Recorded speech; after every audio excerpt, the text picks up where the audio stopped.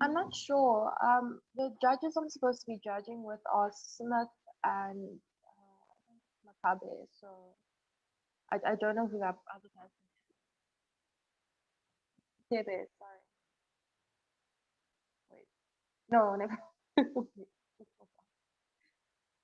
yes, Tebe. I'm supposed to be judging with Smith and Tebe.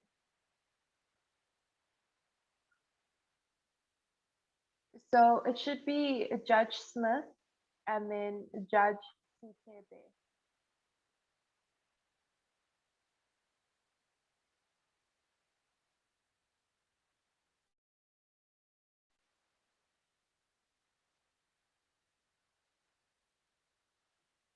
So that's in the second session, in session 5.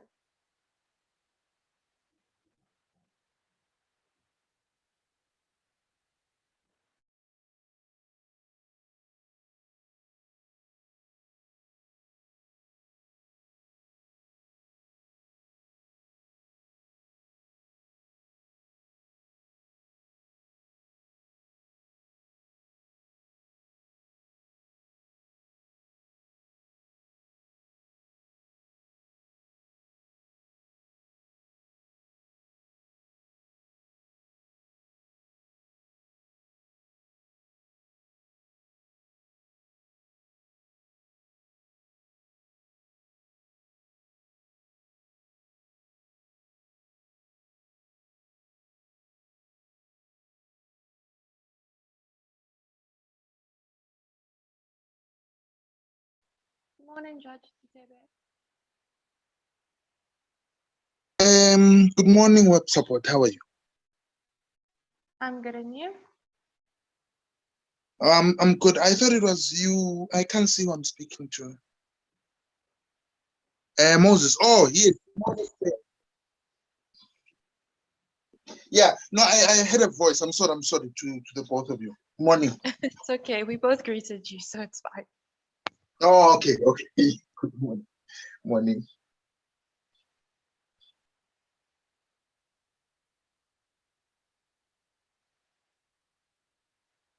Okay, thank you.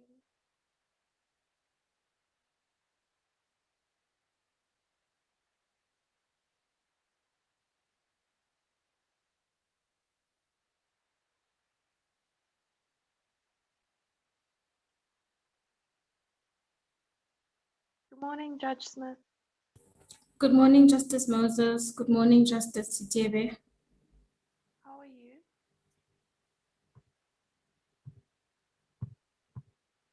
I can't hear you clearly. Can you hear me better now? Okay.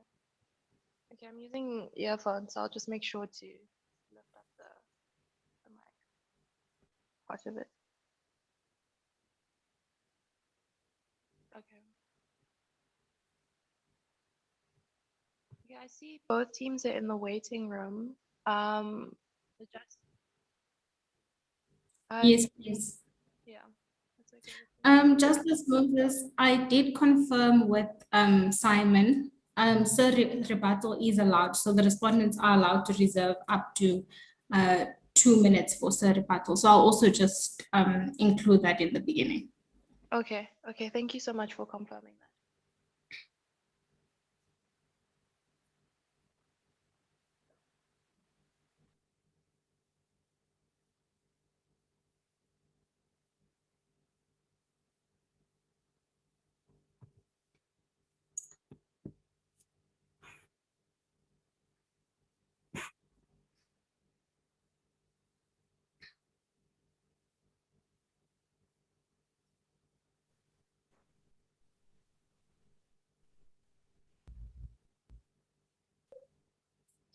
Justice Moses, Justice Sitebe, are you guys ready?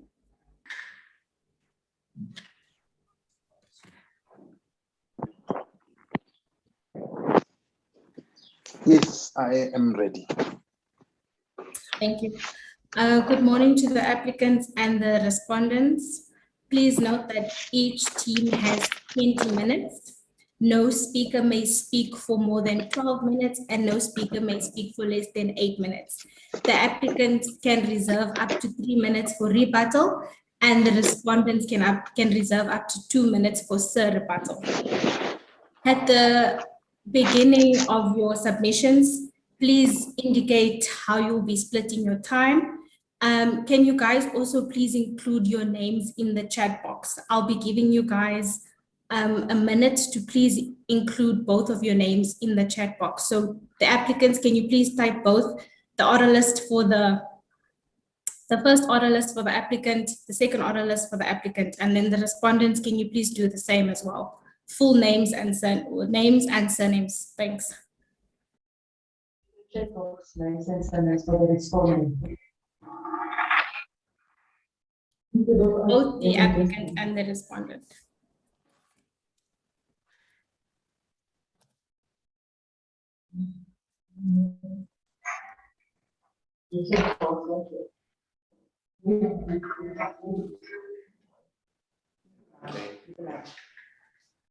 Van Rensburg, yeah.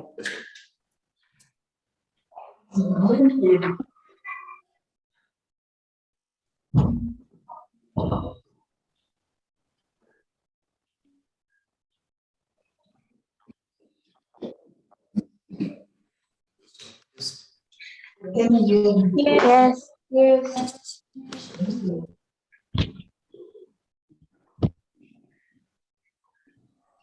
Yes. Yes, we can.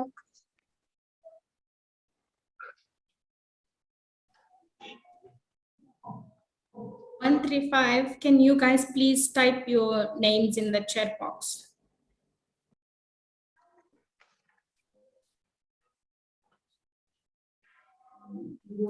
The first speaker is Gogi.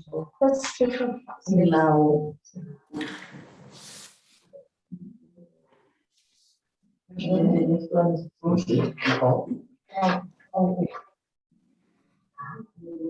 No. No, it's both.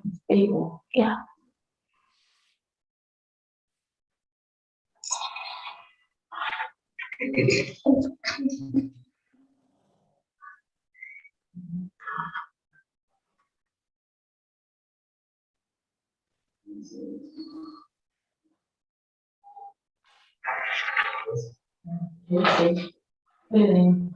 GSO.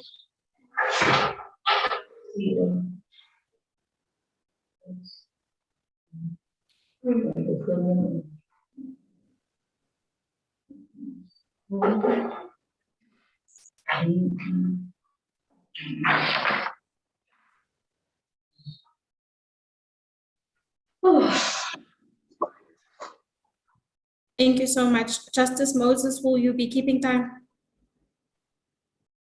Yes, I can keep time. Can I just get an indication of how the teams will be splitting?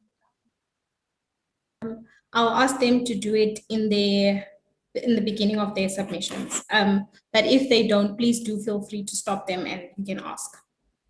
I think it would be better if they give it to me before so that I can start Okay. the timer as soon as they start. The first order list for the applicant, how many minutes will you be speaking for? If it pleases the court, myself, Jordan Cridland, will be submitting submission 1 for 8 minutes, and my co-counsel, Mr. Nikolai van Rensburg, will be submitting submission 2 for 8 minutes, as well as rebuttal for 3 minutes. Thank you. The respondents, how will you guys be dividing your time?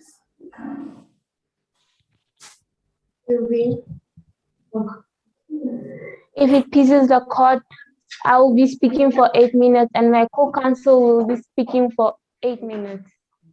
So you guys reserve 2 minutes for rebuttal? Yes. Yes.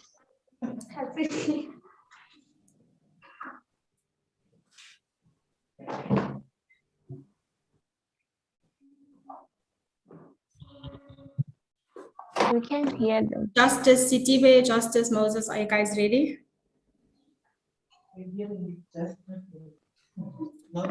Yes, I'm ready. Can we please have counsel for the applicant?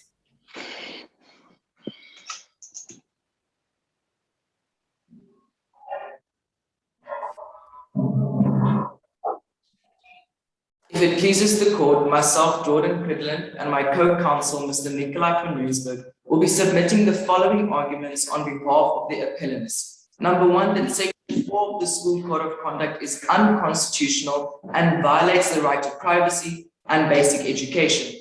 And number two, that the student governing body's decision to suspend these learners is unconstitutional. If it pleases the court, today's case is about the balancing act between discipline and learners' rights, and to what extent schools can encroach upon dignity, privacy, and freedom of assembly in order to promote order and academic success. It is also about what avenues of promoting discipline is appropriate.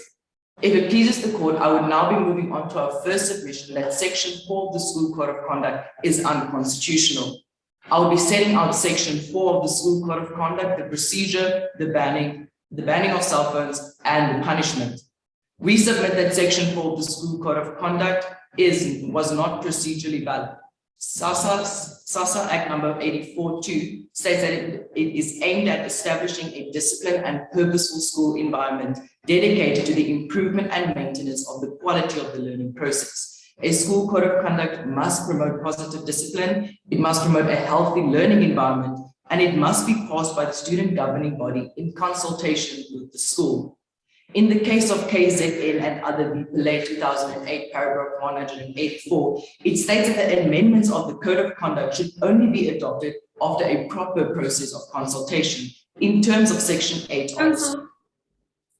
What are the facts of the case you just mentioned, and how is it relevant to this case?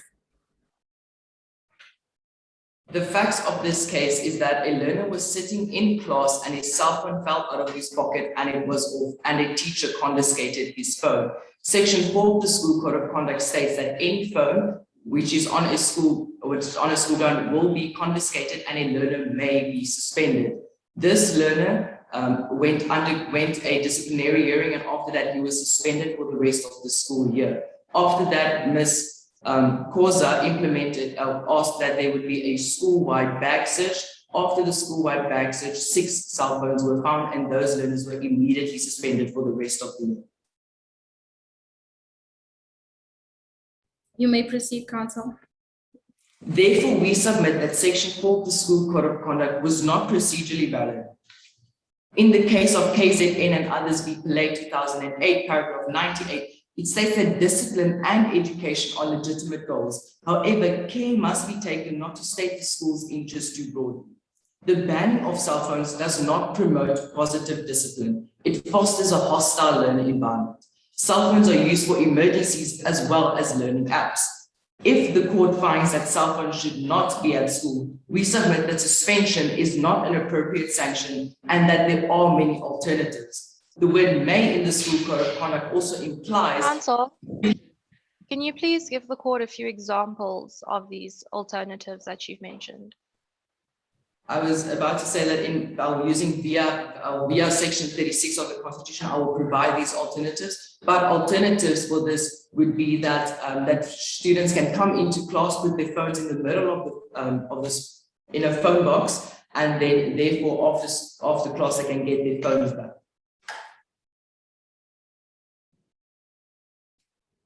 If it pleases the court, I would move on. SASA clearly states Thank you, counsel. You can proceed. SASA clearly states suspension should be the last resort. Counsel, the example that you just mentioned, how would that foster for an emergency? You said that they will be given the phones after school. So should there be an emergency during school hours, what would then be the instance? If a learner has an emergency, the learner can just ask them, or the learner can go to the office of the school and therefore ask the secretary if he or she may make a phone call for that certain emergency, or the school can, or the parents can phone the school, and then the school can forward the message to the learner. Counsel, the answer you just provided, doesn't that indicate for emergencies, right? So it includes for emergencies. So therefore, could the learners not just leave their cell phones at home, as they'll be able to use the school's phones or their teachers' phones in the cases of emergencies? A learner is not only just using his phone at the school, and also cell phones are also used for private communication between parents as well as friends. Therefore, as I will be stating further on in my speech, that if a cell phone is in the class and a learner is communicating on it, that lowers the quality of education they will receive, because they will not be focusing on the education rather than talking to friends and their parents on their phone. Because some messages are private and personal, and therefore a personal phone would be better to communicate thereon. You may proceed, Council. If it pleases the court, I would now move on to the right to privacy that has been violated. By using section 36, which describes the proportionality test created in SB Makonyana, I will now set out the right to privacy. The nature and the scope of the right is as follows. Section 4 of the Constitution provides the right to privacy for everyone, which includes not to have their person or home searched. There are different levels of privacy, and these learners were searched on the highest level of privacy, their bodies and their belongings, and that infringed upon their right to dignity. Section 36 also requires that purpose of the limitation is important. The right to privacy is important because it affords protection to each individual. We said that while promoting discipline is a legitimate aim, it must be a healthy form of discipline and a value-based discipline, and the aim should not impose on order. A cell phone cannot. Well, I understand that the learners have their right to privacy. That right can be limited. And I fail to see how the school could have ensured that learners don't have their cell phones on them by not searching them. I doubt that if they had just asked the learners to give them their phones, that they would actually have done that. Justice, a learner would not just give up his phone if he knew the consequences of that. If the learner knew that he would be suspended for the rest of the year, by giving in his phone, he would not have done so, and he would have lied about it and keep the cell phone. Therefore, while Ms. Khoza implemented the school-wide search, she knew that she would find cell phones and learners would not be able to hide them from her. Yes, Council, that's exactly my point. So what I'm saying is that the limitation is necessary because the students wouldn't have given the school their phones unless their bags and their personal bodies were searched. These learners were searched, and we said as for the appellants that the cell phones and it is personal belongings to them, and for them to be searched and their belongings searched, that infringes on their right to human dignity.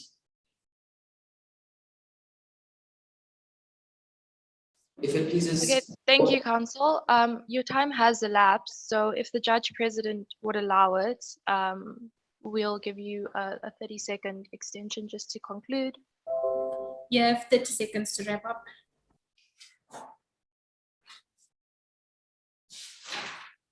Therefore, as factually stated, the accused violated the applicant's right to basic education by wrongfully suspending them for a prolonged period, thus placing the burden on the parents to educate them. The accused had ample opportunity to use alternative forms of punishment as the transgressions committed by the students were harmless. Section 4 of the School Code of Conduct is unconstitutional because it violates the learner's right to basic education. In conclusion, we argue that Section 4 of the School Code of Conduct infringes the learner's right to privacy, education. If it pleases the court and the court is satisfied, this concludes our first submission. My co-counsel, Mr. Van Rensburg, will now continue our case by addressing freedom of assembly. If it pleases the court. The second counsel may begin. If it pleases the court, I'll be splitting my submission into two legs. The first leg will be covering how the learner's right to freedom of assembly was unconstitutionally violated, and the second leg of my submission will be covering how the right to basic education was unconstitutionally violated. Firstly, I'll be giving the scope and the nature of the right to freedom of assembly. Due to South Africa's history of people being oppressed, this right is especially important because people had never had a chance to voice their opinions. The only way they were able to do so was through assembly, and this further applies to children as they are completely powerless. As we can see in the case law, Satawu versus Garvis, paragraph 61, the right to freedom of assembly is central to our constitutional democracy, and it exists primarily to give a voice to the powerless. And we can see that the appellants meet this criteria. Furthermore, on the UN Convention on the Rights of the Child, One sees that state or Article 15(1) says that state parties recognize the child's freedom to association and to freedom of peaceful assembly. And furthermore, it is a part of international law that no restrictions may be imposed on this right other than those of local law, which is the internal qualifier that the gatherings must be done peacefully. So I'll now be giving a timeline of the events that happened and explain why the appellant should not be held liable. The protest. During the first protest, it was clearly peaceful and nothing happened until the end when a bin caught fire. But the students cannot be blamed, as it was when it was becoming very hot and most of the people had already left the protest. Therefore, one could draw the reasonable conclusion that it was not due to the students. During the second protest, nothing had happened. And during the third protest, there was a fire during the teacher's car park. While yes, there may be some minor destruction to property during the course of events, this could technically be considered as violent. But the learners can't be held liable, as according to the regulations of the Gathering Act, the organizers of a protest can't be held liable. Firstly, the damages are unforeseeable, and secondly, the damages do not fall within the scope of the protest. So firstly, one has to ask, do the damages fall within the scope of the protest? We submit to the court that the damages are clearly a random coincidence and could simply be students showing the distaste towards the school. No,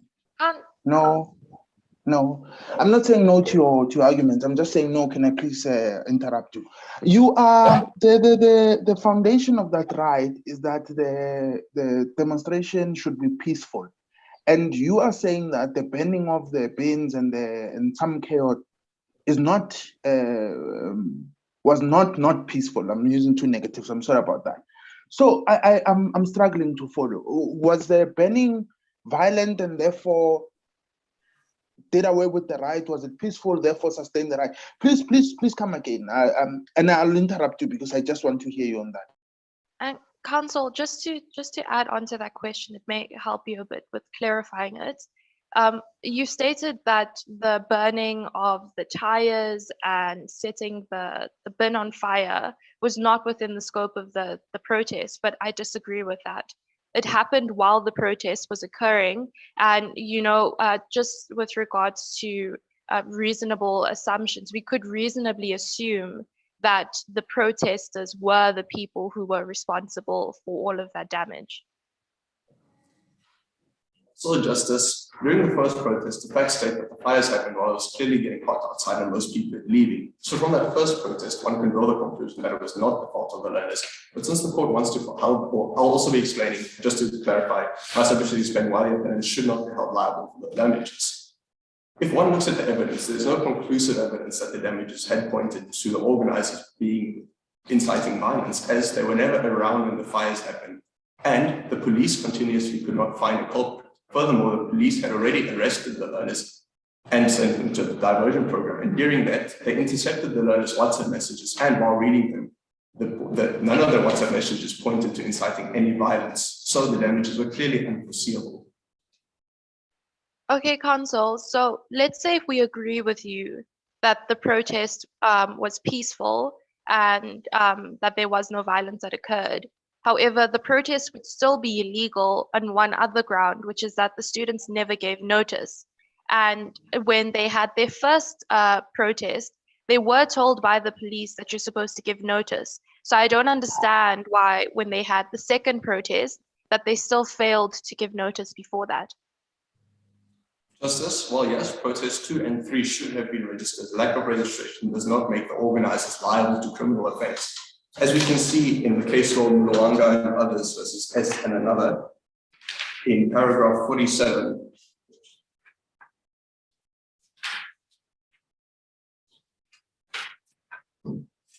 it says that the possibility of criminal sanction prevents and discourages and limits freedom of assembly, even if only temporarily, which means that the lack of registration does not make it illegal, but since it is not registered, the consequences for holding a protest can be much more severe and they can be held criminally liable. So therefore we say that the court cannot hold them, or we submit to the court that the court cannot hold the appellants liable in terms of the regulations of the Gathering Act, as the damages were unforeseeable and clearly do not fall within the scope of a protest. Furthermore, they did nothing illegal, but they were exercising their right to assemble within its restrictions, yet they were still punished for it, as we can see that the listed learners were arrested and suspended. and due to being punished for exercising the right within its restrictions, the right to peaceful assembly was unconstitutionally violated. If it pleases the court, I'm done with my first leg and I will move on to the second leg of my argument or my submission. One has to ask if suspension is this appropriate sanction. Throughout the second leg of my submission, I'll be relying on Section 36 of the Constitution. One has to ask if it was a justifiable limitation within terms of Section 36 and what purpose the limitation has. If it was to uphold a learning environment or to enforce order, if the purpose of the limitation or the right to enforce order was to enforce order, it is not a legitimate purpose. Firstly, the learners were already disciplined in terms of criminal law, and perhaps wrongly so, as there was no evidence pointing towards them inciting anything when they were taken down into the diversion program. If one looks at the facts, they were arrested and released, and court cases that non-compliance should not be an offense. We have to balance the need for discipline, order, Counsel, wasn't it in the best interest of the children to arrest them, considering that there were fires happening, there were so many children and so much chaos?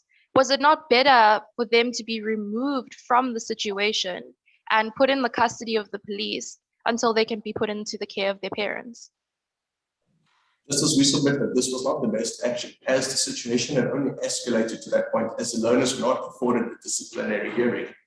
As we see, Ms. Khoza suspended the learners on her own account without affording them a disciplinary hearing, which clearly shows that the limitation of the right was to enforce order, which firstly is not a legitimate purpose, and secondly, caused the situation in the first place since they were not afforded any chance to defend themselves. So, we submit to the court that in Section 4 of the School Code of Conduct, the phrase "maybe" also provides that alternative disciplinary methods could have been used, again, to prevent the situation from escalating. Furthermore, the length of the suspension, the South African Schools Act limits the maximum period of suspension to 14 days, and they were suspended to the rest of the year. It's absurd to assume that there were only 2 weeks left of the school year. So, to conclude our case, given the above, we submit that the appellant's right to peaceful assembly and basic education was unconstitutionally violated, and counsel for the appellant respectfully requests this honorable court to declare Section 4 of the School Code of Conduct as unconstitutional and violates the learner's right to privacy and basic education in terms of Section 14 and 29 of the Constitution, and to declare the school governing bodies. This is court, may I finish my sentence? Council will allow you 30 seconds to wrap up. Of Section 14 and 29 of the Constitution, and to declare the school governing body's decision as unconstitutional as it violates the learner's right to peaceful assembly, Section 17 of the Constitution. If it pleases the court. Thank you, Council. May we please hear from the respondent? The court, I would like to ask the applicants how did they violate the applicant's right to privacy and basic education? Because what they did was part of the school's code of conduct. They signed it, and it was part of it that when they bring cell phones to the school, they will have to face the harsh consequences. So how was their privacy and basic education violated? Council, please continue with your submissions.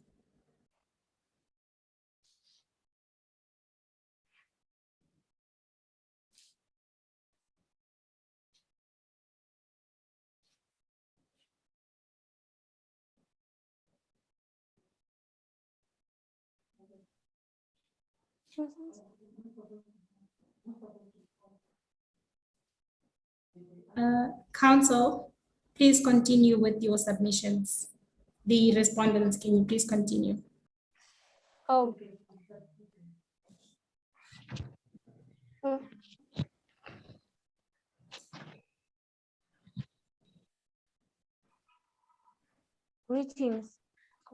Greetings. As stated, I am Ms. Lau and this is Ms. Tobeja, counsels of the respondent. I'll be addressing the first matter, which is Section 4 of the School Code of Conduct is not unconstitutional and does not violate the learner's right to privacy and a basic education in Section 14 and 29 of the Constitution. My co-counsel will be addressing the second matter, which is the SGB's decision is not unconstitutional and does not violate the learner's right to peaceful of assembly in section 17 of the Constitution. We will be leaving 2 minutes for rebuttal if the court pleases. There are two questions that stands before the court today. Those are whether the applicant's right to freedom of expression and the right to assembly in terms of section 16 and 17 of the Constitution has been violated. And also if the SGB's decision to suspend the applicant is indeed a violation of the applicant's right to privacy and a basic education in terms of section 14 and 29 subsection 1 of the Constitution. We, the counsels of the respondent, submit that the applicant's right to freedom of expression and assembly, along with the right to privacy and a basic education in terms of section 16, 17, 14, 29, subsection 1, respectively, were not violated by the SGB's ruling to suspend the applicant. The ruling against the applicant was indeed constitutional, as it was a lawful application of section 4 of the School Code of Conduct and section 8, 9, 15, and 36 of the South African School Act. Counsel. We furthermore submit that the previous ruling... Counsel, can we really say that the suspension was lawful when the student was suspended for an extended period of time, which could be, seen as a very great restriction on their rights to education?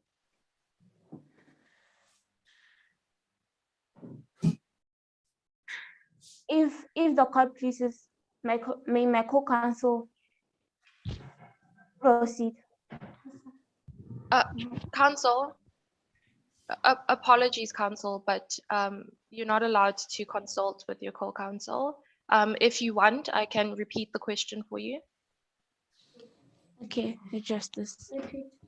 So, counsel, my question is whether the suspension is lawful because the student was suspended until the end of the school year. And I'm saying that that violated the student's rights to education. If you violate a right in the Constitution, that is not lawful. It is lawful as the applicant signed the School Code of Conduct and they read it, understood it as a sign of submitting themselves to be governed by it. And they have to obey its strict condition, whether they think it's fair on the learners or not. If the court pleases, may I proceed? Yes, thank you, counsel. We furthermore submit that the previous ruling of the High Court must not be changed, as the applicant's claims are unfounded and are just an excuse for the applicants not to follow rules of Umjondolo Combined School as an educational institution. Your Justices, as counsels of the respondent, we submit that the applicant's rights have not been violated. The applicant totally disregarded the School Code of Conduct. According to the information provided to this honorable court, the applicants were provided with section 4. They read it, understood it, and signed it as a sign. No. I was saying no. Can I please disrupt you? Look, there's no right to discipline in the Constitution, is there?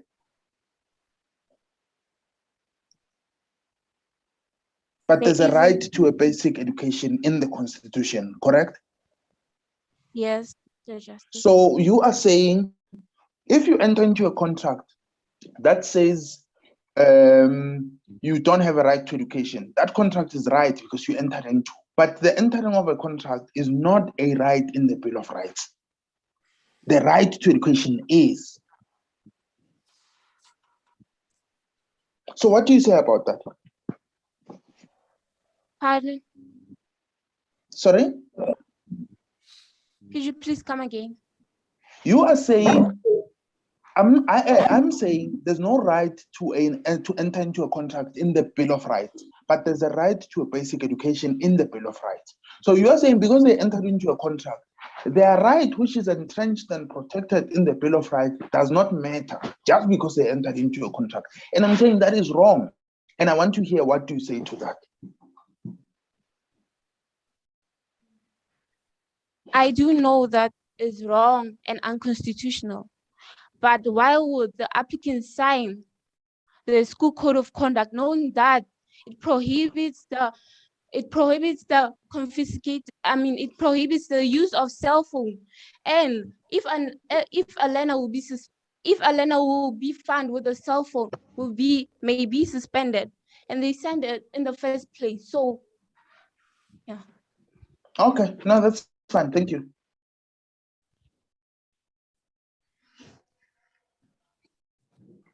May I proceed?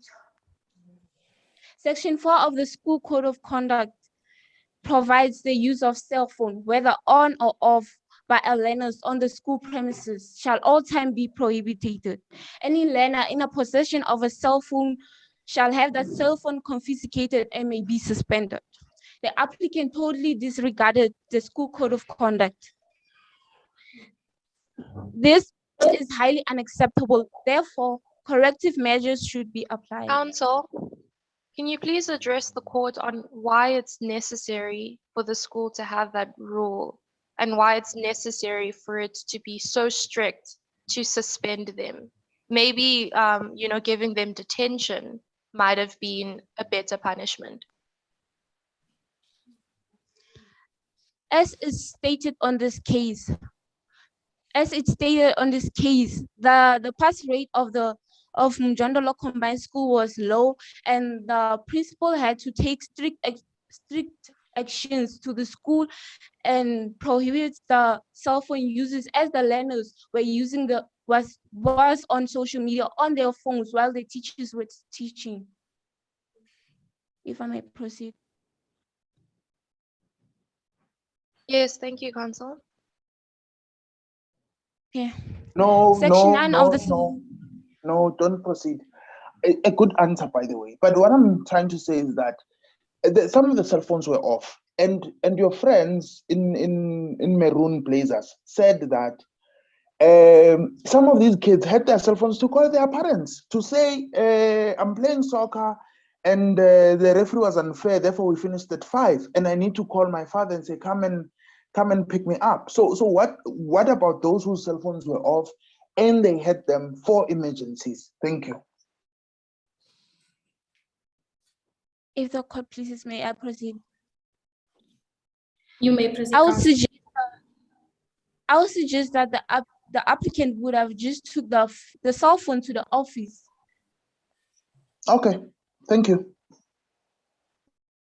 The Constitution of the Republic of South Africa published the South African School Act in 1996, Section 8, subsection 1 clearly states. Counsel, I'm afraid that your time has run up. I have one question for you. You mentioned that this code of conduct is the reason why there has been an increase in the pass rate. However, if we look at the facts, we see that this code of conduct was implemented after there was already an increase in the pass rate. So I want to know what is your submission with regards to that. And then we'll also just grant you a minute to wrap up your argument. Thanks. Pardon? Counsel, you mentioned that the code of conduct is necessary because it contributed to an increase in the pass rate, correct? Yes. However, if we look at the facts, we see that after there was already an increase in the pass rate, only then did a consultative process take place in which Section 4 of the Code of Conduct was introduced. So there's no direct link between the introduction of the Code of Conduct and the increase in the matric pass rate. So what is your response to that? To maintain and discipline the school as it was doing great and had a great pass rate. So Mrs. Koza and the SGB came up with a solution. Thank you, Counsel. You have 30 seconds to wrap up your argument.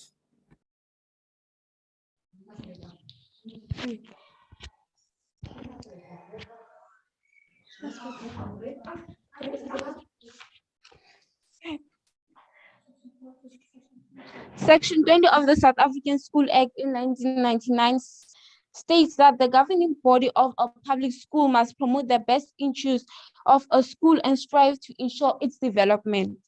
This was achieved by drafting the code of conduct, making sure that learners follow its context at all times, and if not, there will be consequences for such transgressions. When learners took a decision to protest, they only focused on their right of peaceful assembly and completely disregarded that their rights have responsibilities and that their action will be an infringement to the right of others. Thank you, Council. May we please hear from the second council for the respondent?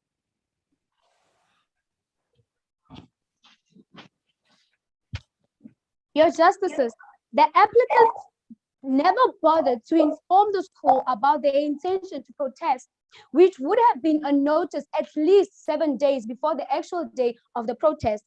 There was no convener leading the protest, as if that was not a cause of concern. The number of protesters was more than 40, and then it grew to 100. The Gatherings Act of South Africa stipulates that any gathering of more than 16 people should follow all regulations on this act. The applicants did not follow due process, so getting the police involved and ultimately suspending them was protocol, and there was nothing questionable about that. Your Justices, in the case law of Mlungwana and others versus S and another 2019, a judgment was handed down by the Constitutional Court. Paragraph 16 states that if gatherings proceed without a formal notice, then Section 12, subsection 1A provides that it is a criminal offense to convene a gathering without giving the requisite notice as prescribed in the Act. It is only a convener who is criminally liable for failure to give notice under subsection 12(1)(a). It is open to a convener to invoke a defense that the gathering considered to place spontaneously, but this was not a matter at hand. The applicants totally failed to follow this, and as a result of their failure, getting arrested and being suspended was the only legal and logical step to be taken. It should always be a notice that following rules are important in education, so as they provide a sense of discipline and responsibility, they also need to obey. Not abiding them by them would be condoning breaking rules. Considering that we're dealing with children here, are we not being too harsh by arresting them and suspending them? I'm pretty sure that maybe even if they knew about the notice, that they didn't know about the consequences of not giving notice. So isn't it a bit too harsh to have arrested them and suspended them? Not at all. It is not harsh. It is not harsh because we're not talking about small kids over here. We're not talking about toddlers. We're talking about children that has brains. They know what they were doing. So the consequences are well justified, and they are right. It is right to give such consequences. So suspending them and taking them away from the education, it is right. It is not harsh whatsoever. So if it pleases the court, may I continue? Yes, Counsel. I think the Judge President has a question for you, and just also note you have 5 minutes left. Council, I just have one question for you. Given that the nature of protests and gatherings are spontaneous, right? Don't you think that we are taking, by saying that it has to be planned, we have to give notice, etc., we are taking away from the importance of the right? Pardon? Council, can you hear me? No, pardon, please. Given that the nature of protests and gatherings in their nature, they're spontaneous, right? They happen at the moment. Don't you think that by saying there has to be giving notice, etc., we are taking away from the importance of the right of gathering itself? No, not at all. Actually, we can do that. We can. Thank you, Council. You may proceed. It's okay. What the respondents is trying to highlight is that the applicants are almost seniors at school. This puts them in the eyes of the learners as leaders. By this consumption, other learners look up to them. Now, if the applicants get to be exempted from following the rules, what type of example will they be to those in the lower grade? If they Mjondolo combined school pre-matriculants cannot realize that rules are important to education, nothing should be interpreted as good, acceptable, encouraging, or condoning in breaking the school's rules.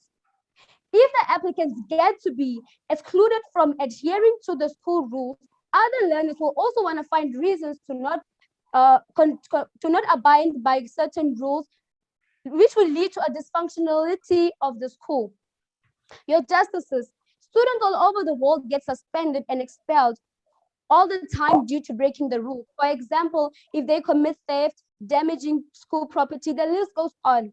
We don't say that their right to basic education has been violated because we know that suspension is an implication and a result of their unacceptable behavior, and that they are just being punished for their unacceptable behaviors.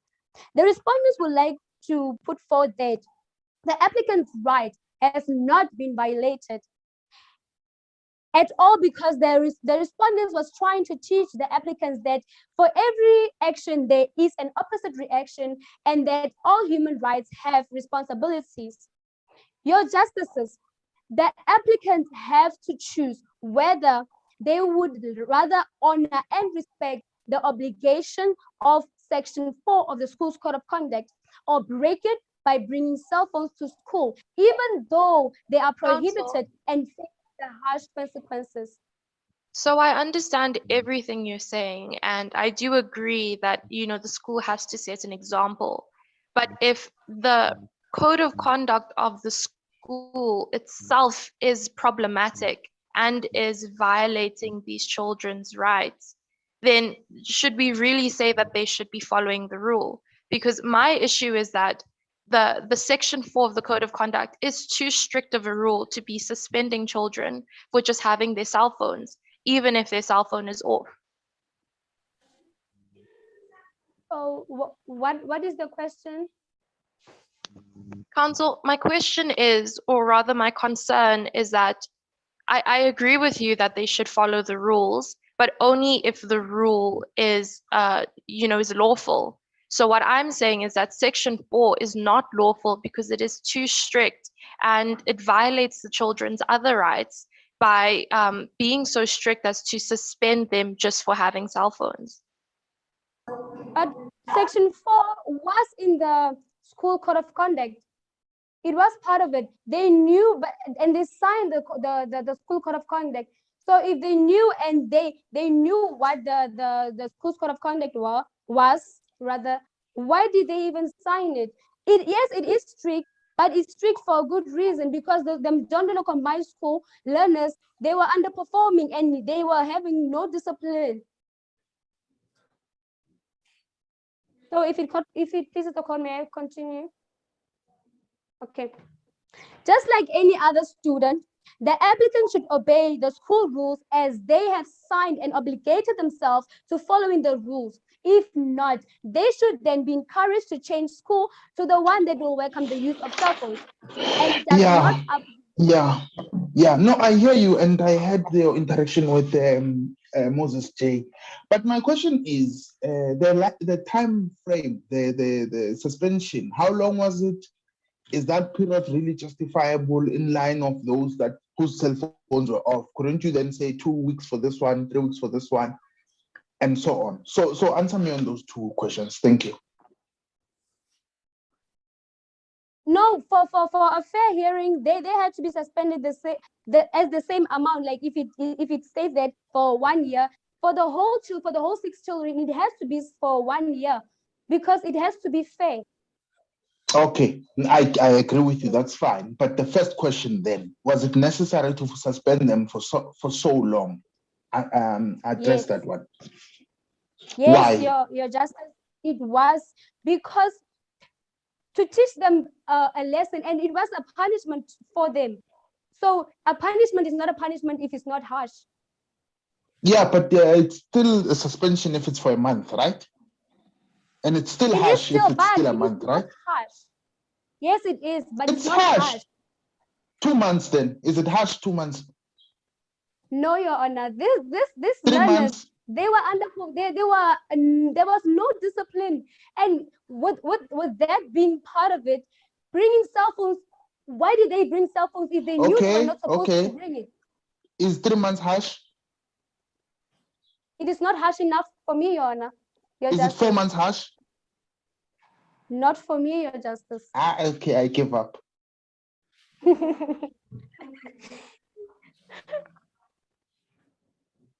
Counsel, we will allow you 30 seconds to wrap up your argument.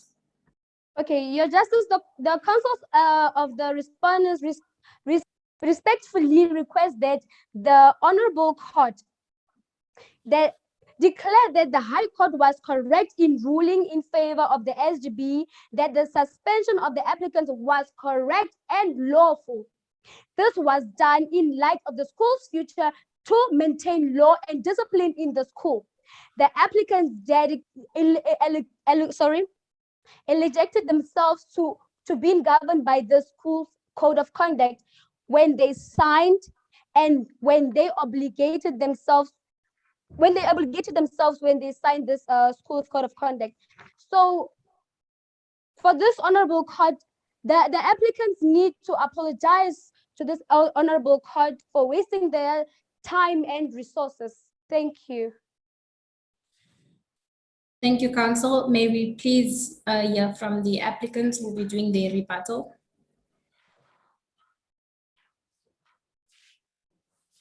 If it pleases the court, I'll be giving out the rebuttal towards our learned colleague's submission on the three core principles of their submission, namely that the parent's right to privacy was not violated, that the right to basic education was not violated, and that the student governing body's decision was not unconstitutional. Firstly, their privacy was not only violated, but it was violated from the highest level, as that their body and belongings were searched. This is the highest level that privacy could be violated on through the school implementing a school-wide search. In terms of the education, firstly, the learners were suspended for the rest of the year, which is illegal, as the South African Schools Act states that the maximum period for suspension is clearly 14 days. Furthermore, they will not get the same quality of education as the other people in the school. This is a complete limitation of the right, and it is an unjustifiable one, as there was no disciplinary hearing afforded to the learners either. This is completely unjustifiable, as Ms. Koza has suspended the learners on her own record. This afforded the learners no chance to defend themselves or to voice their opinions.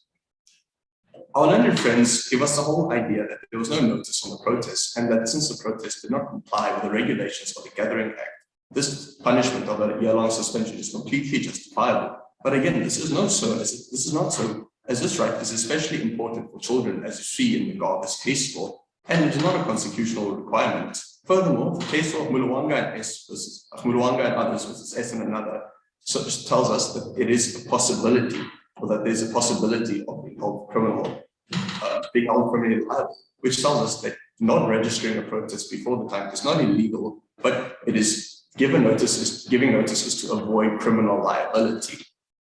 So in conclusion, we submit to the court that the parents' right to privacy was violated, not only violated, but violated on the highest level, and their right to basic education was violated, as they were suspended for the rest of the year without being afforded any chance to defend themselves, and as the right to freedom of assembly was violated, as then they were punished when exercising the right within its restrictions. If it pleases the court. Thank you, counsel. Justice Sitebe, Justice Moses, do you guys have any further questions for the applicant? No, I'm covered. Thank you, JB. Thank you. Can we please hear from the respondents? I would like to ask a question, if it pleases the court. Is the applicant, yes, is this the time for the rebuttal? Yes, counsel. So you have reserved 2 minutes to rebuttal, so you can now do your rebuttal. Okay. So the time when the applicant was partaking in the protest, did they not think twice of who would get hurt or rather get injured when they protested. And then it seems to me that the applicants are saying that the suspension was a failed attempt to Section 5, subsection 1 of the South African School Act that states that a public school must admit learners and serve their educational requirements. If the applicants are saying that their client, if the applicants are saying that their clients have lost time on his education while he was under suspension, whose fault was it? I mean, they knew what they were signing themselves onto. Whether they knew the consequences, why did they go on to press the buttons? Yeah, thank you. Thank you, Council. Please note, due to time constraints, we won't be giving any feedback. You guys may leave the room. Thank you.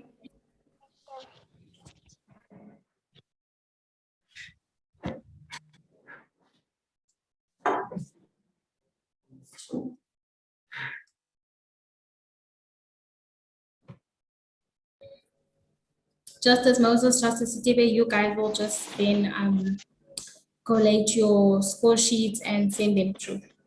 Thank you so much. Thank you. Thank you. Bye-bye.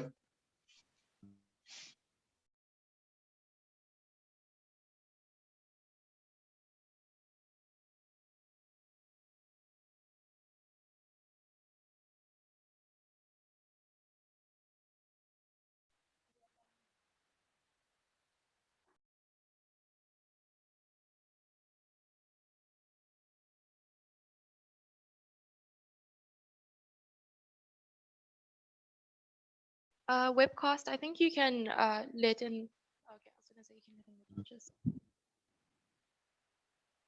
Hi, Judge Mashilo. How are you?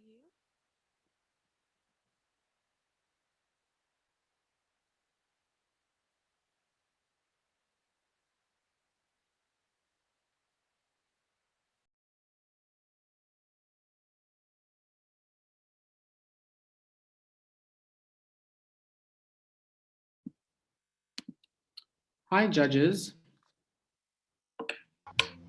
Hi, Good morning, Simon. Simon. May I confirm which session this is supposed to be? I thought Philip is here. I'm not seeing Philip. May I confirm which session is this now? 5. This is session 5. So you're about to start with session 5? Yes. Yeah. Okay, so I see there's teams waiting. Let me just quickly confirm which teams are supposed to be here. Session 5, Court D. It's 107 and 107 as respondent. I'm admitting them, and I see there is 125 team chaperone, perhaps probably with the students. I see 1228 not supposed to be here, so not going to be admitted. They were in the previous session. Okay, yeah, right. I'm going to remove them from the session. There we go.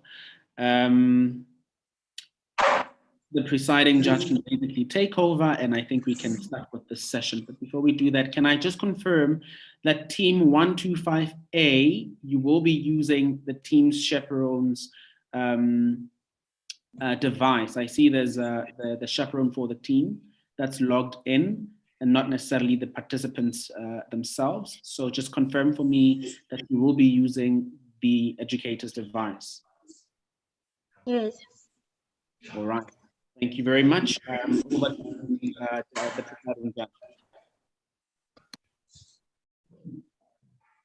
Good morning, everyone, to all the judges and all the participants. Welcome to session 5 of the mood rounds today. Before we formally start with the session, can I ask all the participants to please write their names in full in the chat box? So just type speaker 1 respondent, your name and surname, speaker 1 applicant, your name and surname, or whatever is relevant to you. Please just type that in the chat box. And then I just want to ask the speakers that when it is not your opportunity to speak, please just turn your mic and your camera off so that we can reserve some bandwidth and prevent network issues. And yeah, with that said, we'll get started. Please remember to tell us how long you'll be speaking in your pleadings, and I have time cards here. I'll just lift them up for you to let you know how much time you have left. And with that said, if it is all right with my fellow judges, I think we can start the session. So court is now officially in session.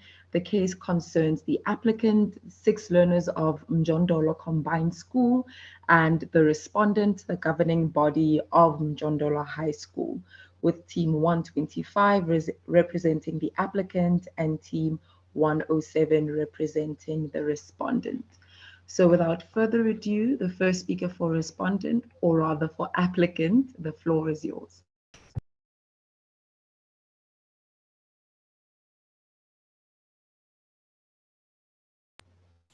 Applicant, if I can just ask you to unmute yourself and then start again, please.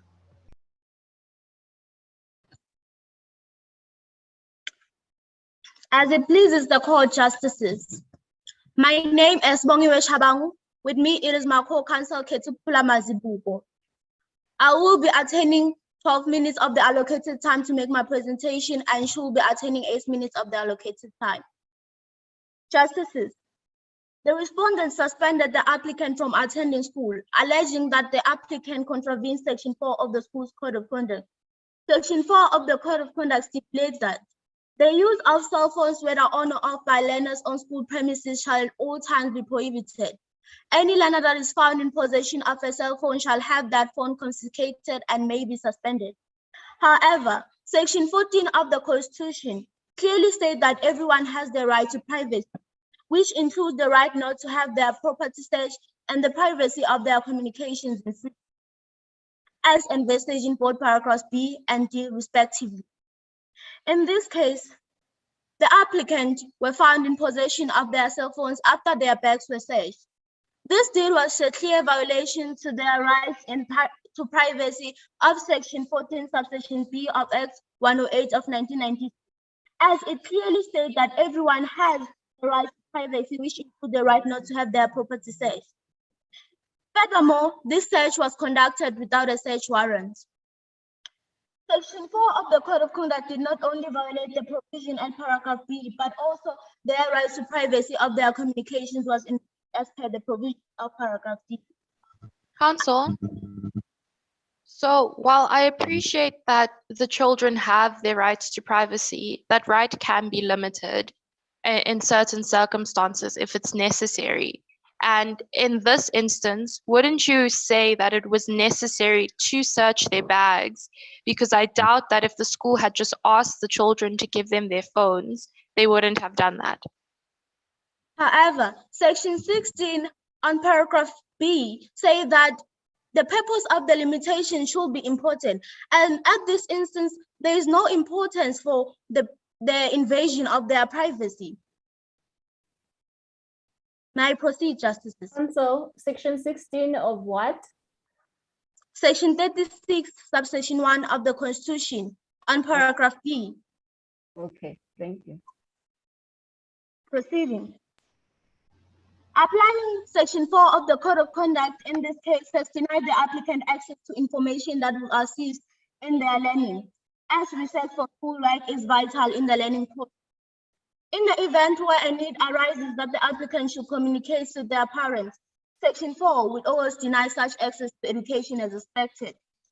Section 8, subsection 1 of the South African Schools Act, Act 84 of 1996, provides that a governing body of a public school must adopt a code of conduct for the learners.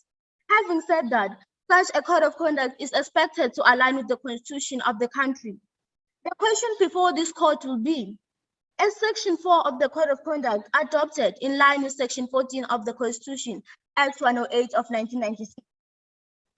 In the case of the head of Department of Education, Free State Province versus Harmony High School and another, 2014, Volume 2, South African Law Report, page 228 at the Constitutional Code.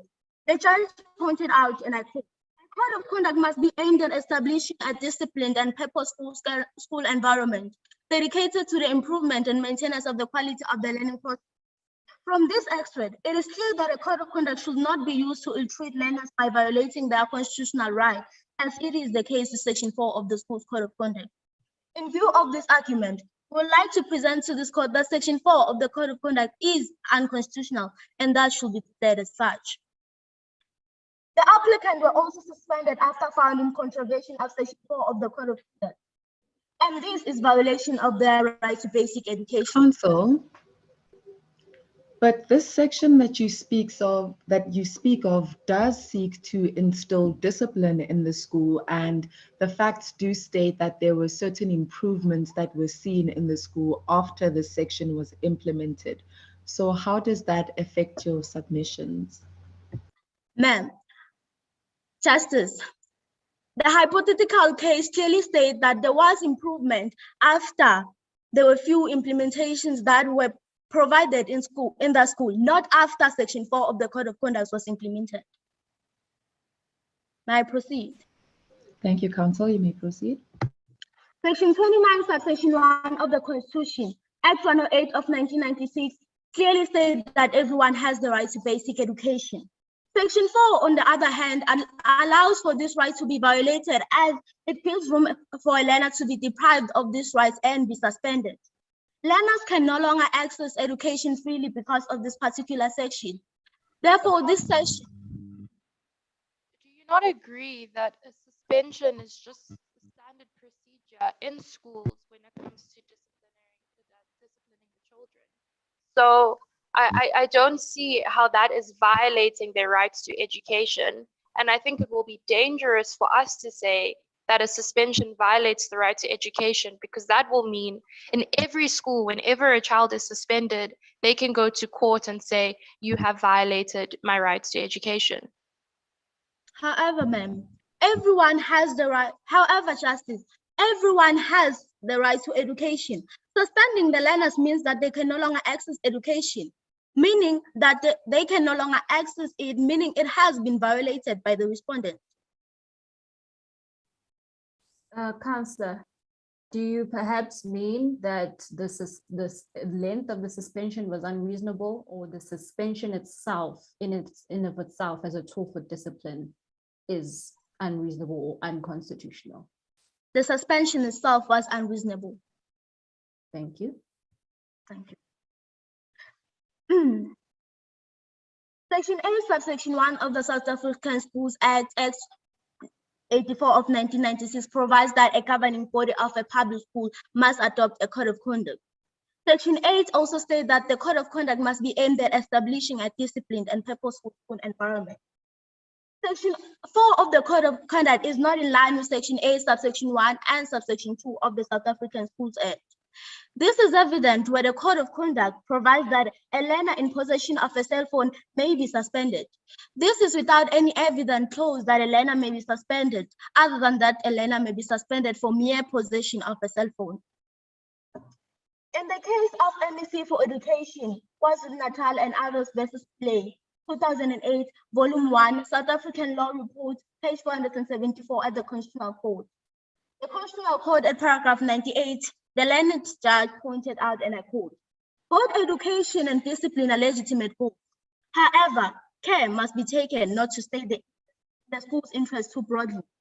In view of this argument, it can be clearly stated that Section 4 of the Code of Conduct was created widely. Hence, it uses the word possession without considering the purpose of having one's cell phone in one's possession. In view of this argument, we'll also like to present to the court that Section 4 of the Code of Conduct is absolutely unconstitutional and violates the learner's right to basic education.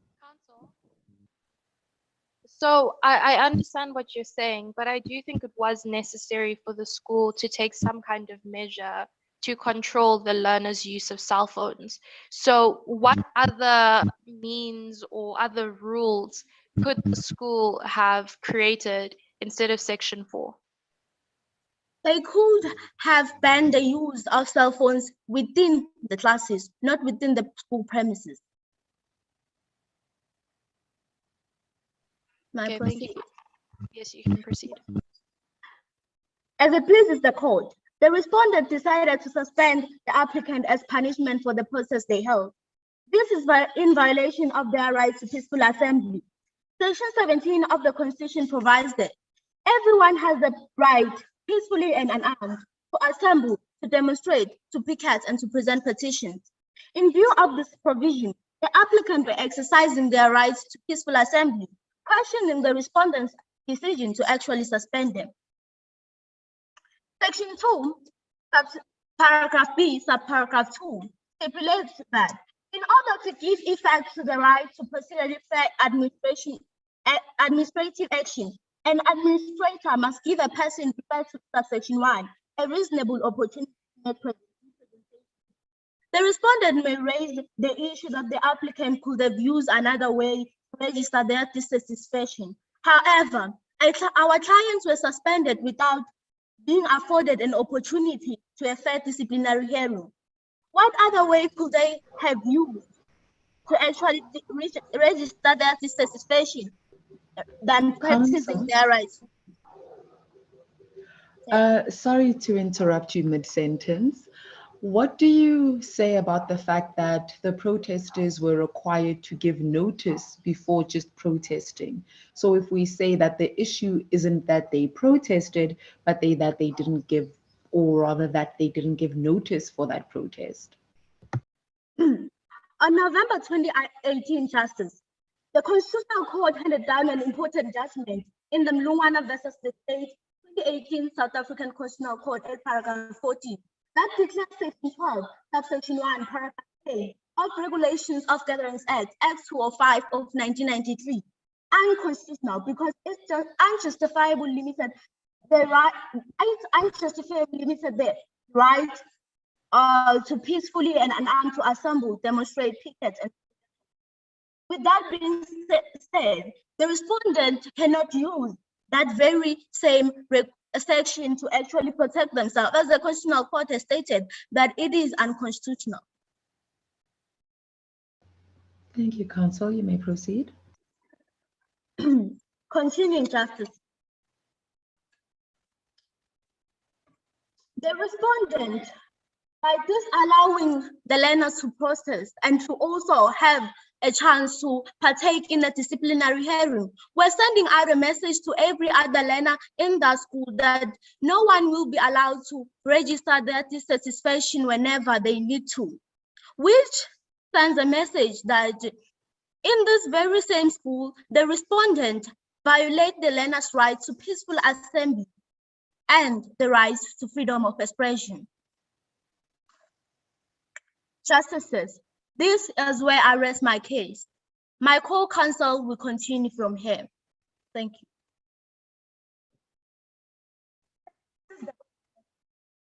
My name is.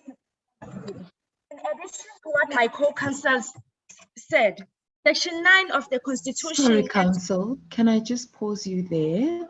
There's a bit of an issue with the sound. If I can ask you and your co-counsel to maybe swap seats so that you are closer to the speaker, please.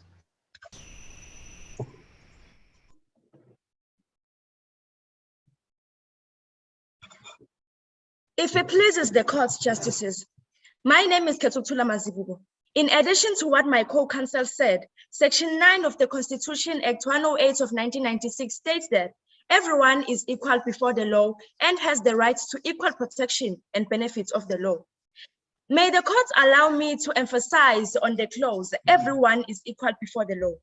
Our clients, the applicants, were treated differently when they were suspended.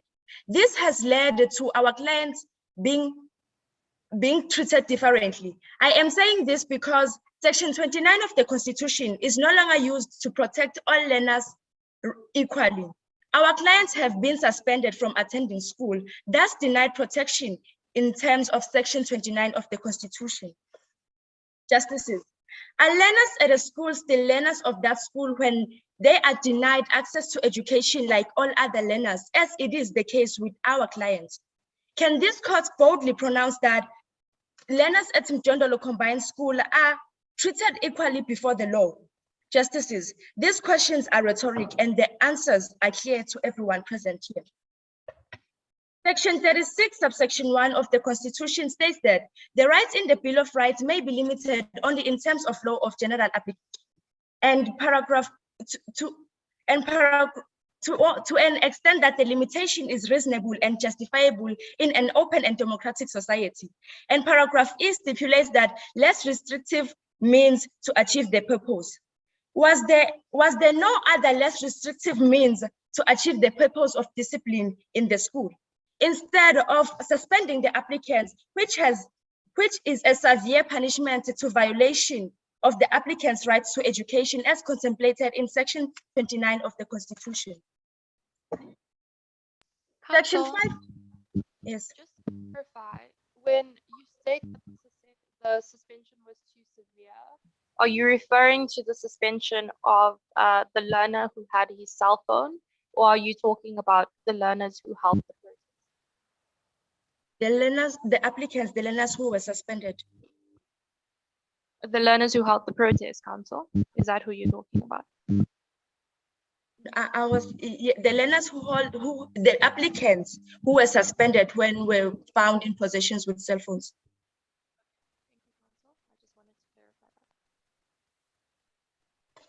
If it pleases the court, Section 5 of the South African Schools Act, Act 84 of 1996 provides that public schools must admit learners and serve their educational requirements without unfairly discriminating in any way. The legislation is very clear in terms of showing how learners should receive their education. There should not be any kind of discrimination when exercising the right to education. In the case of Federation of Governing Bodies for South African Schools versus member of the Executive Council for Education, Gauteng and Another, 2016, volume 4, page 446, held at the Constitutional Court.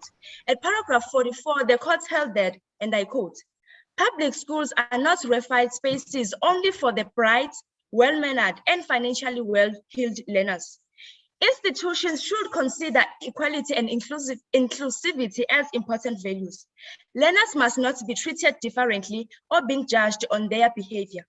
Education has to be accessible to all, regardless of whether one is referred to be ill-mannered as a matter of the result of the importance of Section 5, subsection 1 of the Schools Act. So I understand that everyone needs to be treated equally, but learners still need to be disciplined if they are not following the school's rules. So I don't understand, or I fail to see what the school could have done otherwise besides suspending the learners, because that is a part of their code of conduct, and that is the procedure that is supposed to be followed when a learner does not follow the rules. This is why we submit to the court that Section 4 of the Schools Code of Conduct is unconstitutional, as it denies learners the right to education. If it pleases the court, may I proceed? So, Council, a rule of a school that's suspended is going to violate. Justices, I'm having a problem of hearing what you have to say. Council, can you hear me now? Not clearly. Okay, Council, it's fine. Just proceed.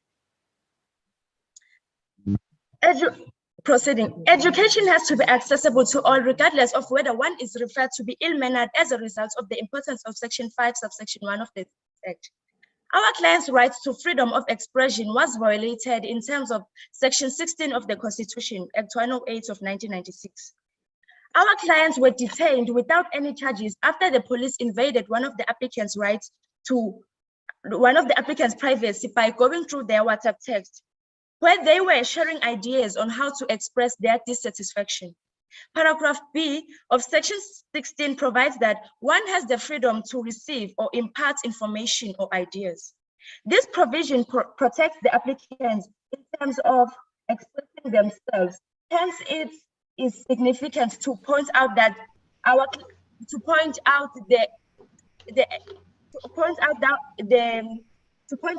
our clients experience a great deal of injustice while exercising the right to freedom of expression. Counsel, just to interrupt you there, and this question concerns both the cell phones that you were speaking about as well as this protest. You make really good arguments about the importance of the right to education. Don't you think the right to education of other students should also be prioritized? So by instilling the rules on cell phones, they're instilling discipline, thus protecting other students' rights to education. And in the case of the protest, those protesters were disrupting other students' rights of education. How does that play a role in your submissions? In the case of Minister of Home Affairs and another versus Fori and another 2005 South African Constitutional Court, page 19, the learned judge pointed out that our society is one based on tolerance and mutual respect, then not how one finds space for people with whom and practices with which one feels comfortable, but how one accommodates the expression of what is discomforting. With this being said, the people should be allowed to voice out their dissatisfactions, and so that the society must allow each other. They must understand and tolerate how others feel and allow them to express themselves, allow people to be the voice of the voiceless and give them an ear to listen to their complaints. And that will be a society where everyone is comfortable to live in. And in this instance, the learners be comfortable to learn or be educated. Thank you, Counsel. Please proceed. You have less than 30 seconds to conclude your submissions. The arguments we have presented before this court will be a sufficient reason enough for the court to rule in favor of the applicants. The decision of the High Court should be set aside and Section 4 of the School's Code of Conduct be found unconstitutional and violates, amongst others, the learner's right to privacy and basic education as envisaged in Sections 14 and 29 of the Constitution. Moreover, the decision of the respondent to be found null and void as it is in violation of learners' rights to peaceful assembly in terms of Section 17 of the Constitution. Having presented these justices, it is where I rest my case. Thank you, counsel, for the applicant. And we now call, if my fellow justices agree, counsel for the respondent to present their case, please.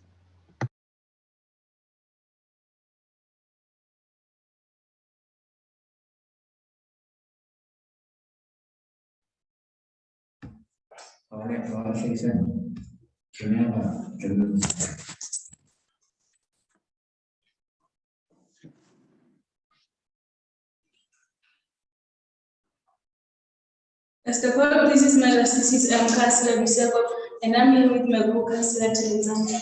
We will need a maximum of 20 minutes of the course time. I will use 8 minutes and my co-councillor will use the remaining 12 minutes. And we are both here to represent the respondent.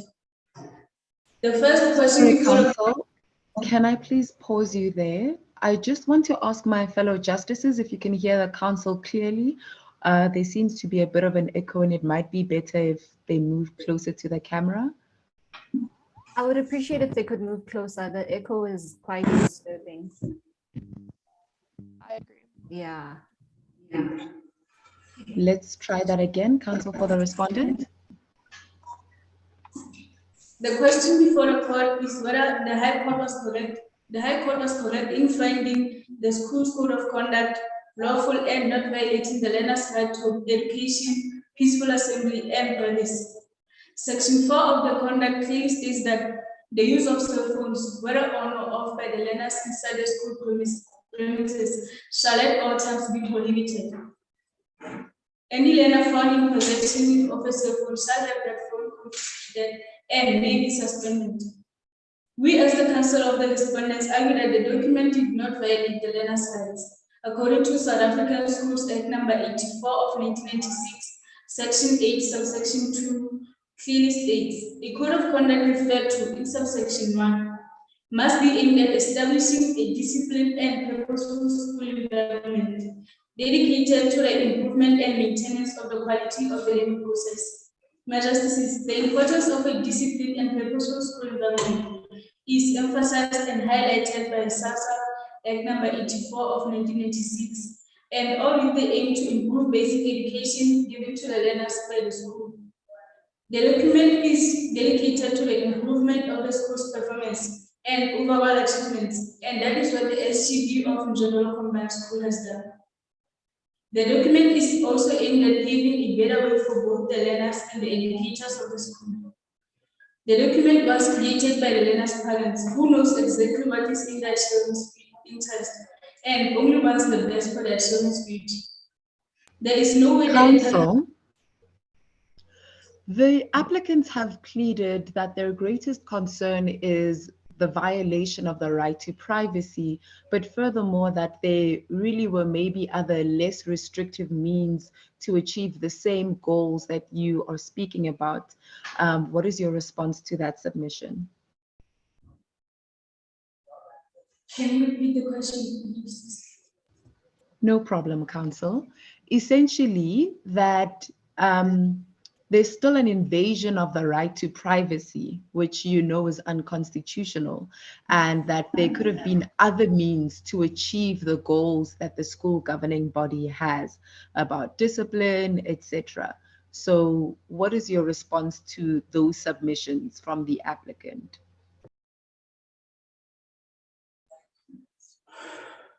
Can I consult my voice?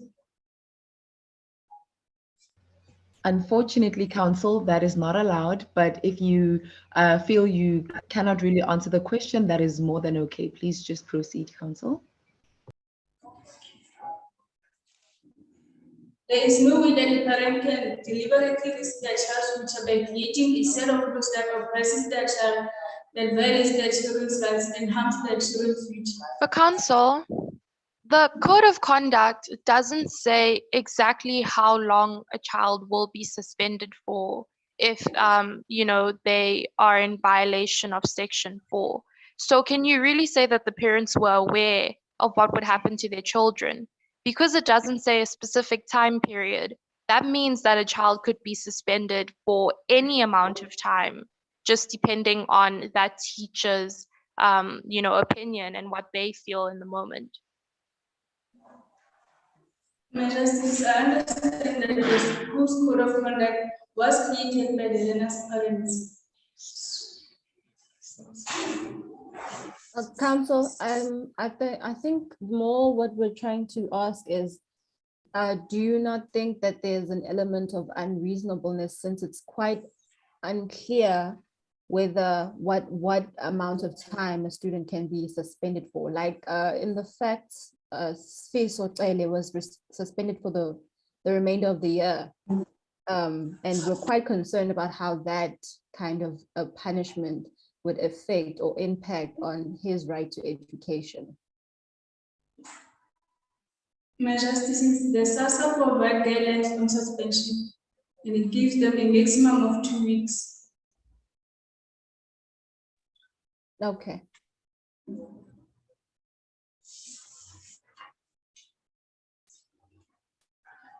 We have rules that govern any organizations. These rules are aimed at creating mutual respect and understanding between all the stakeholders involved in order to enhance performance, and this code of conduct has successfully achieved these objectives. There is mutual respect between educators, top management of the school, and the parents. The school's performance improved after adopting this code of conduct, and the unwanted behavior was eliminated by the school's code of conduct. How can a system that creates order and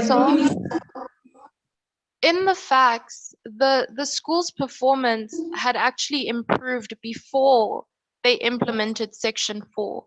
So why was it even necessary to have section 4 as a rule when everything that they were doing before was already working?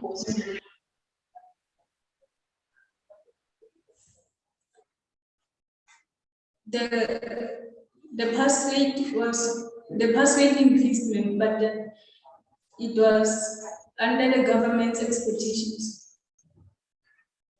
As the government expects any K-12 school to achieve 100% pass rate. Okay, thank you, Council. You can proceed. How can a system that aids order and proving itself to be effective be considered unlawful and unethical? Imagine living in a country that has no order because of the undue behavior of its citizens. That is the school to it upon itself to train and instill good behavior in the future leaders of our beloved country. For these reasons, we as the Council of the Respondent would like to agree with the High Court by declaring the code of conduct Council, lawful, can I just pause you ethical, there? and agree that Council? there should be. Council, Yes, apologies. There seems to be a problem with the connection or the network. We cannot hear you. Can I ask you, I have paused your time to please just go about 30 seconds back. We couldn't hear anything you said.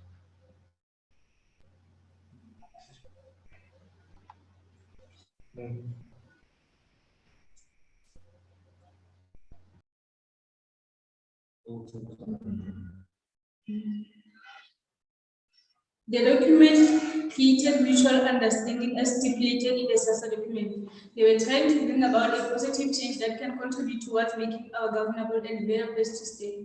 My Justices, my co-counsellor Tilizani will furthermore elaborate on how the learners did not see the suspension lawful.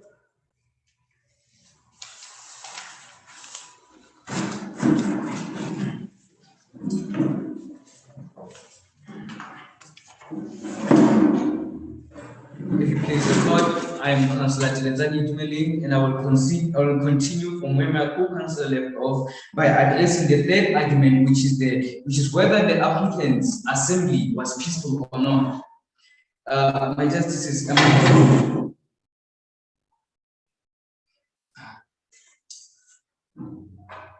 the protest that the applicants, the protest that the assembly that the applicants held, it had hateful words, and they blocked bins at the streets with, and they blocked the streets with bins. The applicants went on to block other learners from entering the school gate, violating other learners' rights to basic education, as they could not exercise their rights to basic education. They could not get their right to education.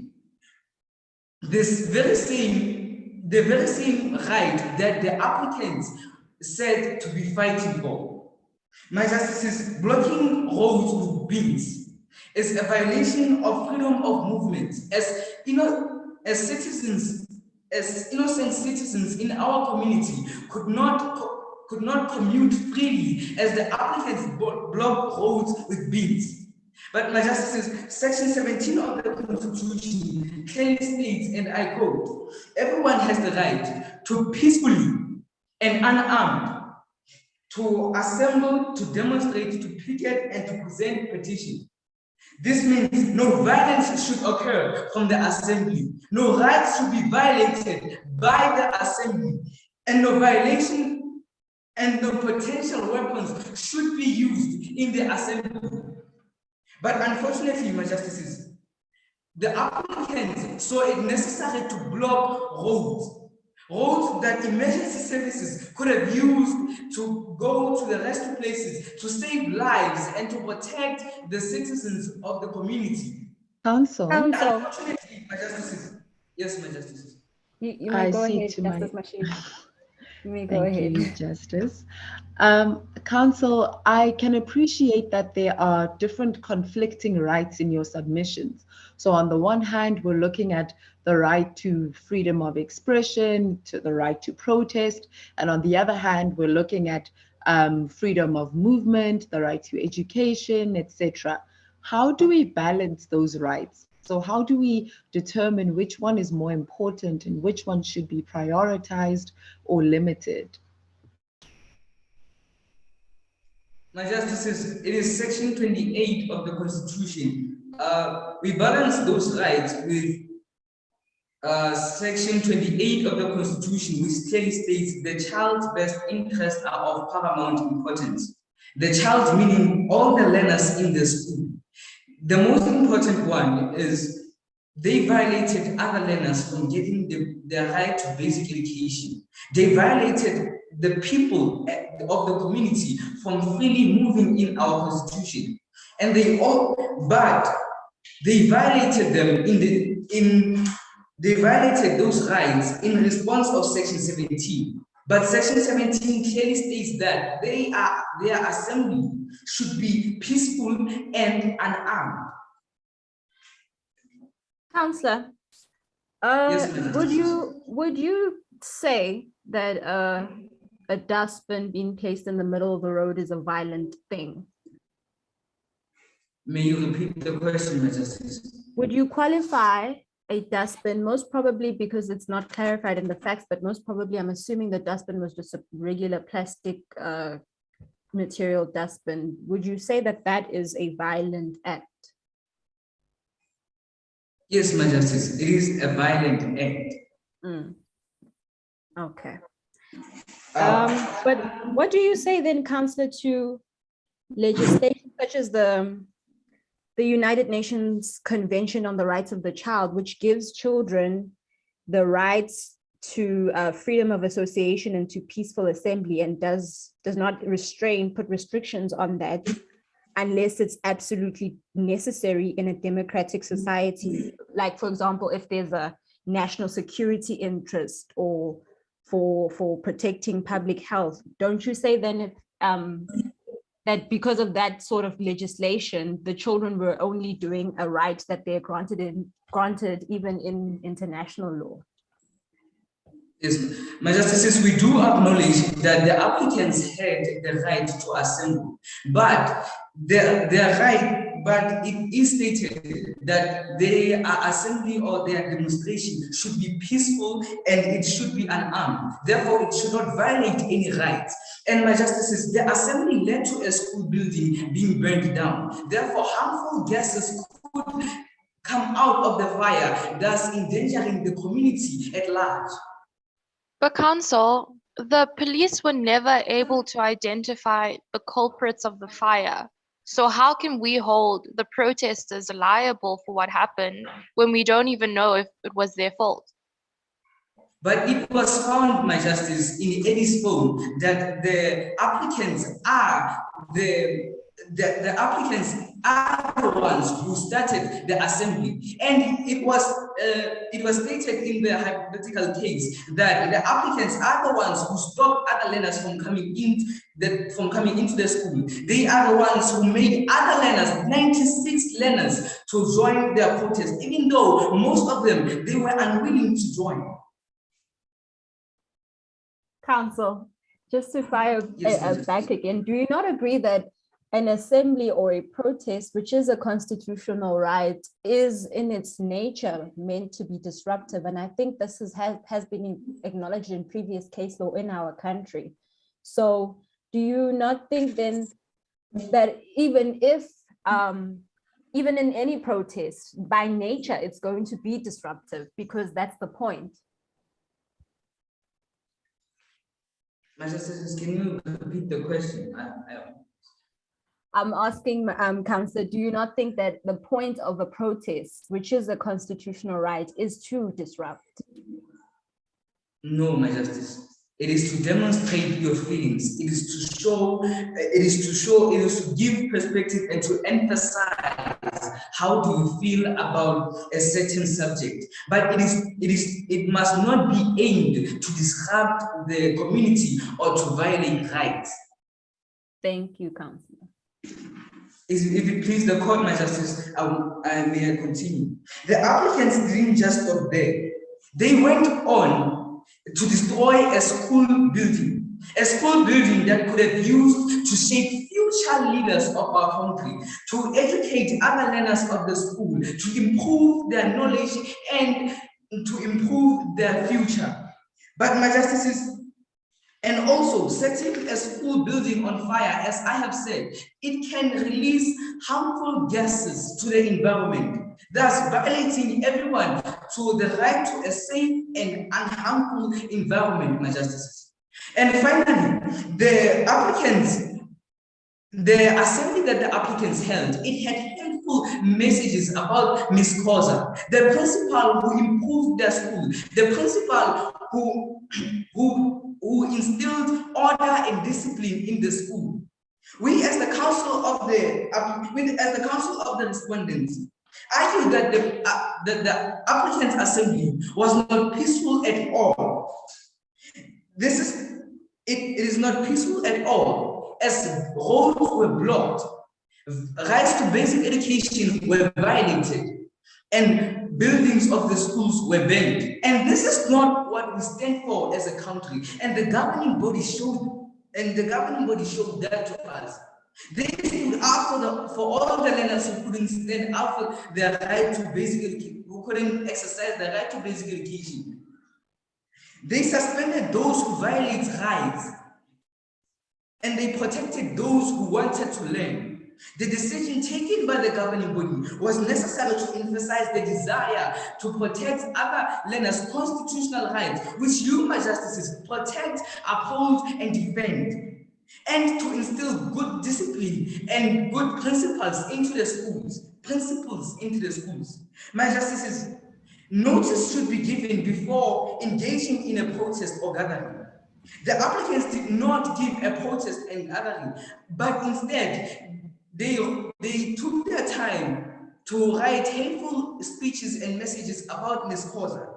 But the Regulation of Gatherings Act 205 of 1993, Section 3 clearly states, and I quote, "The convener of a gathering should give notice in writing by him or the intended gathering in accordance with the provisions of this section," close quote. It goes on to section 12, paragraph 1A, and it states, yes, my justices. So I understand everything that you're saying, and that I agree these children, did violate the other children's right to education and caused a lot of issues, and that they should have given notice. But considering that we are dealing with children, are we not being too harsh to resort to arresting them and suspending them for the maximum period of time? No, my justices, as they held an assembly before, and the police came and they did not arrest them. They simply told them to come back and give a notice, but they did not. Instead, they wrote hateful messages about the principal. The time they should have took to go give a notice, they decided to spend that time to write hateful messages about the principal. My justices. Sorry to interrupt you just after you ask the question, counsel, but I think it's also important to recognize that the students raise valid concerns. What other mechanism do you think they should have expressed these concerns in a way that would have been permissible and allowed by the student governing body? My justices, they should have wrote a letter to the principal or to the Department of Education itself, other than to deciding upon themselves to violate other learners' rights.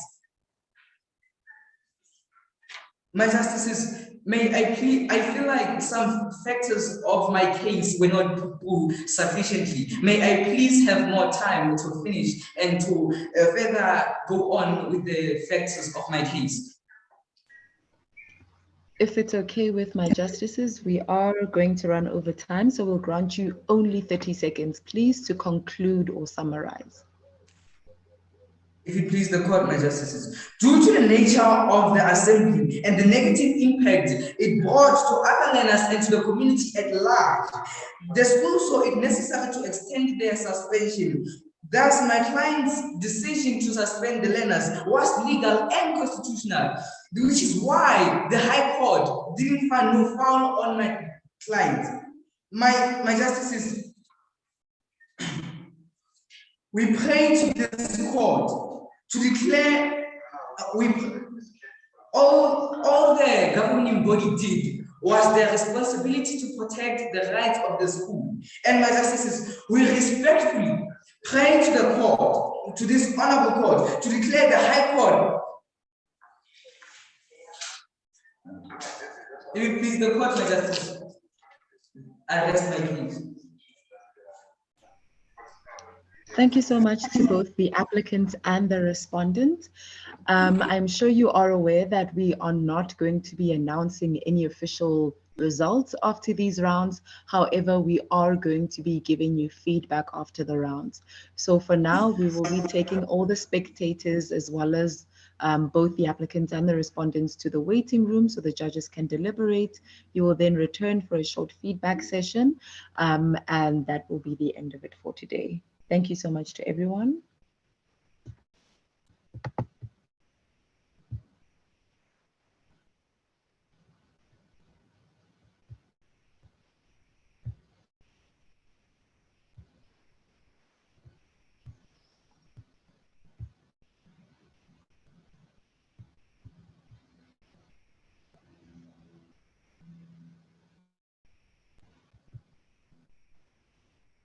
Okay, it seems like the only people here are the ones that should be here. Thank you once again for judging. I think the best way to run this is to maybe go by each judge and provide overall feedback that we can give to the speakers, and then afterwards some more specific individual feedback for their growth and development if you have any.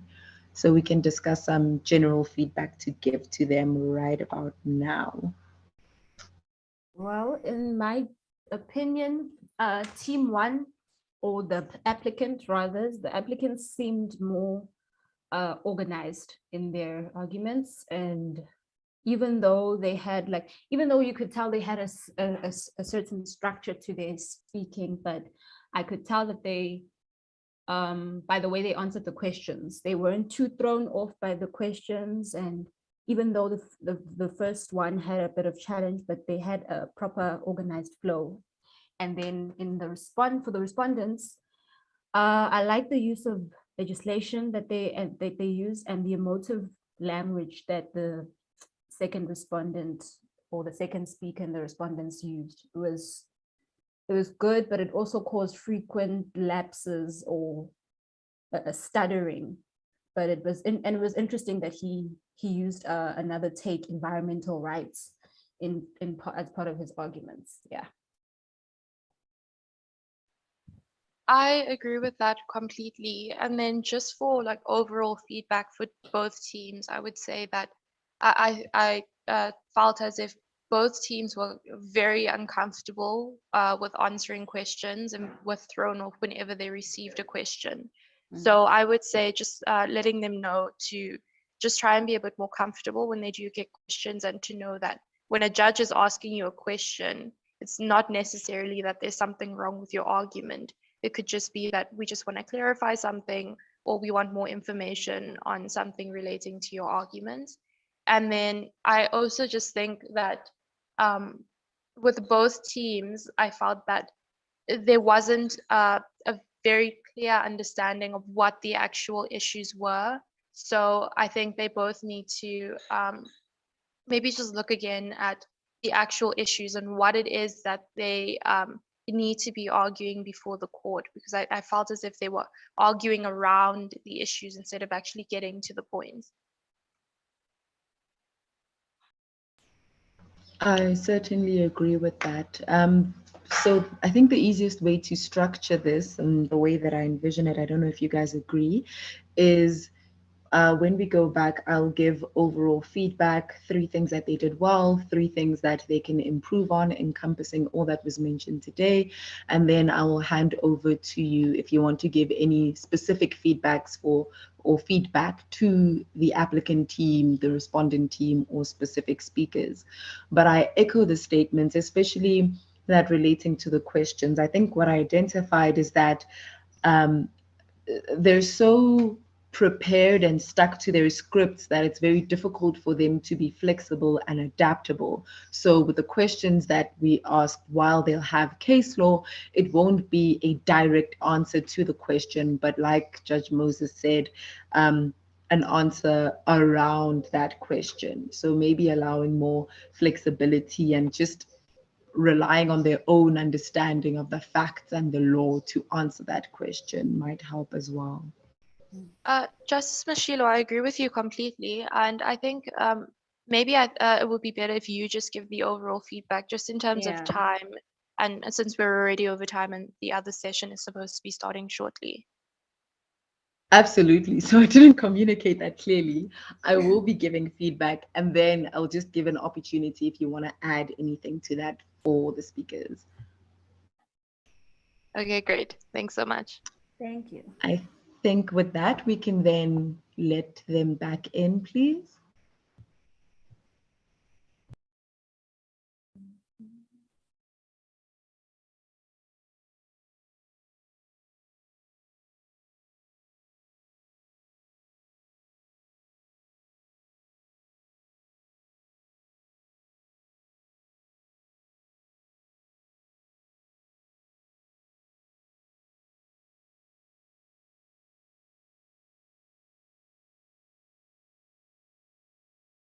Yeah, they're not in the waiting room. Okay, I think in the interest of time, we can just give feedback. If they do return, we'll translate the message, but I don't think we have much flexibility to look for and wait for them, especially since feedback is not that critical. Let me just turn my camera on so that this is a bit more personal. But hello to all the participants. Firstly, just want to say congratulations for all the hard work and the submissions that you guys gave. It was very evident that you were well prepared and quite passionate about what you're speaking about, and that's always delightful to see and to watch. So the way this is going to work is I'm going to give you 3 things that I think that were done well, and then 3 things that you can improve on in the following rounds and going forward in your mooting career. So like we said, well done on the work that you put in. Firstly, it was nice to see that there was good case law that was coming through, even case law that went beyond the resources that you were provided with. We thought that you had great use of legislation across the board, as well as a sense of emotive language associated with that, or rather good expression of the arguments in terms of the legislation, and that for the most part, speakers were quite organized in what they were saying and quite structurally succinct and coherent. And with that said, the things that the bench did believe that you could improve on are, firstly, while you are incredibly well prepared, remember to be flexible and to not hold yourself to the script in front of you. And the easiest way this comes about is when you are asked questions and you are shaken by those questions. Remember that the judges only ask you questions because they want to clarify a statement that you're making, they want to properly understand your submission, or want to see exactly what it is that you're trying to convince us so that we have the correct idea in mind. It's not to intimidate you. It's not because we don't believe in your submissions. It's not because you're saying something that you shouldn't be saying or that it's incorrect. So with that in mind, remember to always be flexible and be open to using your understanding of the facts and the law and the cases to answer the questions, and not simply what you have prepared on a script. So allow flexibility. And then secondly, listen to the questions that you are asked and be direct with answering that question. So if you don't know, it's really completely fine. You can't know everything. Allow yourself to move on, but always try to answer as direct and succinctly as possible. And then finally, as a point of feedback, if you do proceed to the next round, please remember to just go over your arguments and ask yourself, if the arguments that you have prepared are answering the direct questions that the prayer needs you to answer, and if they're dealing directly with the issues that the prayer requires you to answer. That way, you're sort of coming about with the correct issues, you're arguing for the correct causes, you're using the correct laws, and you're sort of engaging with the correct case law, with the correct rights and the correct legislation that is required of you. So those are just some things that we think would be helpful for you going forward. But otherwise, I think we can agree that this was a good session. You are well prepared, you are passionate, and congratulations for the preparation thus far. So in consideration of time, this is then officially the end of the session, and have a lovely day further. If my fellow justices have anything to contribute, now would be the time. Otherwise, thank you so much. You are free to leave the courtroom. I just need to point to the respondent, the second respondent. I really thought that your take on environmental rights in this thing was very interesting, and I like the dynamic that you have in that you go beyond just what's the obvious issue. And I think you should not don't give that up. I think it's a very clever way to argue, and your motive, the emotion that you use when you're arguing is really good, but it can also cause you to stutter and to lose your place, especially when we're asking you questions. I agree completely with the other judges' sentiments, and I just wanted to say quickly, I think it's so great that as high schoolers, you've managed to prepare such arguments and be so well researched and passionate, and really do seriously consider pursuing a career in law, because I think you guys will do really very well. And also just best of luck with the rest of the competition.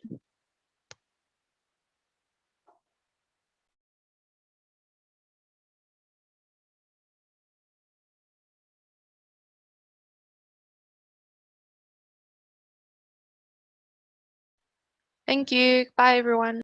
Thank you. Bye.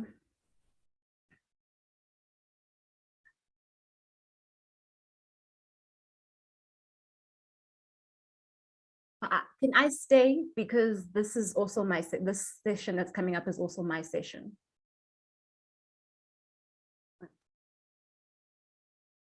Thank you.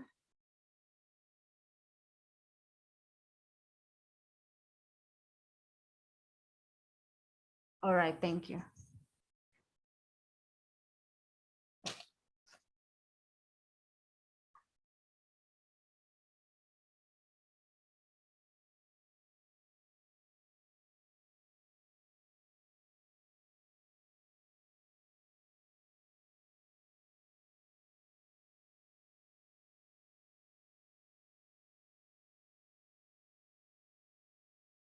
I'm checking just quickly.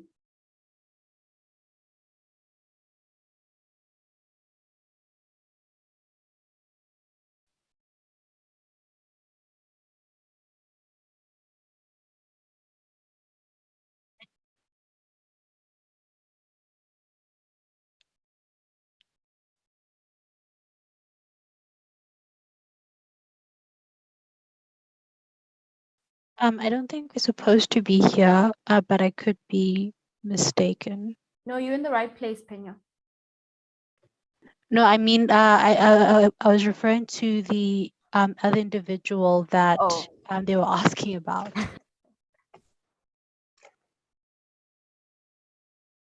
Okay. So it's team 111A and 127 that's supposed to be here.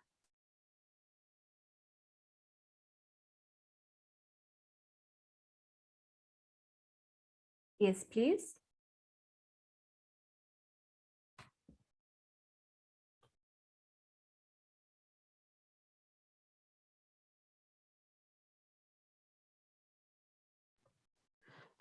Good morning, everyone. I hope you can all hear me. Can we just quickly test your audio and video before we begin? So can everyone please just switch on your video so that we can test your audio, and also so that we can write down your time. And as the webcast supporter has indicated, could the applicants and respondents please write out your full names in the chat. So I think we can do all of that before we begin so that we don't have to deal with the preliminaries. So can we start off with the applicant team? Team 111A, could you please, I see your video cameras on, could you please unmute yourselves? And could you please just give me your time, start off with the first speaker and then the second speaker. Just indicate to me how much time you will be taking up for each speaker. Good morning to the Honorable Court. My name is Unati Kyobeka and I am, together with my co-counsel Palisa Mqati, I allocate myself 12 minutes and the second speaker 8 minutes for our oral presentation. Thank you. Will you be allocating any time to rebuttal, to your rebuttal? Will you Yes, not be given 3 minutes rebuttals? for our rebuttal.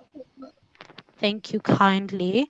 The respondent team, team 127, could you please switch on your video and your audio so that we can have your time and also test if everything is working? As a court, my name is Sanile Koza, and I'm here with my co-counsel Ayana Tenjwayo. Can we please have your time? Can we start off with the first speaker? I will use 10 minutes, and my co-counsel will be also using 10 minutes of the allocated. Thank you so much. Please remember to type in your names and surnames per speaker. So indicate, who speaker one is and then give the surname and do the same for your second speaker. Please do so as soon as possible, just so that we have your names for the score sheets. The applicant team, could you please also do the same? Please just type in your surnames as well as your speaking allocation, so who the first speaker is and who the second speaker is. It seems as though everyone's audio and video is working okay, and it does seem as though all the judges are here, so that is fine. Good morning to everyone, and I hope that you're all well. I hope that you're all excited for your preliminary rounds. There's nothing to be scared of. Hopefully this will be a very enriching experience for you, and we will be asking you questions throughout, so please be prepared for that. I will be keeping time as well, so you will see these time cards depending on how much time you have left. When you are left with a minute, you will have your 1 minute time card, and then when your time is up, you will have this. So please just be mindful of your time as well. You can request extra time, but that is to our discretion. So just make sure that you do remain within the time that you have indicated to us. I don't know if everyone did put in their names into the chat box. Could you please do so before we begin so that we don't have interruptions once we have started?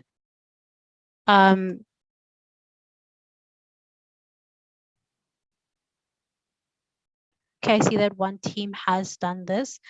Could the other team do that as well? I'm not sure. Okay, that is fine. Could the other team please just do that as well? And then I think we can begin. So I'm just going to wait for the applicant team. Whenever you are ready, just let us know and then we can begin with proceedings. So maybe just give me a thumbs up whenever you are ready, and then I think we can begin.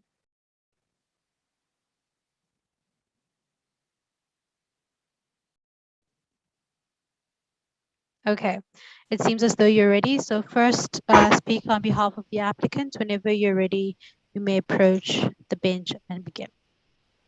Thank you, Your Excellency. Good morning to the Honorable Court, to the Honorable Justices, and the Honorable Chief Justice. My name is Unati Kyobeka, and I am, together with my co-counsel, Palisa Mqati, we will be representing the applicant. If it pleases the court, in our oral presentation, we intend to cover the following: the unconstitutional Schools Code of Conduct of Mjondolo, the unjustifiable suspension of the applicant, the implementation or the administering of corporal punishment, the cause of the protest of the applicant, and the structuring of the school's code of conduct. The question before the court is whether the right to education and peaceful assembly has been violated. We submit that the applicant's right to education and peaceful assembly has been violated in terms of Section 17 and Section 29 of the Constitution. The counsel for the applicant therefore argues that their suspension was unconstitutional as they were merely exercising their right. As the counsel for the applicant know and clearly understand that the Constitution is the supreme law of our country. Any act, rule, or law that is implemented in any legal organization or institution in South Africa must and should be in line with the Constitution. We therefore argue that the school's code of conduct of Mjondolo was unconstitutional. The applicant's right to education has been violated in terms of Section 29 of the Constitution, which states that everybody has a right to basic education, including adult basic education. Furthermore, the spontaneous suspension of the applicant Counsel. cannot. Sorry Yes, Your for Excellency. interrupting. I'm just going to stop you there with a question. The school is very much within their rights and is entitled to adopt a code of conduct. And it is evident by the fact that it is operational, that the students have signed to it and have consented to its provisions. And it is also not uncommon that students are suspended for specific transgressions. So could you maybe indicate what exactly violates the right to education? Is it the length of the suspension, the fact that it is so long, or is it the suspension in itself, or is it the nature of Section 4 in the Code of Conduct that you have contention with to begin with? So maybe indicate exactly what issue you have in that regard. Oh, thank you, Your Excellency. Thank you for your question. The spontaneous suspension of the learners is unconstitutional, and as the counsel for the applicant, we argue that the school's code of conduct is in itself, it is incorrect because they did not follow the right protocols when structuring the school's code of conduct, and therefore we submit that we condemn the school's code of conduct in itself and the implementation of the school's code of conduct because the school did not follow the right channels and protocols when structuring it, Your Excellency. If it pleases the court, I'd like to continue. The spontaneous suspension of the applicant cannot be justified, and there is no solid reason that can be submitted to the Constitutional Court. The counsel for the applicant therefore condemns the decision of the SGB and humbly requests the Constitutional Court to reconsider. The unjustifiable Section 4 of the Schools Code of Conduct is in dispute of Section 8 of the South African Schools Act of 1994, which states that subject to any applicable provincial law, a governing body of a public school must adopt a code of conduct for the learners after consultation, and I'd like to underline this word, consultation with the learners, the parents, and also the educators of the school. Furthermore, as the counsel for the applicant, we submit that the SGB did not follow these channels when structuring the school's code of conduct. The SGB and the principal deprived the learners and the educators the opportunity to voice out their views regarding the new school's code of conduct.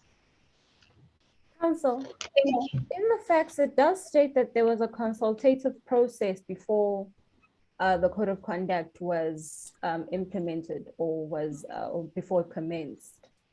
Yes, Your Excellency. Do you not think then that is in line with the protocols of the protocols that you're talking about when implementing a code of conduct? Thank you, Excellency, for your question. When the SGB, together with the principal, structured the school's code of conduct, they did not consult the learners, the educators, and also the SMT and every board that is involved within the school. And therefore, the school principal and the SGB decided to do the school's code of conduct and structure the school's code of conduct without consultation with the learners. And this is of great importance that they had consulted. Thank Your Excellency. Would you not say that in this instance, considering the sort of state that the school was in, that the school had to act urgently in implementing this section and therefore did not have the time to consult with every single stakeholder of the school? Or is that not a consideration? Your Excellency, it was of great importance that the school consulted, no matter how urgent the matter might have been at that point, but it was of great importance to follow the right protocols. In as much as it was urgent for them to implement or adapt a constitution, it was also important for them to consult them at that very moment. If it please, Council, just as a final question on that point, and then you may proceed. Yes. Having the students go over the code of conduct before signing it, would you not consider that as a form of them being able to comment if they have any issues, or to give notes or feedback regarding the content of section 4? So do you not think that them having to first sign the code of conduct before it is implemented, that counts as a form of consultative process, or at least an insurance that there is consensus between the learners and the school? Thank you, Excellency, for your question. The fact that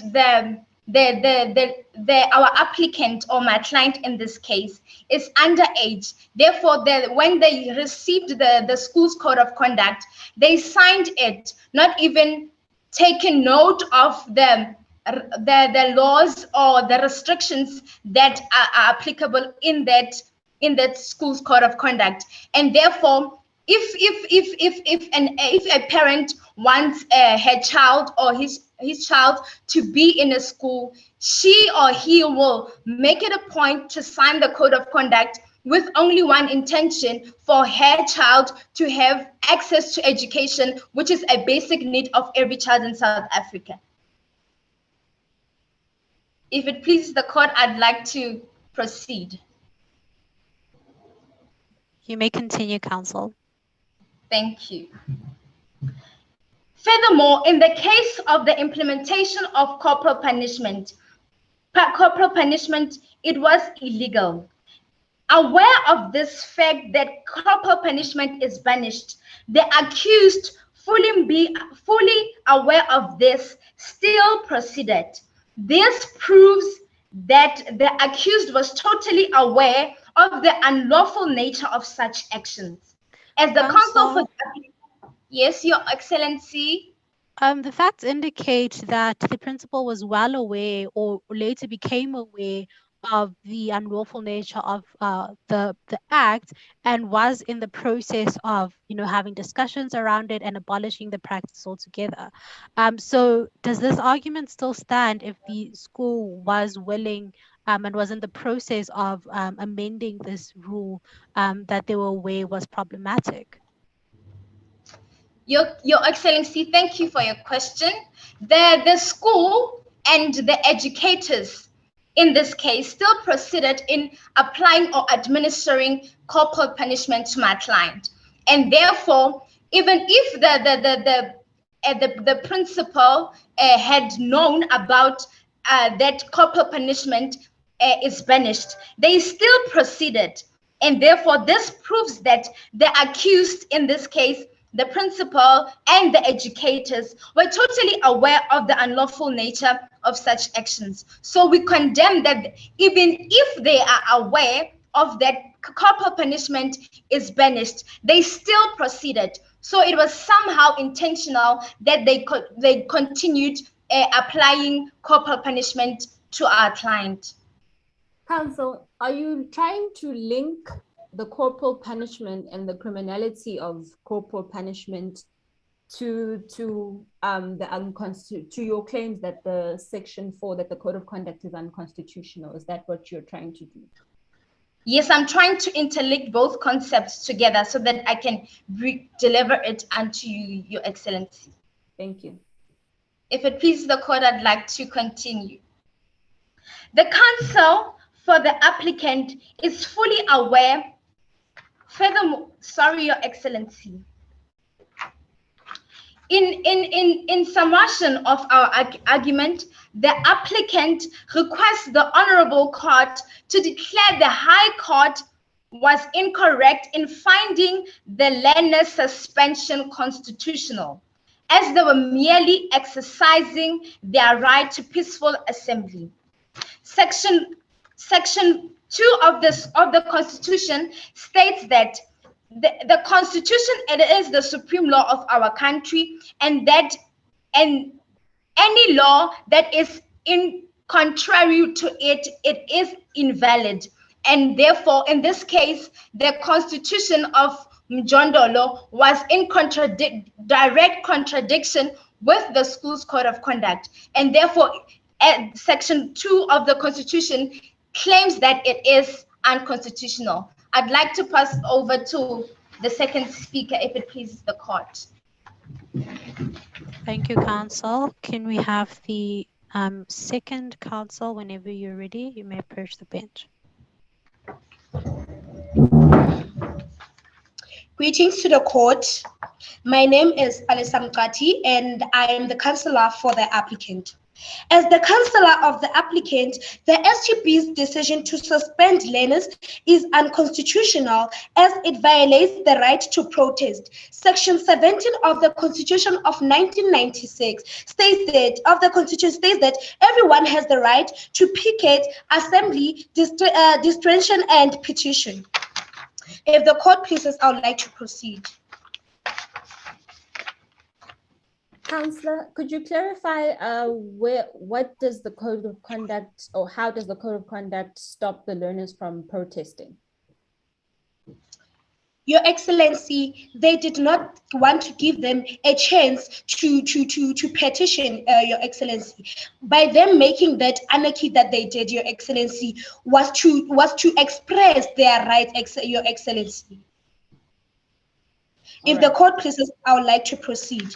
According to the South African Schools Act number 84 of 1996, states that Section 9, subsection 1 states that the governing body may, on reasonable grounds and as a precautionary measure, suspend a learner who is suspended of serious misconduct from attending school, but may only enforce such suspension after the learner has been granted a reasonable opportunity to make a representation to it in relation to such suspension. And subsection 9, subsection 1, Section 9, subsection 1b states that if disciplinary proceedings are not conducted within 7 days after the suspension of a learner, the governing body must obtain the approval of head of department for the continuation of suspending of such learner. Your Excellency, the Mjondolo Combined School is in a township. So, Your Excellency, the school, by sending out the code of conduct, was in the disadvantage of the learners,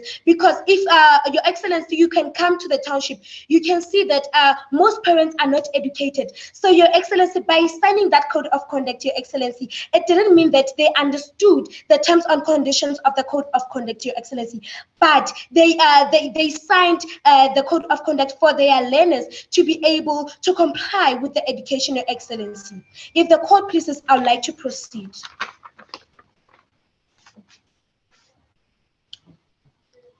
The learners' action together or to assemble in front was peaceful, and they were not unarmed, and they were within their right to do so. Your Excellency, they were defined their right from learning, from getting access to education, which is the most first priority of our youth, Your Excellency. They must receive education, Your Excellency. According to our Constitution, everyone has the right to education, Your Excellency. What section is that, Councillor? Section 29 of the Constitution of 1996, Your Excellency. Thank you.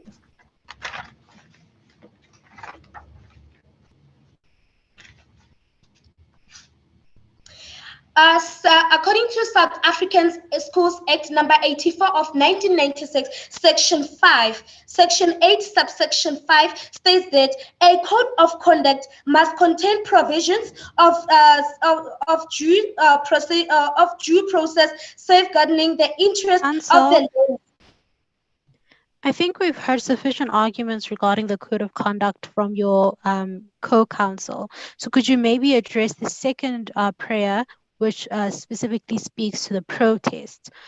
Could you maybe just deal with that solely so that we can hear the arguments on that?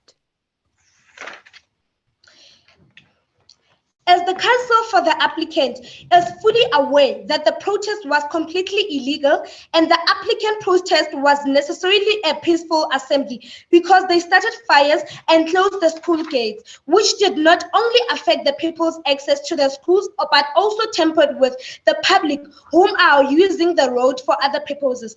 The cause for the illegal protest was... Council, did you say that the protest was illegal? The I couldn't applicant quite understand. The applicant was completely naive and totally not aware of the repercussions that may follow. After being arrested and being handed over to the applicant's parents, it was clear that the applicant...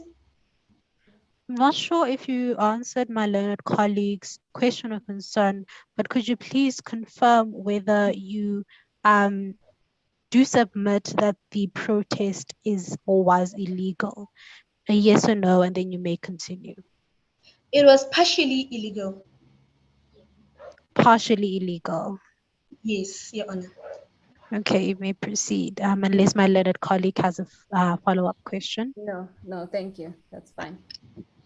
The applicant was completely naive and totally not aware of the repercussions that may follow. After being arrested and being handed over to the applicant's parents, it was clear that the applicant accused acknowledges the wrongfulness of such actions and later reconciled themselves to this fact and acted accordingly, Your Honor. And the teachers also had used corporal punishment to the learners. And according to our South African Schools Act number section 10 subsection 1, which says that prohibition of corporal punishment, no person may administer corporal punishment to a learner. If the court pleases, I'd like to sit down. Thank you, Your Excellency.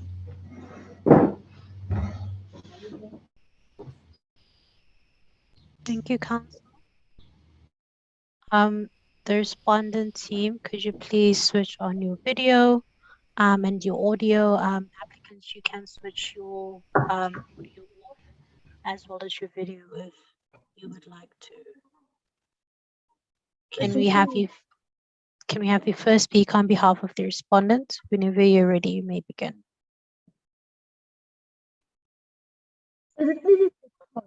Honorable Justices, my name is Sunny Lekoza, and here with me is my co-counsel, Ayanda Tenjwai. In this case, we shall be appealing on behalf of the respondent. I submit to this court that Section 4 of the School Code of Conduct is not unconstitutional and does not violate learners' right to privacy in basic education in terms of Section 14 and 29 of the Constitution. And my co-counsel will be addressing this court in that the SGP decision is not unconstitutional and does not violate learners' right to peaceful assembly in terms of Section 17 of the Constitution. The applicants submit that their rights to privacy was violated in terms of Section 14 of the Constitution. However, Section 4 of the School Code of Conduct stipulates and I quote, "The use of cell phones, whether on or off, by the learners on the school premises shall at all times be prohibited. Any learner that is found in possession of a cell phone shall have that phone confiscated and may be suspended. In addition to that, the principal ordered all the learners not to bring their cell phones to school, for the school may confiscate it and the learner may be suspended. However, applicants did not abide by the school policy nor listen to the teacher's advice, the principal's advice. In terms of Section 36, subsection 1, paragraph B of the Constitution of the Republic of South Africa, the rights in the Bill of Rights may be limited only in terms of the law of general application, to the extent that the limitation is reasonable and justifiable in an open and democratic society, based on human dignity, equality, taking into account all the relevant factors, including the purpose, the importance of the purpose of the limitation. The Code of Conduct helps in making sure that the learning process is not interrupted. That is why Section 4 of the School Code of Conduct will be construed as relevant provision of Section 1 of the Constitution. Council, I'm sorry to bother you, but I have a question regarding your argument on the promotion or protection of the right to education. If the penalty for having a phone on you is possible suspension, then can you really argue and say that the this restriction or this rule does actually uphold the right to education?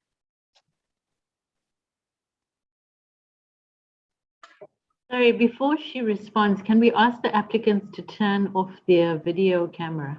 Thanks.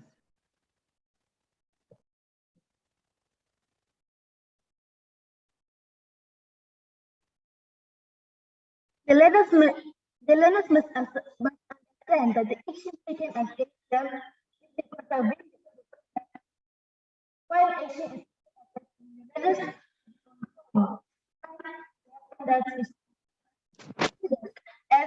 Council, there seems to be a lag or some sort of issue with your audio. I don't know if I'm the only one. Could one of the judges maybe confirm if this is an issue? I have paused your time, but I just want to make sure that we can properly hear you.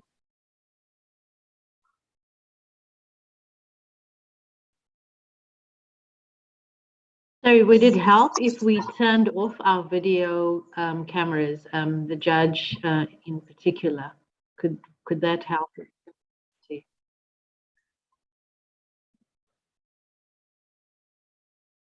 Okay, what I will do is I will indicate your time in the chat box. We will be able to see it in the chat box.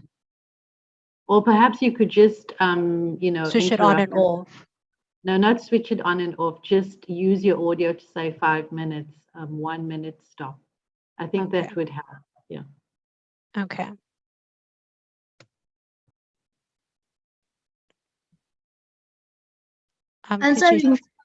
Answering your question, Honorable Justices, I say learners must understand that action may be taken against them if they contravene the Code of Conduct.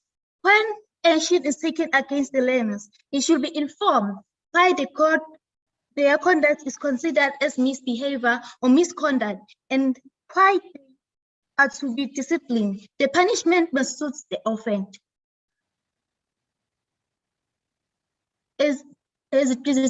May I continue? You may continue, Council. Sessions in South African schools, subsection B, the South African School Act stipulates, and I quote, "The right to privacy, like all rights, is not absolute. In some instances, it is reasonable and justifiable for society to intrude into personal and private realm of an individual." Subsection 7 stipulates, and I quote, "If the school therefore wishes to search learners periodically in order to prevent dangerous weapons or contraband being brought into school premises, it must do so." The applicants also claim that their code of conduct violated the right to education, but it is provided that the school previously suffered academically, and after this achieved a greater pass rate, because that is first code of conduct allowed.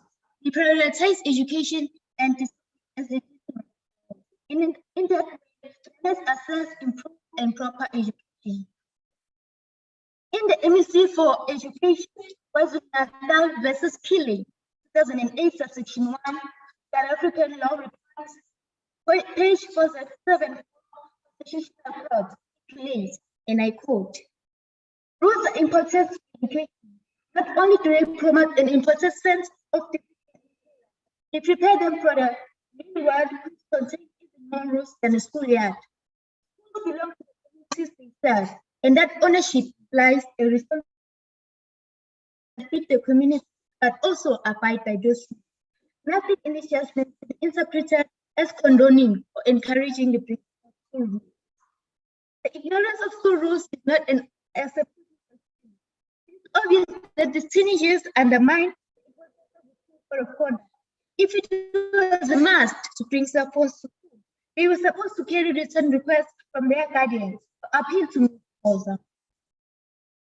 Section 8 of Section 1 of the South African School Act number 84 of 1996, subject to any provincial law, a governing body must adopt a code of conduct for the school, for the learners, parents, and educators of the school. Everyone was included in the consultative process. Many learners and educators agreed with the need for greater discipline. They also the decisive part of bringing staff to school.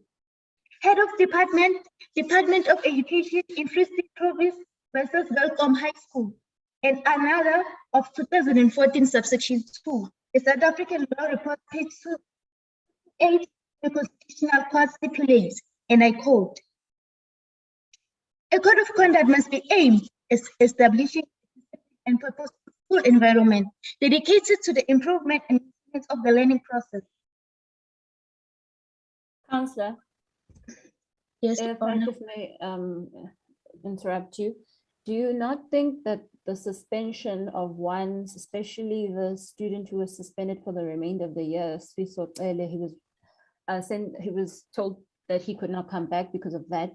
Do you not think that that is an impediment on that student's education, and that it defies the obligations or the goals set out by a code of conduct? Mr. Cele undermined Section 4 of the School Code of Conduct. Furthermore, we did not know in which time of the year the suspension took place. In terms of just to stop you there, I just want you to consider a bit of a proportionality analysis. So if we were to consider the right to education, which is, enshrined in the Constitution, versus, schools' rights and entitlements to establish a code of conduct, would you say that it is proportional that suspending a student for 6 months is balances out, considering the sort of rights that educators and schools have to enact codes of conduct? So would you say that the time frame itself, the suspension for 6 months, is proportionate, considering that we have the constitutionally enshrined right to education? When action is taken against learners, you should be informed of the misbehavior or misconduct and why they should be disciplined. The punishment must suit the offense. The South African School Act number 84 of 1996, section. Council, is this you saying that the punishment didn't or did suit the offense, the punishment of 6 months suspension? It suited the offense. Okay, thank you. Continuing with answering your question, Your Honor. Section 4 of the South African School Act number 84 of 1996. Also, you're left with 1 minute. Nothing in this act exempts a learner from the obligation to comply with the code of conduct attended by such learners. I submit before this court to consider Section 4 of the School Code of Conduct valid and that the learners may remain suspended as it pleases the court. I would like to hand over to my counsel to continue with the second issue.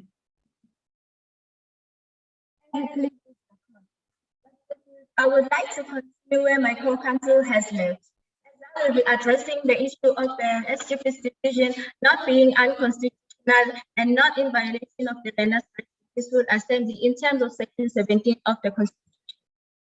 Section 17 of the Constitution of the Republic of South Africa stipulates that everyone has the right to peaceful assembly. However, this right is meant to be practiced peacefully so. By dragging pins to the blockage of the road can never be regarded as a peaceful demonstration. As the European Court of International of Human Rights noted that, and I quote, an individual does not cease to enjoy the right to peaceful assembly as a result of sporadic violence or other punishable acts committed by others in the course of demonstration if the individual remains peaceful in his or her own intentions. All gatherings are ought to issue out notice as stated in the Gatherings Act number 205 of 1993, Section 3. The convener of a gathering shall give notice in writing signed by him of the intended gathering. In the article of Universal Declaration Human Rights, Article 26 of Section 2, pointed out, and I quote, education shall be directed to full development of the human. It shall be promoting understanding, tolerance, and among all nations. In this kind of case, there was a need for limitation of rights as stated in Section 36 of the Constitution, subsection 1. The purpose of the limitation must be justifiable. As their protest was violating other learners' rights to education, the whole school day was disrupted. The International Bill of Human Rights, Article 29, subsection 2 stipulates that in the exercise of these rights and freedoms, everyone shall be subjected to only such limitations as are determined by law solely for the purpose of securing true recognition and respect for rights and freedoms of others and of meeting just requirements of morality, public order, and general welfare in democratic society. Justices, as the learners claim that the formation of the group took place spontaneously. Even so, at first it may be spontaneous, but staging a protest for a third time can never be regarded as a spontaneous formation, moreover be an inclusion of time for the meeting. Paragraph 53 of the South African Transport and Allied Workers Union and another versus Govers and others case of 2013, page 83 provides that nothing said thus far detracts from the requirement that the right in Section 17 must be exercised peacefully. And it is important to emphasize that it is the holders of the right who must assemble and demonstrate peacefully. It is only when they have no intention of acting peacefully that they lose their constitutional protection. Close quote. Councillor, As they, would you say then that putting a bin, perhaps a plastic bin in the road, would be a violent act? Do you think that is violence? It is violence because it stopped the road users from using the road. Would you not say that is disruptive, and disruption being the nature of protest and not a violent act? It is violent because the road users couldn't access the road anymore. All right. Council, do you maybe have any legislation, any provisions in the Regulations of Gatherings Act, or any case law that would indicate to us that having barricades or blockages in public areas, such as, roads, would be considered as a violent act during protest? Do you have any such examples?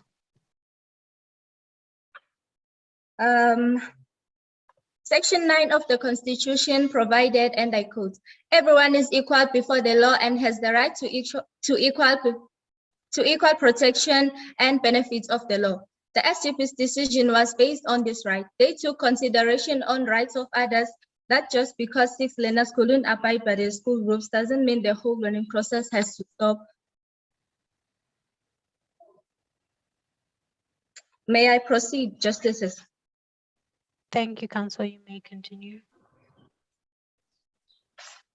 The school is committed to providing an environment for the delivery of equality, teaching and learning by ensuring learners' responsibility for their actions and behaviors as provided by the Section 8 of the South African School Act. The guidelines for the consideration of governing bodies in adopting a code of conduct for learners, Section 8.1 provided, and I quote, "Punishment is a corrective measure or penalty inflicted on an offender who has to suffer consequences of misconduct in order to maintain orderly society of the school." Counselor, a student who has their phone fall out of their pocket, would you say that that person qualifies as an offender? Yes, she or he may be is an offender because the Section 4 of the School Code of Conduct stipulated that the carrying of cell phones to school is a prohibition. Council, you are left with a bit more than 4 minutes. Okay, thank you, Justices. Also, Section 7, subsection 1 of the regulations of considering a governing body is provided, and I quote, "Discipline must be maintained in the school and classroom to ensure that the education of the learners proceeds without disruptive behavior and offenses. Its goal is to teach and lead learners to self-discipline. Our constitution must remain firm and stand for other learners as they also contain rights. Honorable Justices, we must not forget that a school is an institution where not only subjects are taught, but also discipline and respect. The question before this court should be that, what is the use of applying knowledge to a person who lacks discipline and expect that person to listen to you? If the learners cared so much about their education, they would have adhered to the rules of the school other than going against them. With the arguments given above, I submit to this court to find the School Code of Conduct constitutional and regulating learning process for better, not in violations of the rights in Section 14, 17, and 29 of the Constitution. As it pleases the court, I rest my case. Thank you, Council. Thank you to both the applicants and respondents. Can we have the applicants approach the bench to give your rebuttals?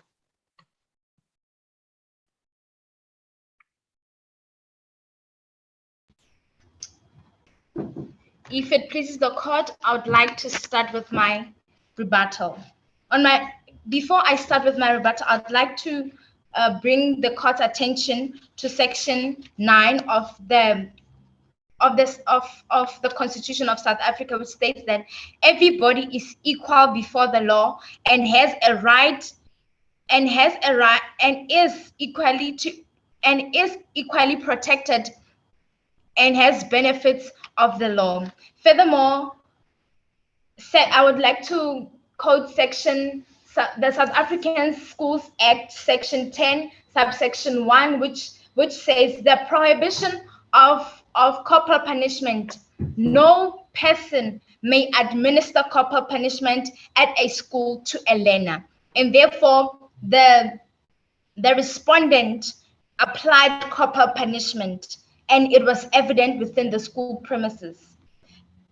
The Employment of Education Act, Section 18, subsection 5, states that an educator may be dismissed if he or she is found guilty of contravening Section 10, which I quoted previously, which talked about, or which addressed us on a matter of corporal punishment.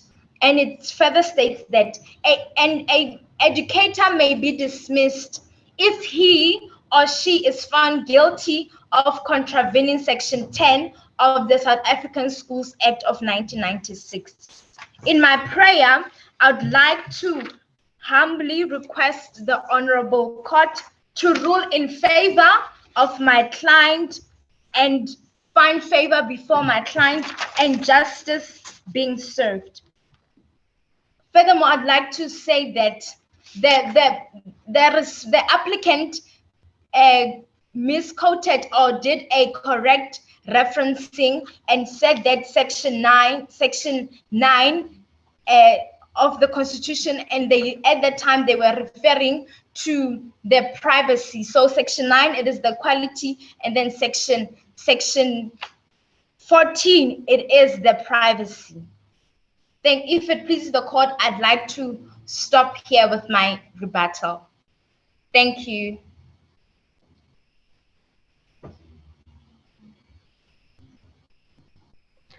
Thank you, Counsel. Thank you to both the applicants and to the respondents. And well done to both teams. I could tell that you guys did a lot of research, you were well prepared, and you spoke quite well, very enthusiastic when presenting your arguments. I do hope that this was a very insightful and meaningful experience for you, and that you do consider a career or degree in law, because you would be an excellent contribution to the field and to whatever faculty you decide to join. Do the judges have any comments, any feedback to give before we deliberate? Is this general feedback to both teams? Yes, just very general, very quickly, just to sort of guide them for the rounds to come. I would say that both teams are like, I could see that they researched and they prepared very well. I would suggest more flexibility in their delivery, allow for more flexibility so that when we ask questions, you're not completely thrown off from what you've prepared or what you've written down. And I admire the confident delivery that each candidate had, very confident, clear voices and enthusiastic. But I also think that there needs to be more case law added there were some who did not use case law, and I think that's very important. So yeah, that's my contribution.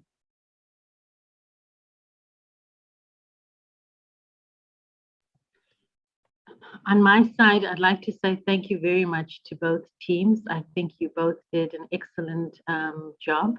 I thank you so much for your articulation, and I think also the confidence that came through very clearly. So thank you very much for the preparation that you did. It was evident in terms of how you presented. I just wanted to maybe give you some feedback in case you find yourself moving to the next round.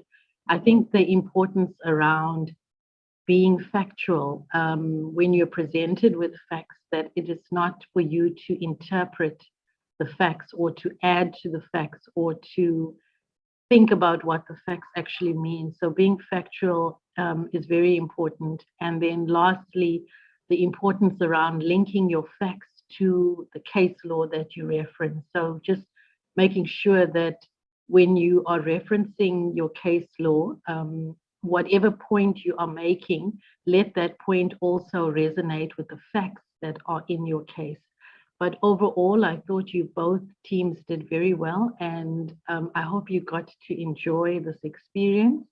And let this be the beginning of you continuing to be strong, articulate women for our future. So thank you very much. Thank you so much to Judge Webster and to Judge Makaye. From my end, I just have two things that I want you to consider. The first is structure. Just make sure that you structure your arguments not just individually, but also together. Make sure that you sort of have a plan as to who will speak on what. So I advise that one person speaks on one prayer, and then the other person speaks on the other prayer, and also just highlight your arguments as you go along. So if you are going to deal with the notice sort of issue regarding the protest, outline that this is what you're going to speak on first. And then secondly, if you're going to deal with the violent aspect of the protest, then outline that you're going to speak on that. So that's the first thing. The second thing is just with regards to the questions that you asked, and I think this expands a bit on what Justice Makaye said. Please just make sure that you listen to the questions when you're asked your questions, but also respond to them. I think some of you were very quick to just continue with your arguments, thinking that that directly answered the questions. But many of the questions you asked were yes or no questions, or just questions where we needed clarity. So make sure that you listen to the questions that you asked, try to respond directly, and then go to your arguments, go to authority to back up the yes or no, or the quick or the brief sort of answer that you gave us. But that is it on my end. Thank you so much. And if there are no concerns or questions from anyone in the team, then could you please leave the meeting so that the judges can deliberate.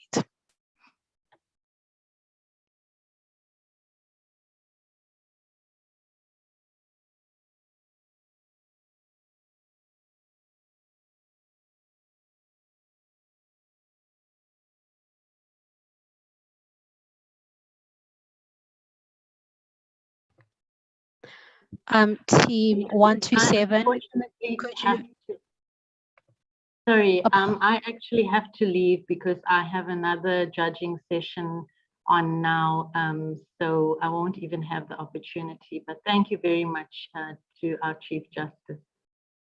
Thank you so much, Justice Webster, and good luck with the next round.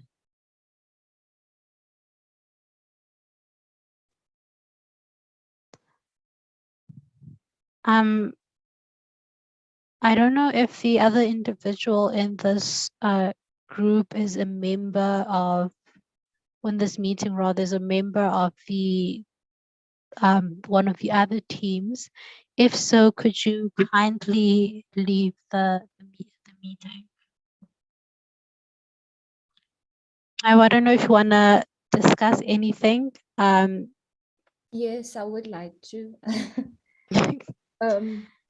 I was concerned about the, going around questions. There's no direct questions, and sort of there was, I don't know if you picked it up, but in the respondents, there was sort of like a fighting against the facts. I'd ask a question and it would be in the facts, and it would be like sort of a fight to prove this point that they had already prepared for in their speech, and I was concerned about that, but and the flexibility in their prep.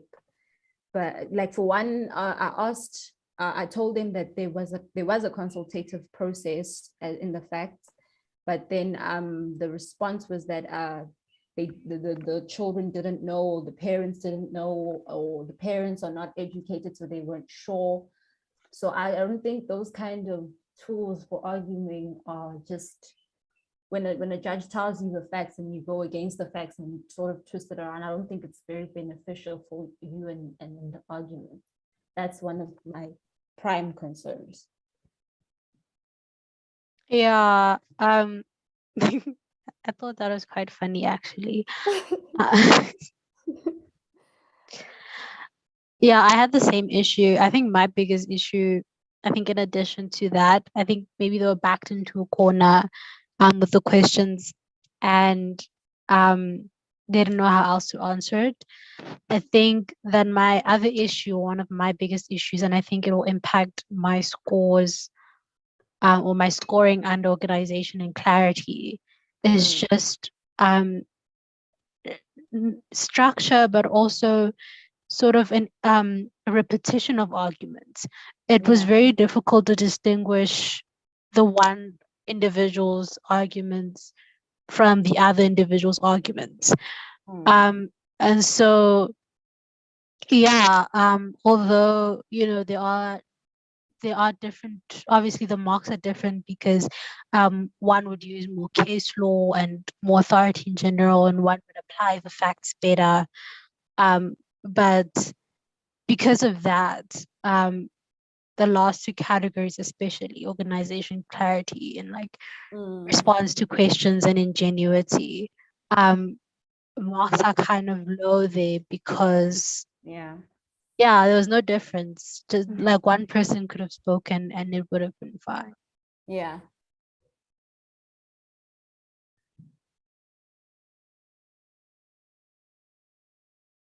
Okay.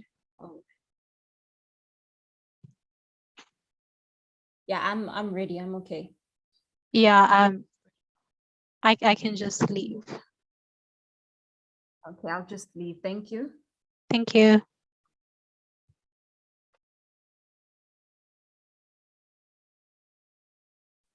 Hi. Yes. I just want to ask before you let other people in, Judge Moraka, I don't know whether there's a third judge that we're waiting for, but I don't know if you would like to preside over the hearing. I know I'm the presiding officer, but I'm not sure if you would like to. Give me 1 second.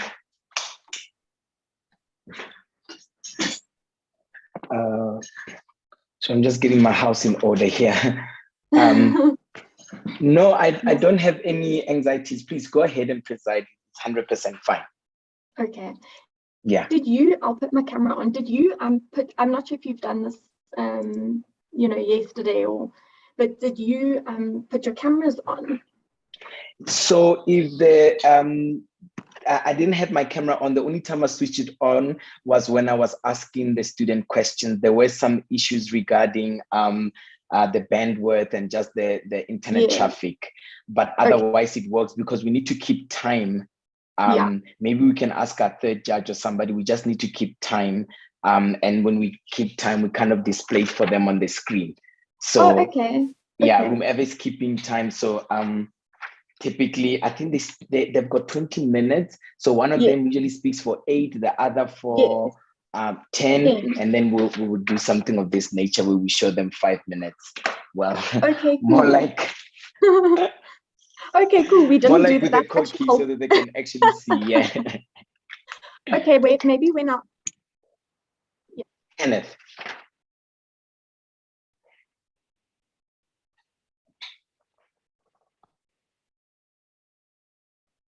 Sure.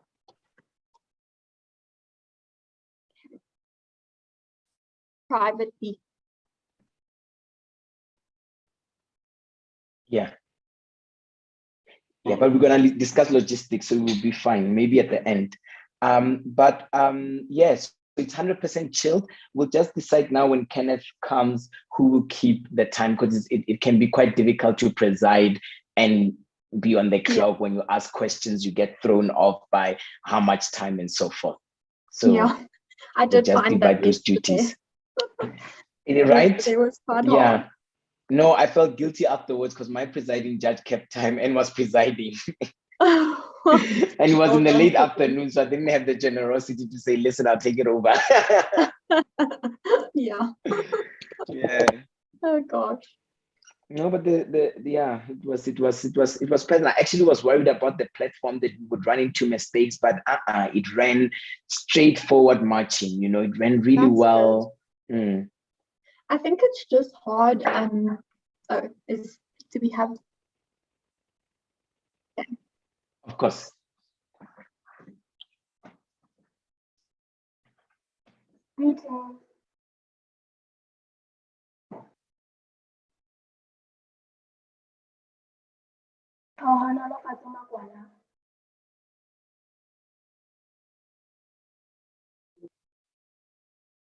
Jordan Cridlin or Restonazium. Sorry, webcast, can we ask that they please repeat again? It was not, the sound wasn't that refined. Can they just repeat again? And guys, speak into the mic, speak very clearly. I can see the other colleagues 228. You look like you're sitting a little bit too far from the device. So maybe if you can come closer so we can hear your voices clear. Great. There we go. Can we just do another voice test, please? Just to make sure we are. Team 206, can we say the names? And Miss Tony Makwan. Wonderful. 228, can we have some voice test? Jordan Cridlin, Nikolai van Rensburg. Wonderful. Judge, are we happy? Yeah, I think great we stuff. Yeah. Okay.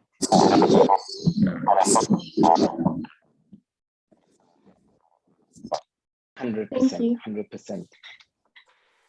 I think before we start, Judge Satebe, we were just discussing, the timing and the fact that a way to keep time and a proposal is to kind of indicate with a paper when that, if there's 5 minutes left or 2 minutes left. Not sure if you would like to assist with that.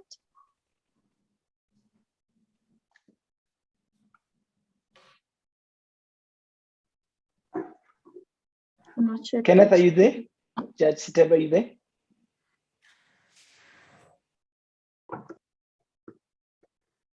He's connecting to audio, it says. Okay. Let's give him like 2. Yeah, no problem.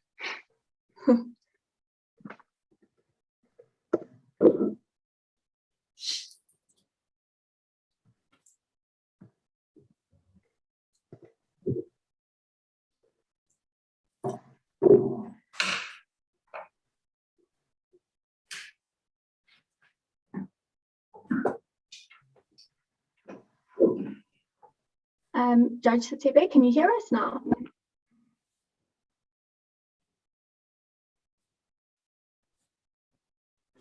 Not sure. Let me send him a message. I got his number. Okay. Yeah, let me send him a Sorry WhatsApp about the quickly. delay, everyone. Yeah.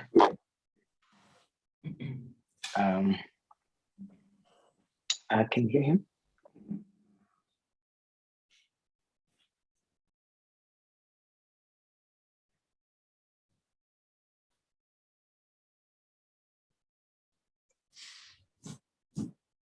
Oh, he says I can hear you in the chat box. I don't know, for some Oh. reason we can't hear you. I'm not sure if you could maybe unmute yourself.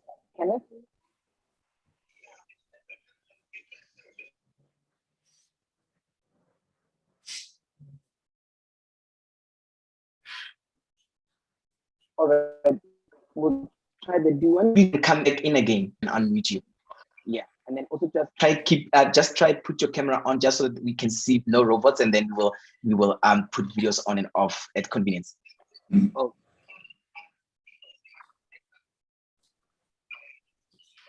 Okay, let me try. Yeah. Try to get out, rejoin again, and then if it's still the problem, then we'll try to do it from our side. Okay, cheers. All the best.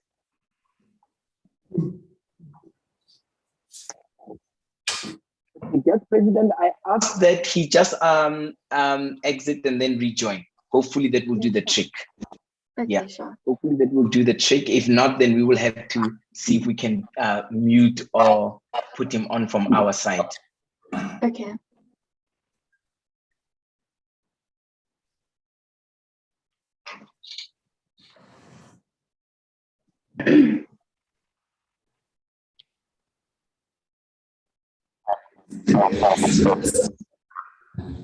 Oh, okay, then. Yeah. Sorry.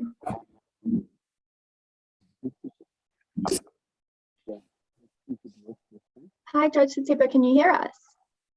Yes, I can hear you now, and I'm able to unmute. Perfect. Does the trick. In and out does the trick. Yeah. Yeah. Okay. Wonderful. Okay, so we are all here. No, go ahead, please. Sorry, Presiding President.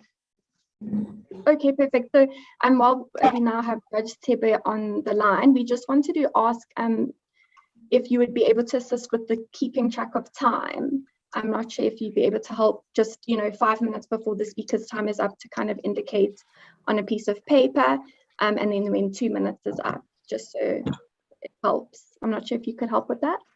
That's fine, I'll do that. Okay, thank you. Just display it Okay, for the benefit of the youngsters.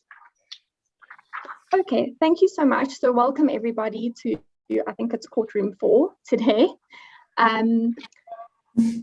So I think I see that everyone's put their names in the chat box, but if we could please just perhaps, start again where the speakers indicate how much time will be allocated to each of them, and then we'll commence with the argument. So if counsel for the applicants can please proceed to introducing just their name and the time that they will be speaking for, and also whether any time will be allocated for rebuttals. Thank you. Morning, your justices. I will be speaking for 8 minutes. My co-counsel, Ms. Tony Magola, will be speaking for 9 minutes. I'd like to allocate 3 minutes to rebuttals. Thank you very much. Okay, counsel for the respondents. If it pleases the court, myself, Jordan Cridland, will be submitting submission 1 for 8 minutes, as well as rebuttal for 3 minutes, and my co-counsel, Nikolai van Rensburg, will be submitting submission 2 for 8 minutes. Perfect. Thank you very much. Okay, we can now proceed to arguments. So if counsel for the applicants can come in. If your justice pleases. This matter concerns our young clients whose voices need to be heard. Our young clients' right to privacy, education, and peaceful assembly have been violated. I will be speaking on the unconstitutionality of Section 4 of the Mjondolo Combined Schools Code of Conduct, how it violates the learner's right to privacy in terms of Section 14 of the Constitution, and how it violates the learner's rights to education in terms of Section 29 of the Constitution. My co-counsel, Ms. Tony Magwala, will be speaking on the unconstitutional decision of the SGB and how it violates the learner's rights to assembly, demonstration, petition, and picketing, as stated in Section 17 of the Constitution. Your Justices, firstly dealing with Section 4 of the Mjondolo Combined Schools Code of Conduct, which states that the use of cell phones, whether on or off, by learners in school premises shall at all times be prohibited. Any learner that is found with a cell phone in possession shall have that phone confiscated and may be suspended. We submit that this section in the school's code of conduct is unlawful, as it does not correlate with the guidelines for the consideration of a governing body in adopting a code of conduct for the learners in a public school. This section is given in Section 11 of the South African Schools Act. The section states the offenses that may lead to suspension. Some of the offenses are fighting or battery, bullying or intimidation, conduct which endangers the safety of others and violates the rights of others, sexism, hate speech, and harmful graffiti. Your Justices, if we view this section carefully, there is nowhere where it states that having a cell phone in your possession, not even in use, may lead to suspension. Yet that is what our clients are faced with. A code of conduct of a school, of any South African school, is supposed to correlate with the guidelines given in the South African Schools Act. This then goes to prove the unlawfulness of this section in the Mjondolo Combined Schools Code of Conduct. In the case of Anthony versus the governing body of Settlers High School 2002, paragraph 17 states that the question should be asked in this regard. Yeah, sorry to disturb you. But tell me, of the list that you mentioned, is it a closed list? Do you understand it to be a closed list? So if gambling is not mentioned there, does this mean the school can't come up with a code of conduct to deal with gambling at the school? Thank you. Your Justice, it is not a closed list.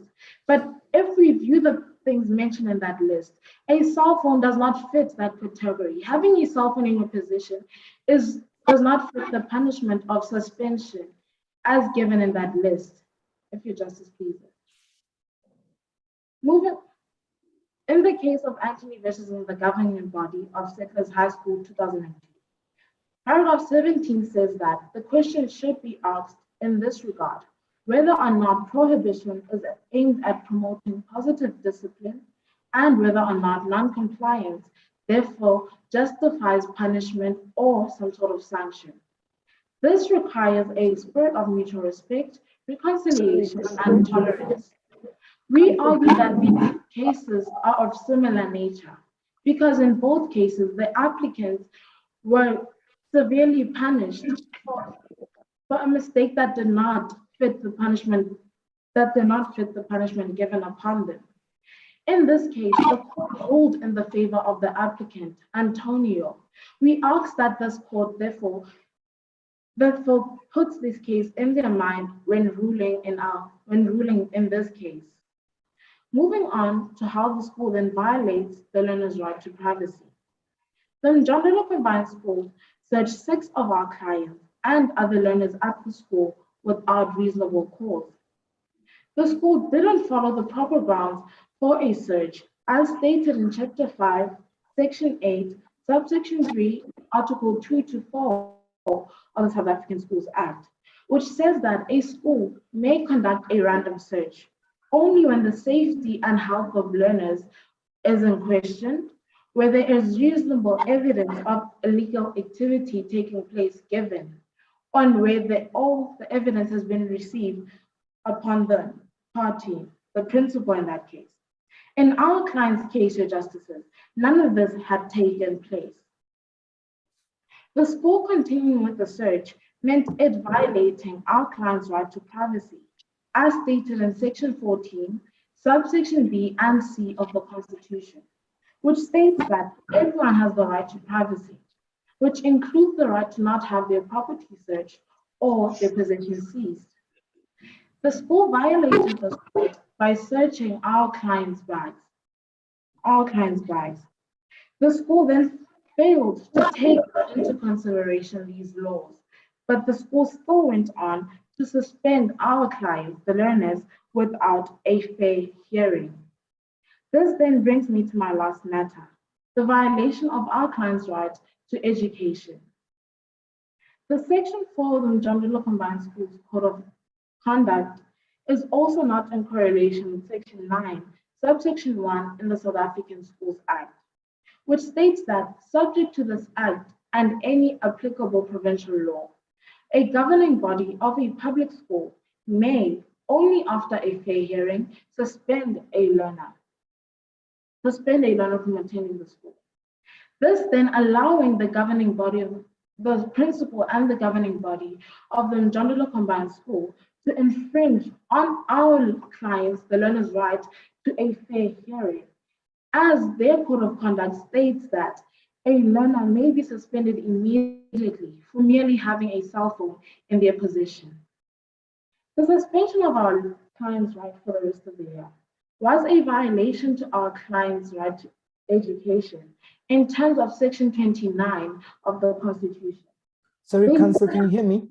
Yes, yes, it does. Just remind me, I didn't see that part in the facts. How was this Section 4 passed?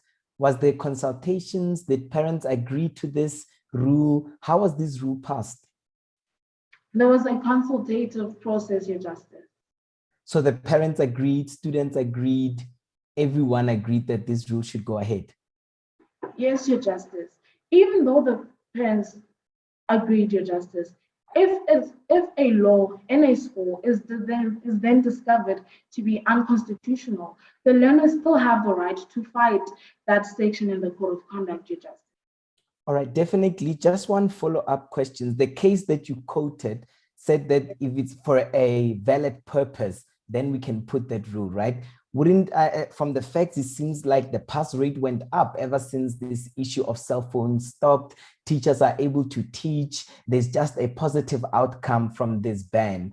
So don't you think that banning cell phones is actually part of securing the right to education of the students and making sure that they pass and they can get bachelor admission and so forth? Your Justice, it is a part of that. But we, the counsel for the applicant, believe that a proper measure could have been them not allowing the learners to use a cell phone in class. That still could have allowed the learner to maintain a proper pass rate. And if a learner then does not follow the rule, they could have just confiscated the phone. They would never have an incident of the learner using the phone again, Your Justice. If I may. Thank you, Councillor. Thank you. You may continue. It was a clear violation of our client's right to education in terms of Section 29, as they didn't allow our clients to attend school for the rest of the year. We, counsel for the respondent, then plead to the court that Section 4 of the Code of Conduct be reviewed and be checked if it is in alignment with the South African Schools Act and the Constitution. Thank you.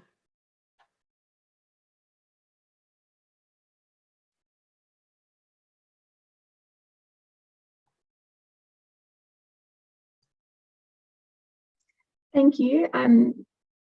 Is your second speaker going to speak now?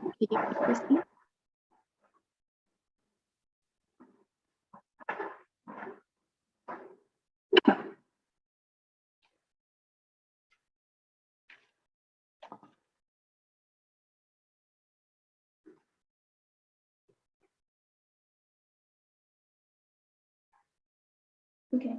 Your Honorable Justices, I have two submissions to make in continuation of what my co-counsel has already said for the applicant's case. The submissions deal with the school governing body's decision to suspend our clients and how that decision has violated the right to peaceful assembly. We submit that Section 17 of the Constitution has been violated on a number of reasons. Firstly, the school governing body called a meeting to decide on what to do with our clients protesting, and without their presence, they decided to suspend them for the maximum period.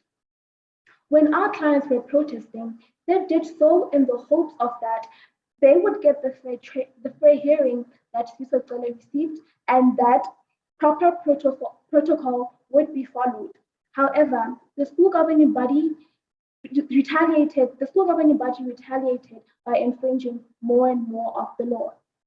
The justices, our clients convened because of the unconstitutionality that had been brought upon them.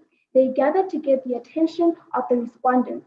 All they wanted was to be heard, and having used the right of peaceful assembly to peaceful assembly unarmed to assemble peacefully and unarmed from the Constitution means that the voiceless are given some kind of power to fight the oppressors.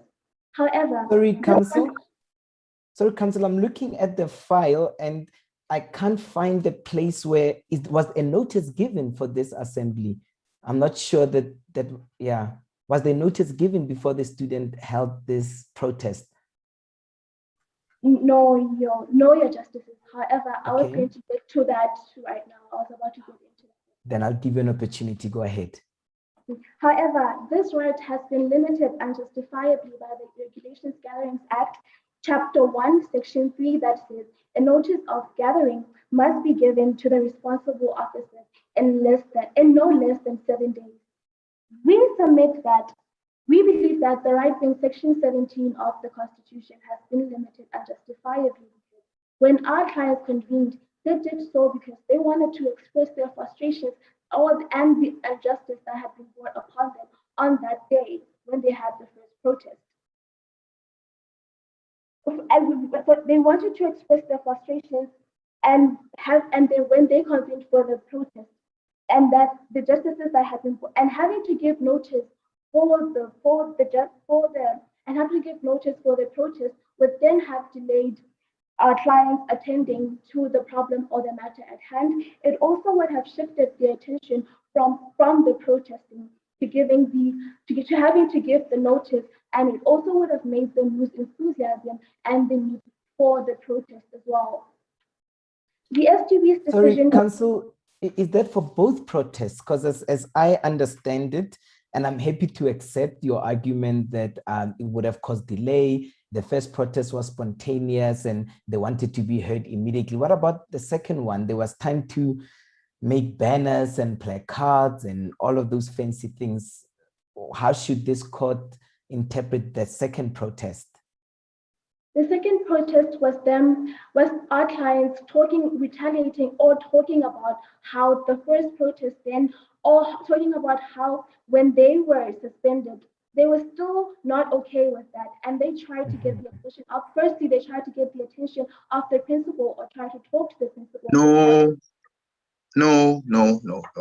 Counsel, the question is why was the notice requirement not fulfilled? They had time to make placards. Yes, they had grievances, and yes, they were going to expose those grievances at this thing, but they had time to also give a notice. Why was the notice not given?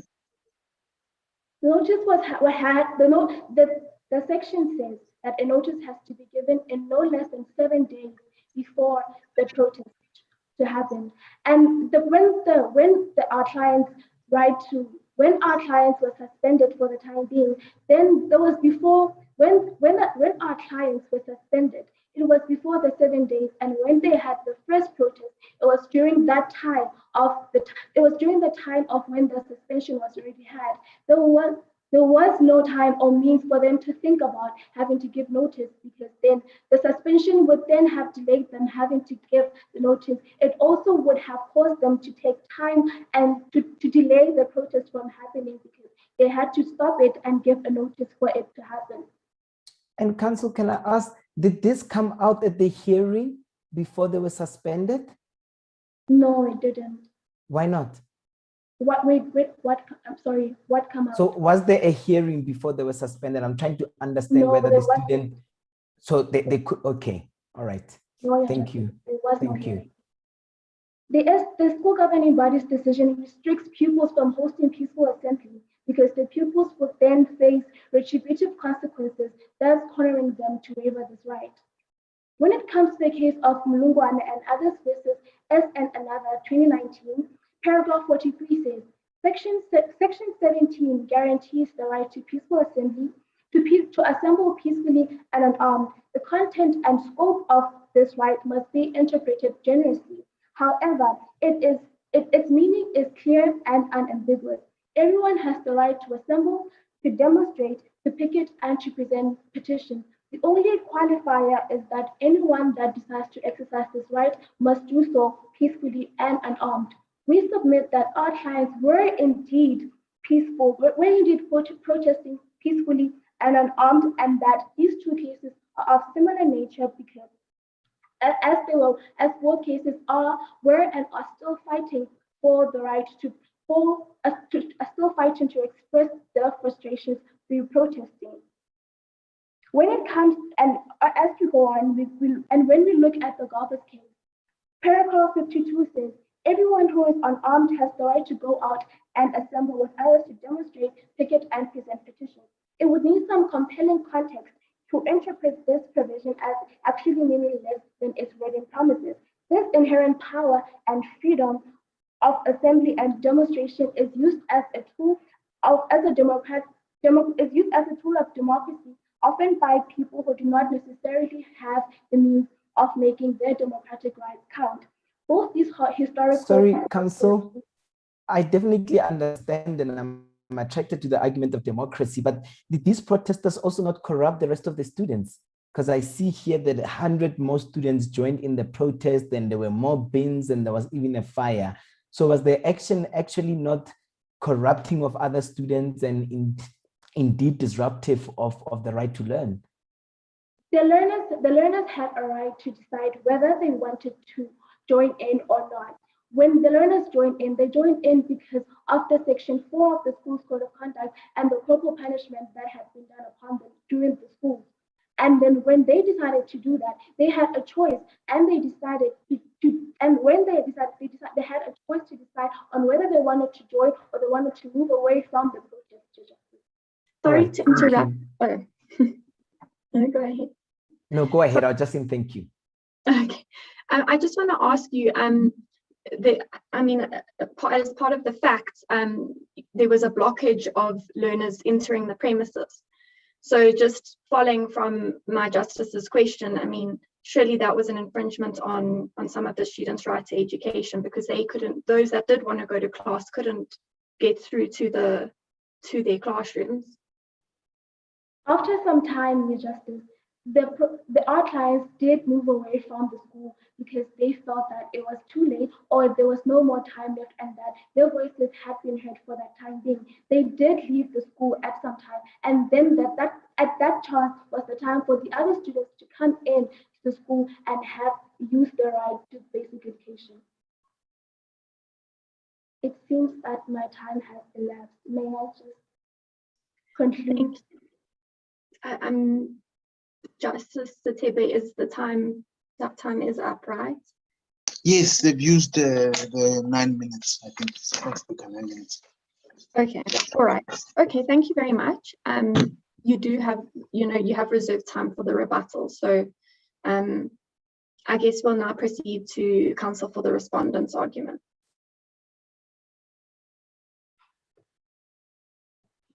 And sorry, JP, can the respondents please indicate their times again? I had gone to collect the papers when they were briefing you on what times they are using.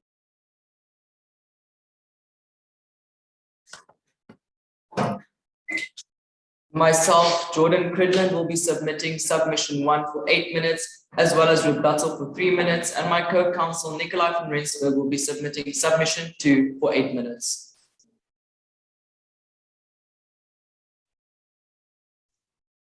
Thank you very much. You may proceed. with your argument. If it pleases the court, myself, Jordan Cridland, and my co-counsel, Nikolai van Rensburg, will be submitting the following arguments on behalf of the respondent. Number one, that Section 4 of the School Code of Conduct does not violate the right to privacy or the right to education. And number two, that the SGB's decision to suspend these learners is not unconstitutional and it does not violate the learners' right to peaceful assembly nor the right to education. The question before the court today is to what extent schools can implement discipline among their students and to what extent can the court interfere with the SGB's responsibility and the right to shape their school environment in order to attain what is best for the learners as a community. If it pleases the court, I will now move on to our first submission that Section 4 of the School Code of Conduct is not unconstitutional. If it pleases the court, I will divide my submission into two parts. That the Code of Conduct is procedurally valid and that the Code of Conduct is legitimate. The School Code of Conduct was passed in a fair way because it was in consultation with the learners. In the case Free State Province v. Welkom High 2014, paragraph 58, it states that the Code of Conduct must be aimed at establishing a disciplined and purposeful school environment, and the best interest of the learners were taken into consideration. Secondly, it was passed by the SGB and not only Ms. Khoza. And thirdly, there was a notice given to the school learners. In the case of KZN and others v. Pillay 2008, paragraph 184, it states that once the school has adopted the Code of Conduct, it should provide a place in its curriculum for the Code of Conduct to be discussed. Ms. Khoza makes Section 4 clear to the learners, and this is visible because after the bag search, only 6 cell phones were found in the whole school.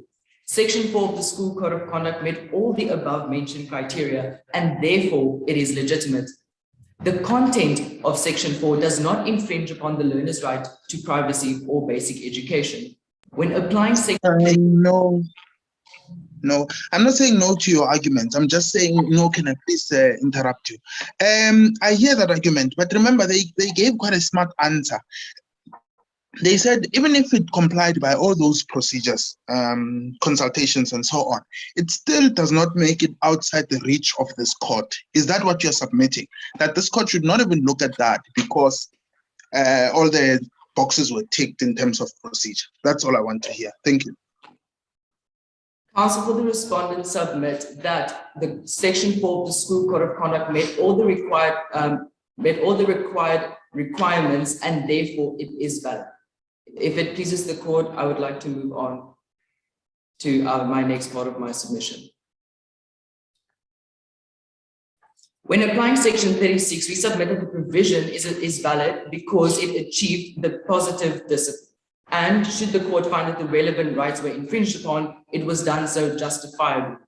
In the case of Antoni v. Governing Body Settlers High School, 2002, paragraph 17, the prohibition aimed at promoting discipline and non-compliance therewith justifies punishment. The banning and the suspension does not violate the learner's right to education. The purpose of Section 4 is to promote positive discipline and a better learning environment.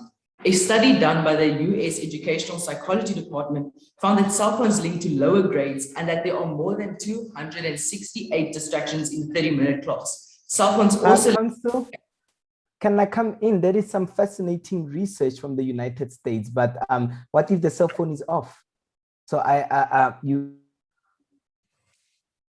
disciplined and purposeful education environment. But if the cell phone is off, surely there are no, 100 distractions per minute. Can't the student just put the phones off? Justice, in the perfect world, the students would put their cell phones off, but we know that the students were on their cell phones, they were on social media, and it was difficult for a teacher to give class. And that the facts in the case lead us to the fact that the phones weren't off, and therefore there were so many distractions. Therefore, that led to the lower quality of education, and that led to the marks being low of the school. Therefore, Ms. Khoza implemented Section 4 of the School Code of Conduct to improve the grades of the school and to improve discipline. Definitely, Council, and I'm going to push you a little bit on this one because you also mentioned that if any rights have been violated, then they have been justifiably so. Just two questions. In terms of which section in the Constitution do we justifiably limit a right? Well, if I was moving on to my right to privacy and right to basic education, I was going to prove that it was done so justifiably in terms of section 36. Wonderful. That's great. That's the correct section. And you will know already that that section says has a requirement for another alternative, less restrictive means, right? I want to put, and I'll give you an opportunity to move ahead if you prefer that. Maybe you will address it later, but I already want to put this here that perhaps just telling the student to switch the cell phone off could have been a less restrictive means. You can answer it now, or we can deal with it when you get to those sections. Up to you. Thank you, Council. Justice, I will answer that question when I address it via section 36. I'm happy with that. Continue, Council. Thank you. By making use of section 36, I will prove that the learner's right to privacy was not violated. The first leg of section 36 requires us to set out the scope and the nature of the right. Section 14 of the Constitution affords everyone the right to privacy, which includes not to have their person or home searched. The right to privacy affords greater protection to each individual, and there are certain levels of privacy.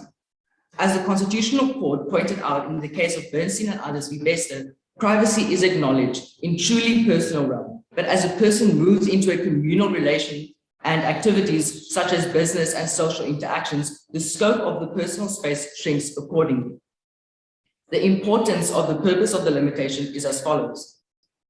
The purpose of the limitation on privacy is to afford an effective school environment, to ensure discipline and good morals. The nature of the limitation is you can impose on people's right to privacy to ensure a safe environment. At airports and at stadiums, people are searched to protect the broader community, and dignity is upheld because everyone is searched, not just certain people. No. What they said, and I understood them very well, they said that you can violate people's right to privacy in very strict circumstances. Part of them are health and safety reasons. I don't see good education being one of those grounds that should be added to the list of exceptions to the violation of the right to privacy. Am I wrong? Is the right to basic education one of those exceptions so people who go to stadiums, they should also be searched for something else that does not pose a threat to other people at the stadium? Justice, I understand your question. What we're stating is that when you are searched, you are done so for the broader community. If we take this and we implement it in a school area, this right is very important, because if a learner is on his cell phone distracting other learners, that takes away their right to education, and that lowers the quality of education. So by searching learners for cell phones to protect others' right to education, that makes sense, because we are taking care of the health and of the education of the other learners in the school. If it pleases the court and the court is satisfied, I would like to move on. I have seen that I have run out of time. I would ask the court if I can just have a brief summary of my second argument and my conclusion. I'm not sure if any of the other judges have a opposition to this. I know counsel for the applicants didn't get to conclude. Not sure if there's any objection. No, I'm happy with the arguments and the submissions, Judge President, and they have reserved time for their rebuttal. So I think we can move on to the next oralist. Sure. Thank you. This is the court.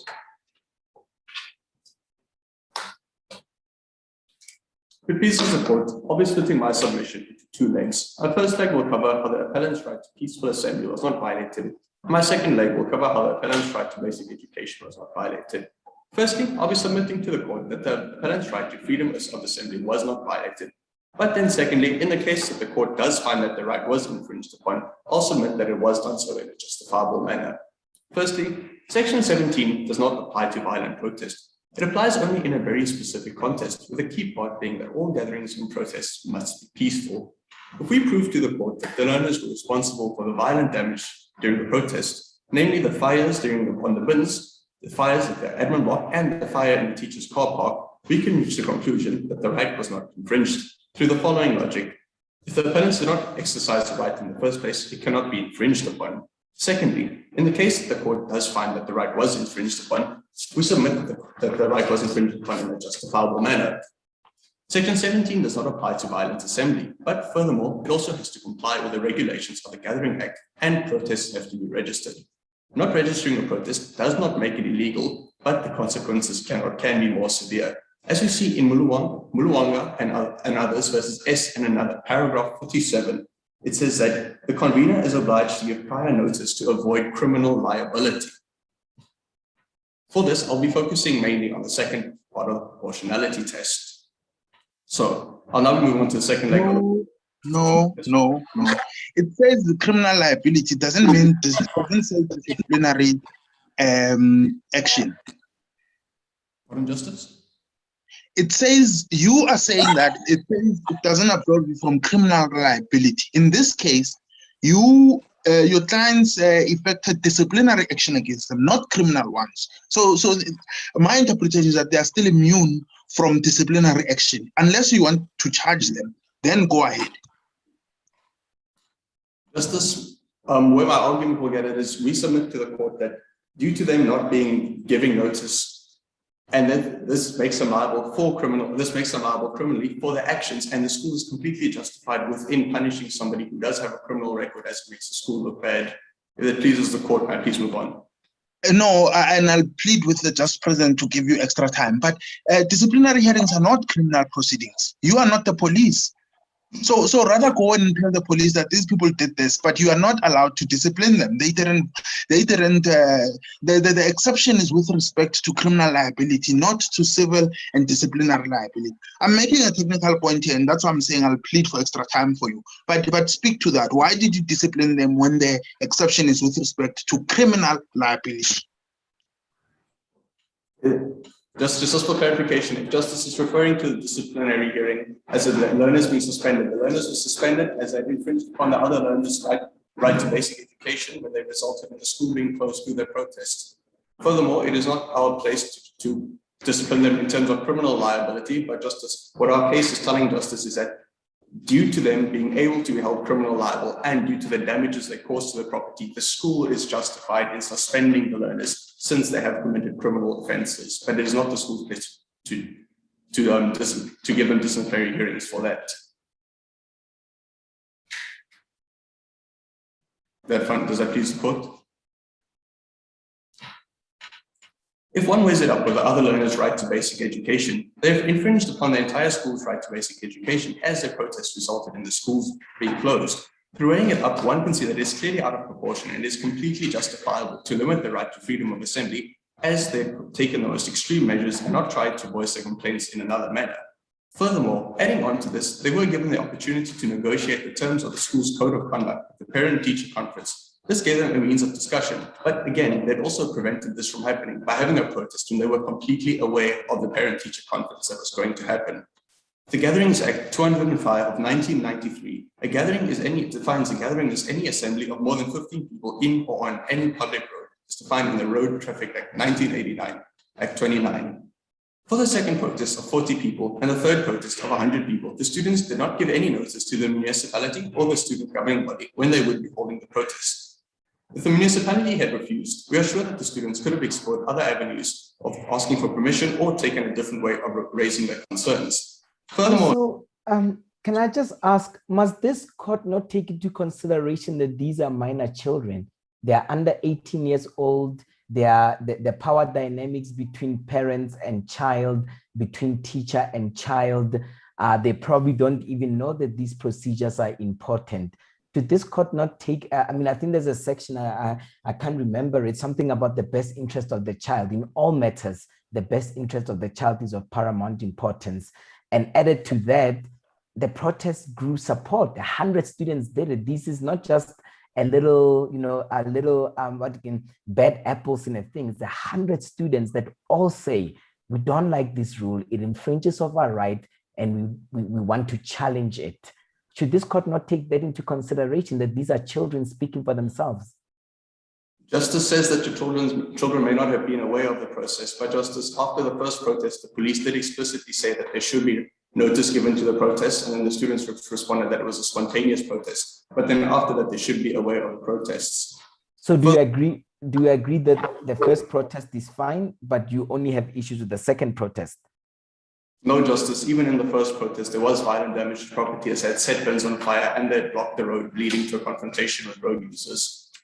Okay, thank you, Council. Continue. Justice, in the case law of Muluwanga and others versus S in another, the ruling stated that if a gathering proceeds without formal notice, in section 12(1)(a) provides that it is a contravention of this act to convene a gathering without the required notice as prescribed in the act. If damages occur during the gathering, then the appellants can and should be held liable. It also states that everybody has the right to assemble, but with one internal qualifier, that everybody exercising section 17 and the right to gather must do so peacefully.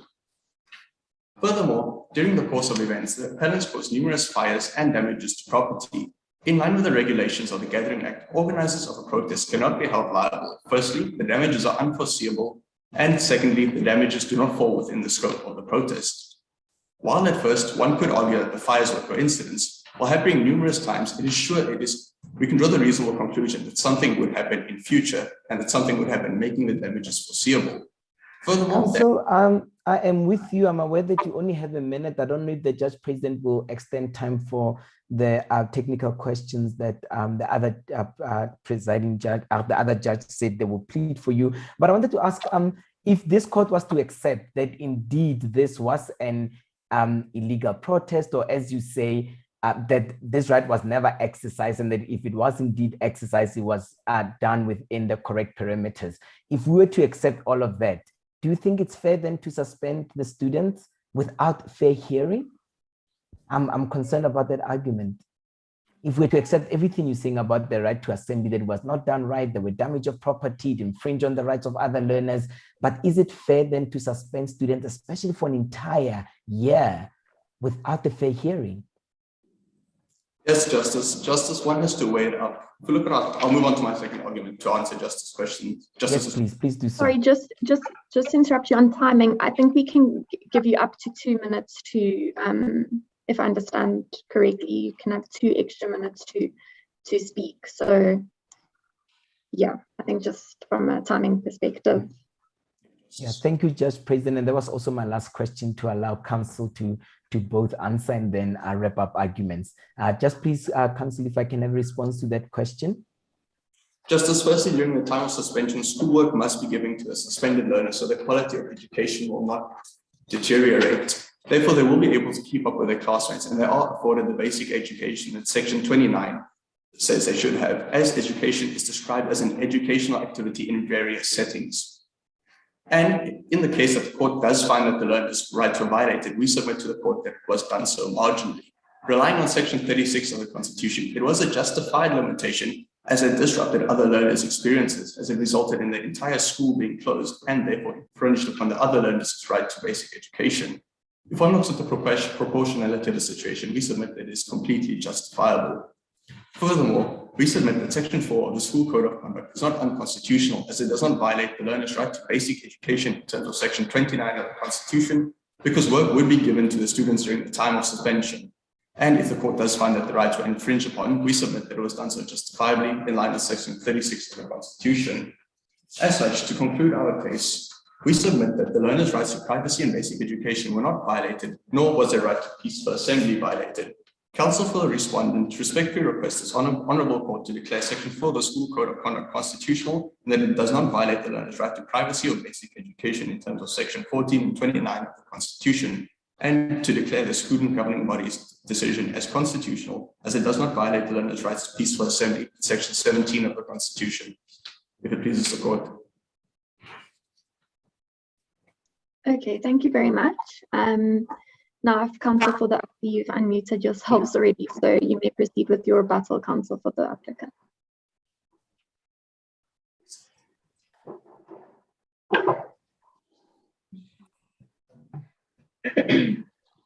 Your Justices, counsel for the respondent argues that the Code of Conduct is legitimate, as it is aimed at creating a high quality learning process for the learners of the John Doe Combined School. We tell you that it isn't. as we believe that suspending a learner is still infringing on their right to education, and there is no learning process achieved from there. We believe that the school should have rather taken less restrictive means, which could have been confiscating the phone of the learner and telling them to switch off the phone that they received. Furthermore, principal respondent goes on to tell us that a learner having a cell phone in class disturbs the means of others receiving education. But we tell you that the biggest disturbance was the principal stopping the entire school for a search merely because one learner had been found with a phone. That meant that classes stopped and the principal conducts a search, which is not even conducted on proper backgrounds for a search as stated in the South African Schools Act. And then, your justices, counsel for the respondent tells us that the suspension of our clients was right, as they damaged property during the protests, that they burned dustbins in the school. We tell you, justices, that this is not right, as these are just assumptions made by the team respondent. No culprits were found for the fires that happened in the school. The team respondent is just assuming and falsely accusing our clients of creating fires. Your justices, in concluding our case, we were saying that the SGB did not follow proper protocol for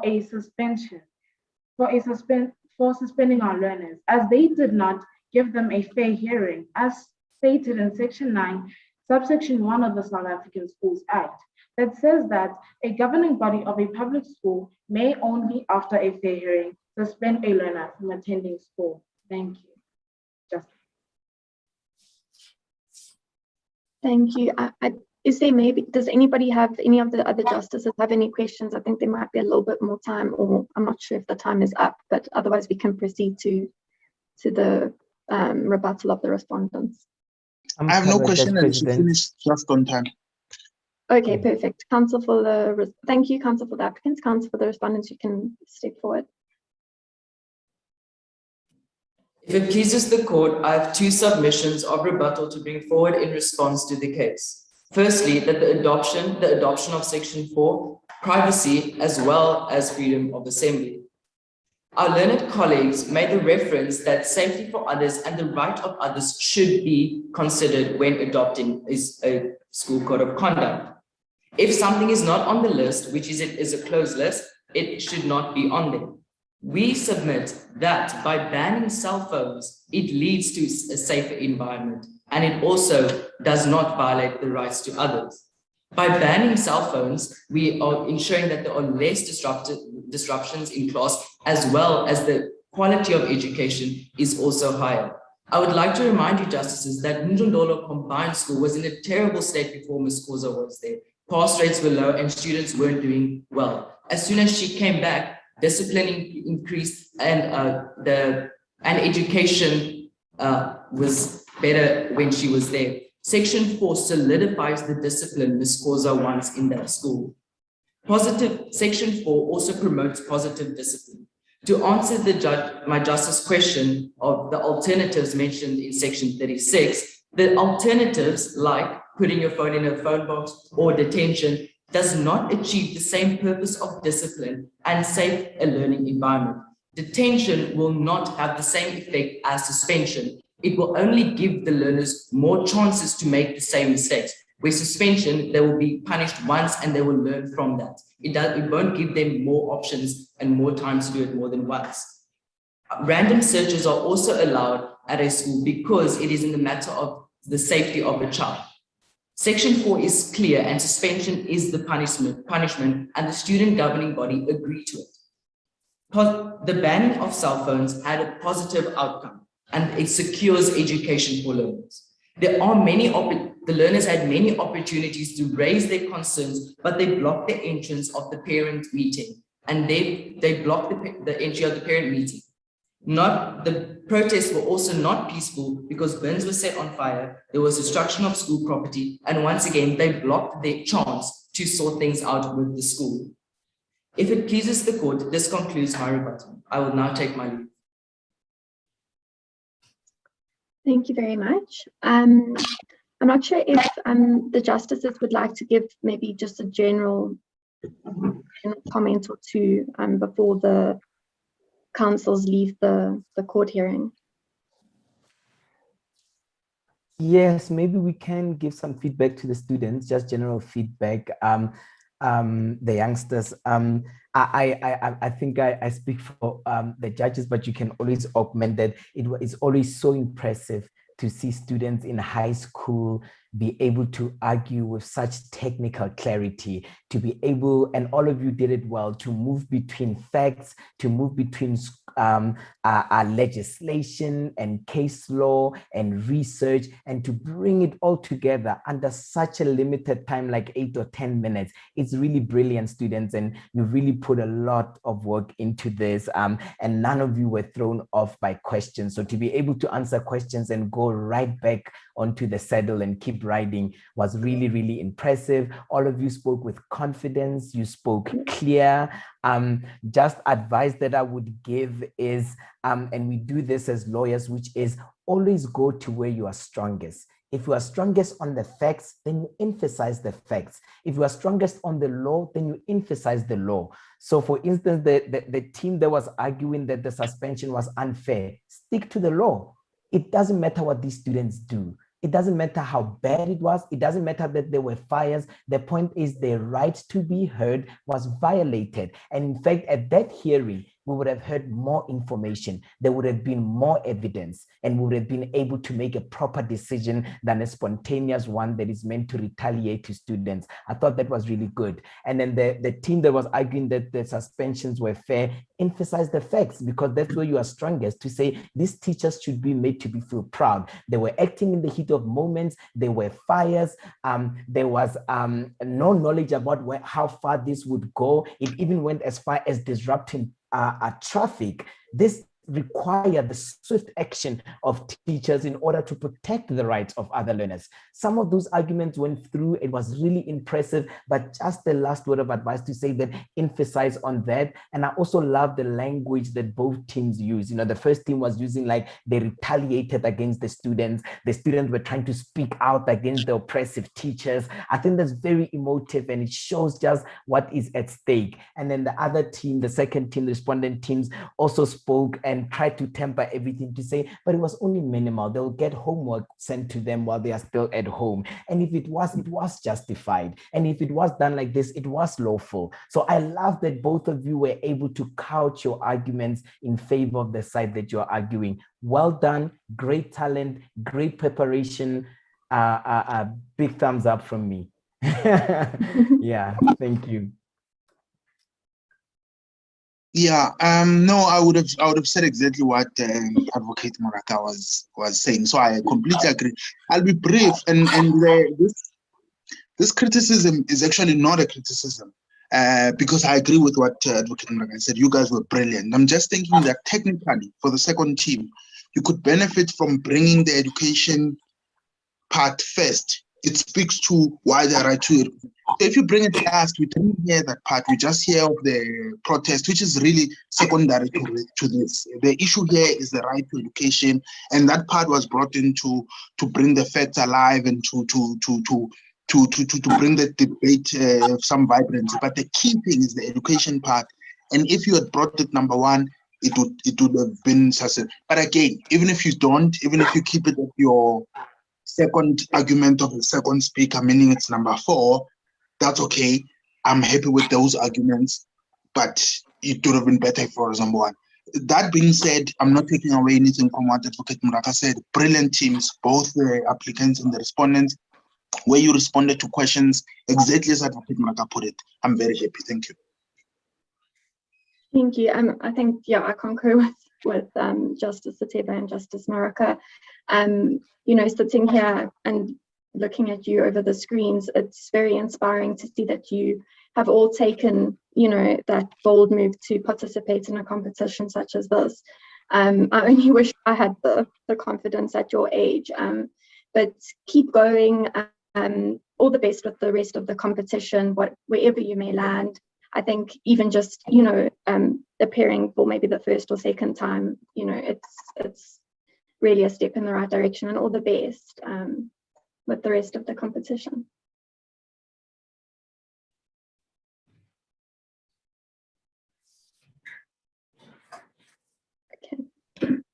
Okay, I think our JP has, kind of concluded our session for us. I think it's lunchtime for now, so we may basically have a brief break until the next session for those of us who are still needed for the next sessions.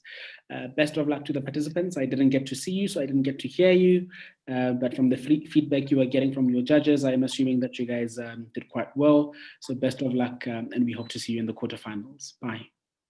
Great stuff. Yeah. Can we just stay behind the judges just to touch base on just for a minute or two? I see Kenneth has already left, but okay. It's fine. No, I will discuss with the judge president, and then yeah. Thank you so much. If you may please remove the teams from the court, and the provincial coordinator for the Western Cape is also still here. If we may please remove them. There you go. Yeah. Now it's a safe space to speak. No, just present. I thought they were a really good team. Hey, like their organization, the way they outlined it, their answers to questions, I really had very little complaints. They didn't even speak fast, which has been a recurring theme with other teams, like trying to rush through to get those stuff, and they just hit all the major points and allowed us to probe with questions. So I was very happy. I'm in the mid 70s, 75, 76 with the second team, and then 78 and 77 with the second team. That's kind of what my gauge was. Nothing distinguished the teams too much.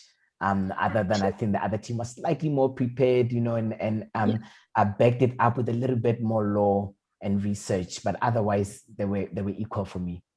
Are you talking about the applicants? Yeah, no. Yeah, definitely. Hey? Yeah, it's so difficult. Actually thinking about it yesterday, like what you benchmark it against, because at some point you want to give 80s, and then you're like, okay, but I don't know if what a 90 would be then. But yeah, I think both teams were really good. I think the confidence for me was what stuck out. And also, like you said, answering the questions without, kind of getting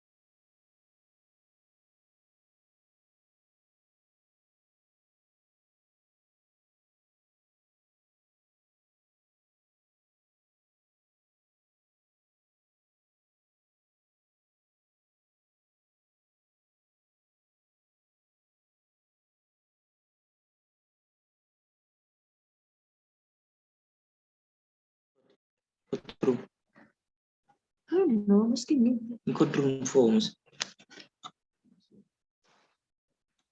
Courtroom T, I meant to say. Courty. This Courty. If you don't need this, I can just go. Yeah, this is, yeah. How? Oh, Yeah, we are okay. fine. We're fine. We're fine. Where will you be seated? Good afternoon. Is everyone ready to start? Yes. No. Where is that? Yes, we're ready to start, but team 1 to 3 is not supposed to be here. We're supposed to be with team 1 to 9. Which team is this? This is team 1. No, it's the right. Oh, Red one. for the applicant. Yes. Okay, we're in the right courtroom. Okay. Are we sorted? Yes, that's fine. Team 1 to 3 is the applicant and team 1 to 3 is the respondent then. Yes, thank you so much. No. Please note that. Excuse me? Team 1, 2, 3 is the Team Madam, 143 is the applicant and team 123 is the respondent. Yes, I'll change the A.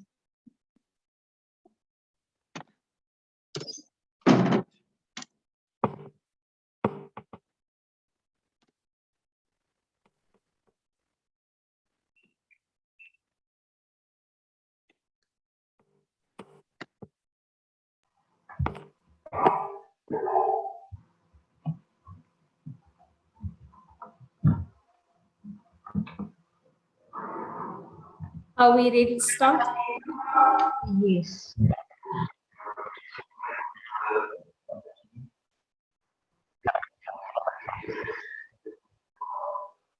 We're ready.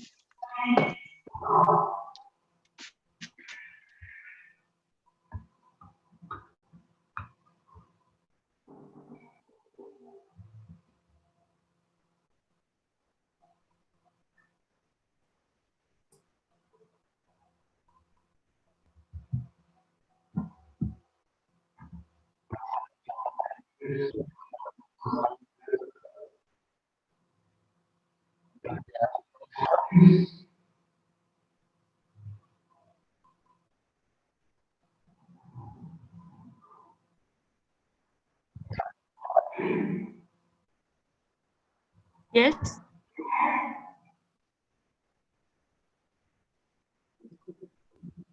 We're here.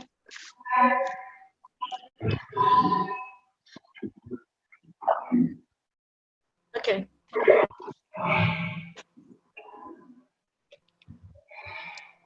Before we start, can each team please type the participants' names in the chat box? So for the applicant, oralist 1 and oralist 2, please type your name in the chat box, as well as for the respondent, oralist 1 and oralist 2, please type your name in the chat box. Just in terms of the rules, just note that each party has 20 minutes each. No speaker may speak for more than 12 minutes or less than 8 minutes. The applicant is allowed to reserve 3 minutes for rebuttal, and the respondent is also allowed to reserve up to 2 minutes for rebuttal.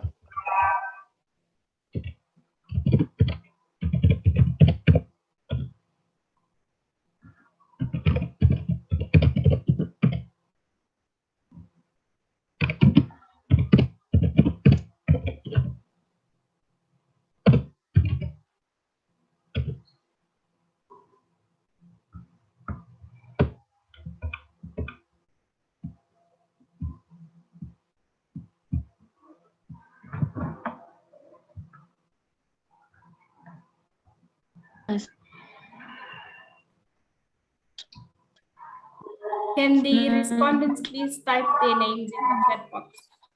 Pause. Is it pause? No.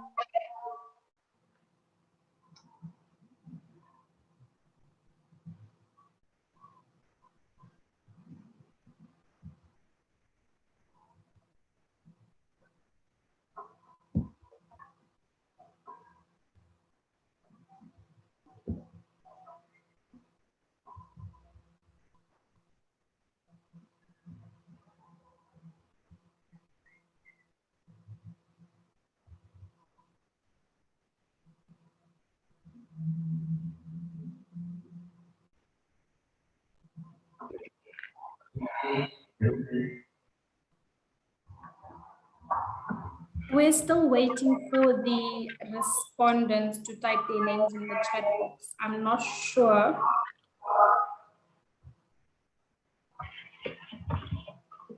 We're still writing the.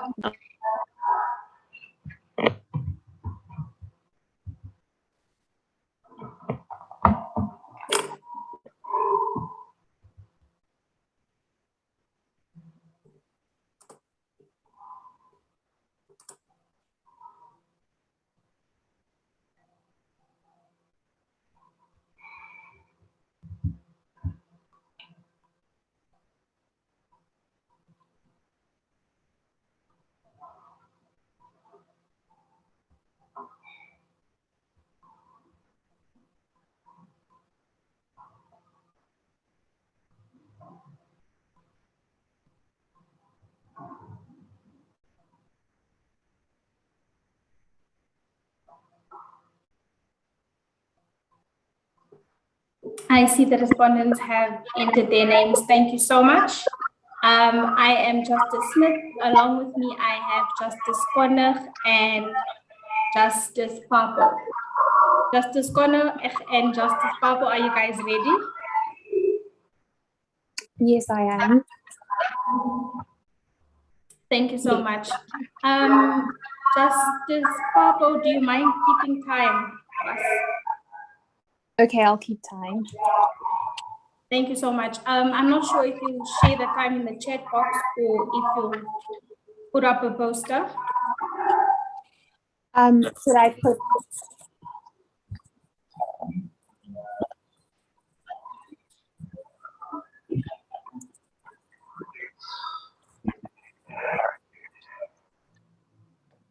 Sorry. Is it better now?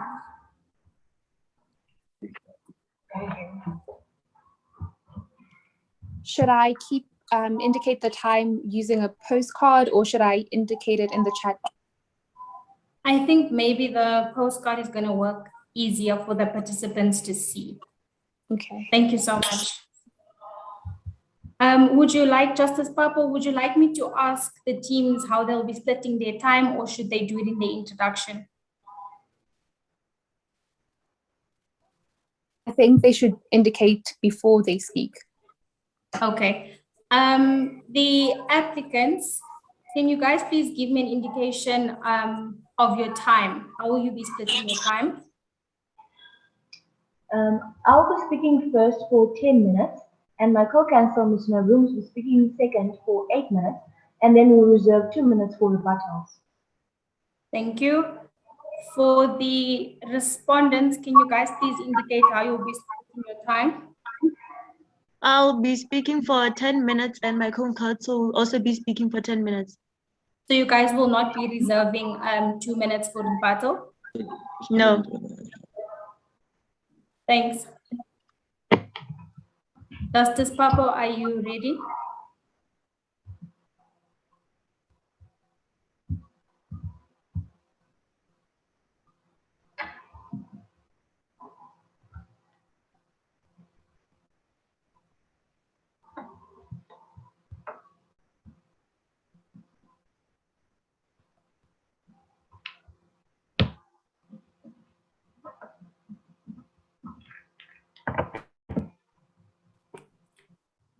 The applicants, you guys may begin. Your justices, as I've introduced myself, I am Nsmcc Mangai, and I appear on behalf of my applicants, and to my right is my co-counsel, Ms. Narooms. Will the court find a brief summary of the facts helpful? You may proceed with the facts, counsel. Okay. The critical question before this court is whether the suspension of these learners was unconstitutional due to Section 4 of the School Code of Conduct, thereby violating their right to Sections 14 and 29 of the Constitution, as well as due to the decision of the school governing body, thereby violating Section 17 of the Constitution. And in response to this question, the applicant has 3 submissions. Firstly, that Section 4 of the School Code of Conduct violates the rights to privacy. Secondly, the School Code of Conduct also violates the rights to basic education. And thirdly, that the school governing body's decision violates the right to peaceful assembly. As it pleases the court, turning to the first submission regarding the violation of the right to privacy. The respondent confiscated the applicant's phone, thereby violating their rights to privacy in terms of Section 14b and c of the Constitution.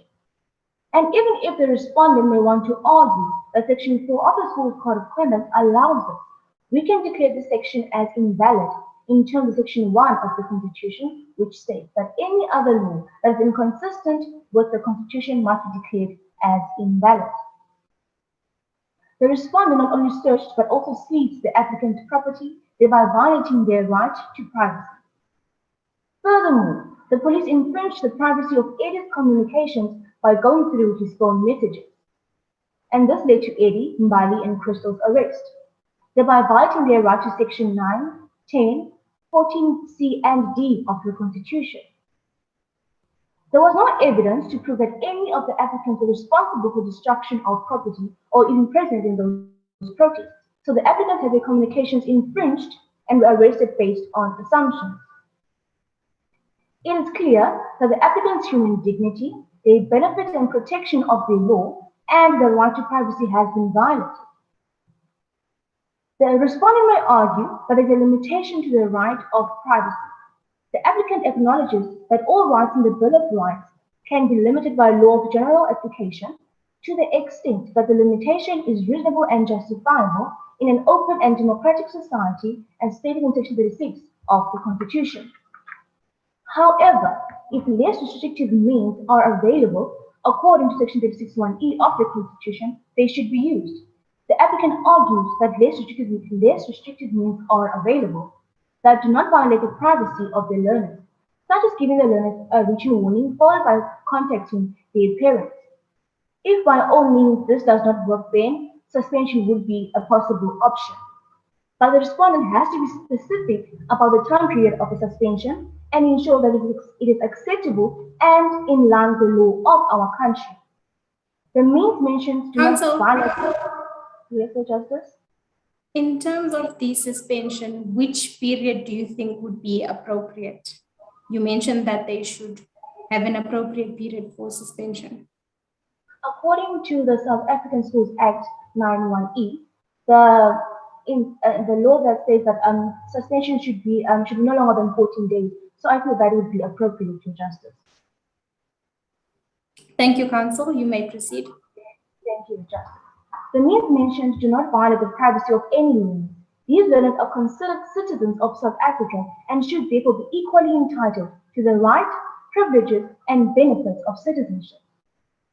If there are no further questions on the first submission, I will now proceed to address the second submission regarding the violation of the right to basic education due to Section 4 of the School Code of Conduct. The respondent only sees cell phones as a distraction but not as a learning tool, and in that manner violates the right of the applicant in terms of Section 28(2) and 29(1)(a) of the Constitution and Section 1 and Section 8(1) and 2 of the South African Schools Act, and also according to the case law NEC for Education, cases in and others with February 2008, paragraph 61 and 98. Banning of cell phones is not in the best interest of the learners, as phones can be allowed in schools with less restrictive means in cognition to Section 36(1)(e) of the Constitution, and the quality of the learning process will still be maintained. Phones can be silenced or switched off during classes and placed on learners' desks so the educators can see them, and this teaches the learners self-discipline as well as self-control, and only be allowed to be on their phones at appropriate times, which is at breaks and after school, and this teaches them time management. For learners to learn how to use their phones appropriately is a vital life skill, which they have to develop before adulthood and before they enter their workplace. Section 4 of the School's Code of Conduct does not provide or present the learners with an opportunity to practice these skills and be able to acquire them. And therefore, this is not in the best interest of the learners present nor their future, as well as the improvement of the learning process is not put into consideration. In addition, the School's Code of Conduct does not stipulate for how long a learner can be suspended for, thereby taking vital educational time from the applicant. in terms of Section 291A of the Constitution and Section 91E of the South African Schools Act. The Schools Code of Conduct is not specific enough in terms of suspension, and therefore this Code of Conduct states the interest of the school too broadly.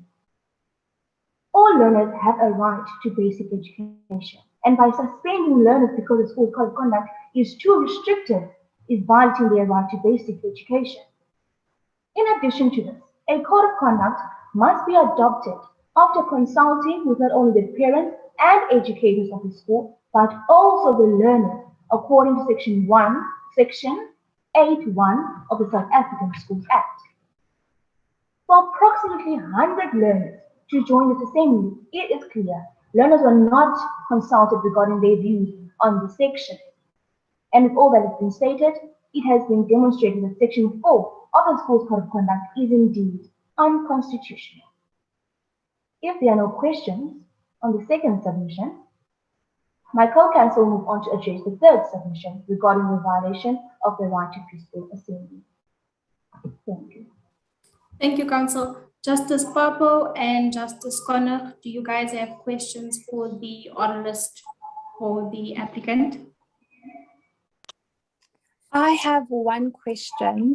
So it is mentioned in the fact that in the second strike or the second protest, some students were prevented from being able to enter the school premises, which constitutes a limitation of their right to education.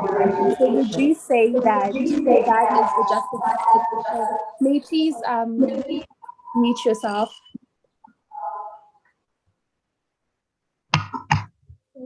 Okay. So would you say that that is a justifiable limitation of their right to education? I'm sorry, Justice, I didn't get the question. Could you please repeat it? Okay, I will. So it's stated in the facts that during the second protest, some of the... I'm getting feedback. May you please mute yourself?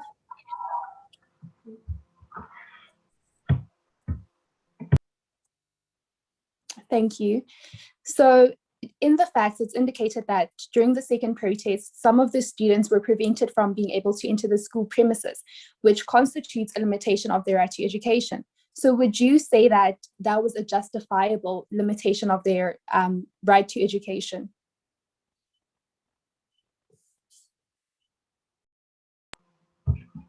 Your Justice, it cannot be proven with clarity that it's because of the applicants that their right to education was being limited.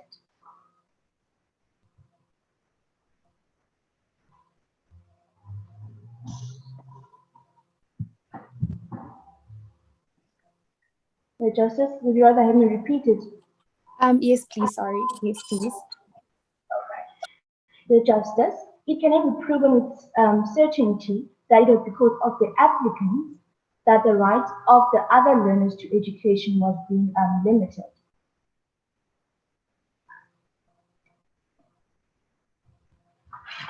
Because the applicant sees that because the applicants were the leaders of the protest, they do not have to take responsibility for issues that have arisen. We will refer to a similar case that took place in the United States of America during the year 2020, in which protest leader Darren Mickelson was held accountable for objects being thrown at an officer. The judge in this case ruled that there were First Amendment concerns with regards to Darren Mickelson's rights. According to the international law, Article 19 of the Universal Declaration of Human Rights, every person has the right to freedom of opinion and expression, and the applicant argues that therefore, due to these learners being leaders in a protest that they have the right to lead, should not be held accountable for the actions of others. Okay, thank you, Counsel. I think your co-counsel may proceed with her argument. Thank you, Justice. As it pleases the court, I am Gina Rooms, and I will be speaking for further 8 minutes to address the third submission. We submit that the school governing body decision is unconstitutional as it violates the rights of the applicant to peaceful assembly. The school governing body is suspending the applicants for holding a peaceful assembly, thereby violating the rights to equality, human dignity, and peaceful assembly in terms of sections 9, 10, and 17 of the Constitution. Counsel, Was it really a peaceful protest if, one, learners were not being allowed to enter the school premises, and two, there were subsequent fires that broke out during the protest? Justice, may I please consult with my co-counsel? You may, counsel. Thank you.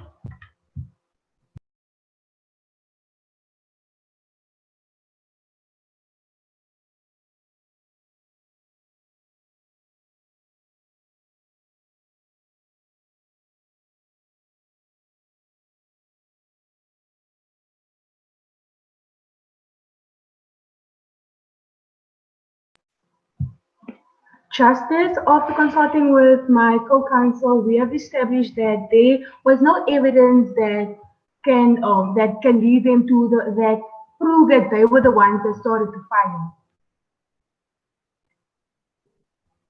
Thank you, counsel. And then in relation to the other point, the one about them blocking students from entering the premises, what is your submission in relation to that?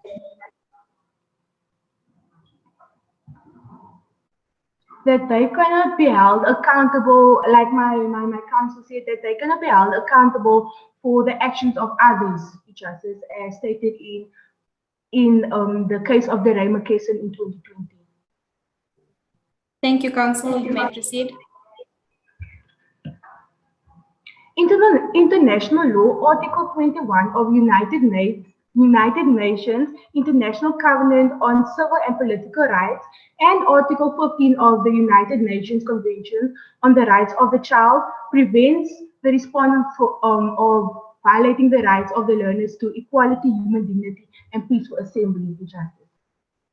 The applicants exercised their rights accordingly and were arrested based on assumptions.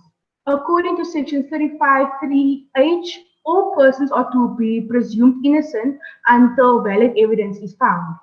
We can all agree that the Constitution is founded on the following values: human dignity, the achievement of quality, and the advancement of human rights and freedom. For learners to be arrested and suspended due to voicing their concerns, how can this be in accordance of advancement of human rights and freedom that our country fought long and hard for? There was a fire in the administration building, and Precious, Tatu, and Apiwe were arrested because they were the ones leading the protest the previous day. Then a burning satellite near the teacher's car park, and Eddie, Mbali, and Crystal were arrested because of the messages found in Eddie's phone. But in both incidents, no culprits were identified by the police, so there is no evidence that these learners were responsible for the destruction of any property. Therefore, the applicants still have the constitutional protection and the benefit of the law, and these arrests have tainted and taken away the human dignity of the applicants. In addition, Section 28(1)(g) of the Constitution states that every child has the right not to be detained except as a measure of last resort. Surely, the police could not have accepted arrest as the last resort. The learners' parents could have been contacted immediately versus them being arrested and their human dignity being violated. We must remember that the applicants are minors and a child's best interest is of paramount importance, according to Section 28 of the Constitution. In addition, the applicants assembled for a lawful purpose, and the school governing body still suspended them for the maximum period. Again, the maximum period is left undetermined, thereby violating the rights in terms of Section 1E of the South African School Act and in terms of the case law of Satau and another versus Gava's case, paragraph 52. Excuse me, justices, I just want to read some more.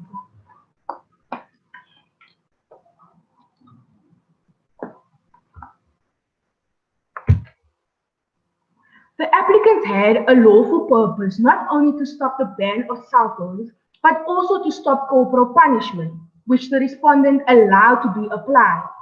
And the purpose to stop corporal punishment was achieved. The respondent was aware of the wrongfulness of the actions and put a stop to the corporal punishment immediately. Justices, with all these facts taken into consideration, it has been demonstrated that the school governing body's decision was unconstitutional. The state must respect, protect, promote and fulfill the rights in the Bill of Rights. The school governing body is no exception. Justices, if there are no further questions, I will now proceed to give a summary of our arguments and to conclude.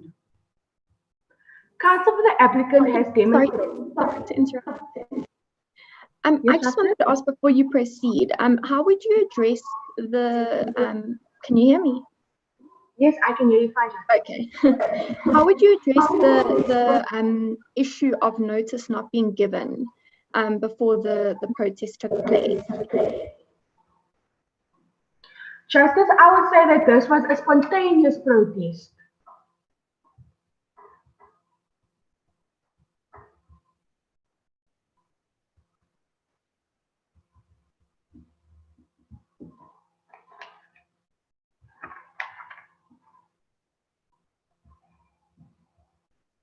Sorry, Justice, this is answer your Yes, so question. you're saying, yes, so sorry, to clarify, you're saying because it was spontaneous, no notice needed to be given. Justice, there was a lag in the connection. Can you please repeat that? Sure. So just to conclude, your argument is that because it was a spontaneous protest, no notice was needed to be given in terms of any kind of legislation or any laws. Yes, Justice. I'm not completely sure what law says this, but in my research, there is a law that says that excuse me, sorry. When a protest is spontaneous, no notice has to be given of the gathering. Okay. Sorry, Counsel, you have 10 seconds to please conclude your argument. Justices, we as the counsel for the applicant plead to this court that the 6 learners be allowed to continue with their school career at Unjandolo Combined School, and that we also declare that this court, we request that this court declare that the decision of the High Court is incorrect in finding that there was no violation to the right of privacy and basic education due to Section 4 of the School Code of Conduct. Thank you, Counsel.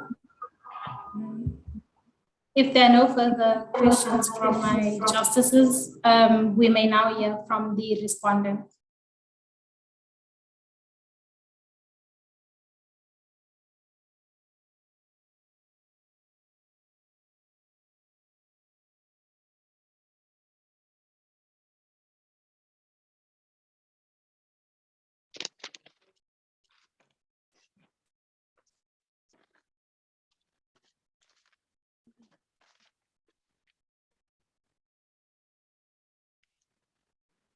The question before the court is whether the school's code of conduct was unconstitutional and if it violated the learner's right to privacy and education in terms of section 29 and 14 of the Constitution, and whether the SGB's decision was unconstitutional and if it violated the learner's right to peaceful assembly in terms of section 17 of the Constitution. We as the respondent would like to submit that the school's code of conduct was constitutional and did not violate the learner's right to privacy and education, and the SGB's decision was constitutional and did not violate the learner's right to peaceful assembly in terms of section 17 and section 17 of the Constitution. Firstly, I'd like to give a background of the school. The respondent had a problem with discipline and high absenteeism among learners. The pass rate was low, with a matric pass rate of 53% in 2018. The problem was that instead of paying attention in class, many learners were on social media on their phones, and teachers found it very difficult to teach in such conditions. Going to my first point of whether the school's code of conduct was unconstitutional and if it violated the learner's right to privacy and education. The school's code of conduct is the law of the school, just as the Constitution is the law of the country. The code of conduct cannot be implemented without proper consent and consultation with all parties affected by the code of conduct. And who are those parties affected by the code of conduct, which are the teachers the principal, and the learners themselves who knew about the code of conduct. Every public school is said to have a code of conduct which contains rules that govern the school. These rules are laws to be followed by the school. A code of conduct is adopted after consultation with the learners, parents, and school as shown by Section 8, subsection 1 of the School Act. This proves that the school's code of conduct is constitutional and the learners knew about its implementations, and is also supported by the School Act number 84 of 1996. A school code of conduct is put in place to govern schools with the aim of establishing a disciplined and purposeful school environment as shown by Section 8, subsection 2 of the School Act. Section 4 of the School's Code of Conduct of Mjondolo Combined School is also set to make a better learning environment with no other odd motives. A school's code of conduct is put in place to govern the school with the aim of a disciplined and purposeful environment as shown in Section 8, Section 2 of the School Act. Before the introduction of the code of conduct, Mjondolo School was problematic and disciplinary problems, but now it's different. This shows that the code of conduct is not only constitutional, but is also effective as it yields positive progress in the school. It also makes a good learning environment. It also... Council, if we look at the facts, after the implementation of actually before the implementation of the code of conduct, there was already an increase in the matric pass rate. So can we really say that the implementation of the code of conduct is the reason why there's an increase in the pass rate? Yeah, another the metric pass rate before the code of conduct was implemented was very low. It increased only after the code of conduct was implemented. Council, if we look at page 1 of the facts, the last paragraph, we'll see that already there was an increase in the pass rate. And if you look at page 2 of the facts, the first paragraph, you'll see that then is when the code of conduct was implemented. So what is your submission in relation to that? I'd like to have a consultation with my co.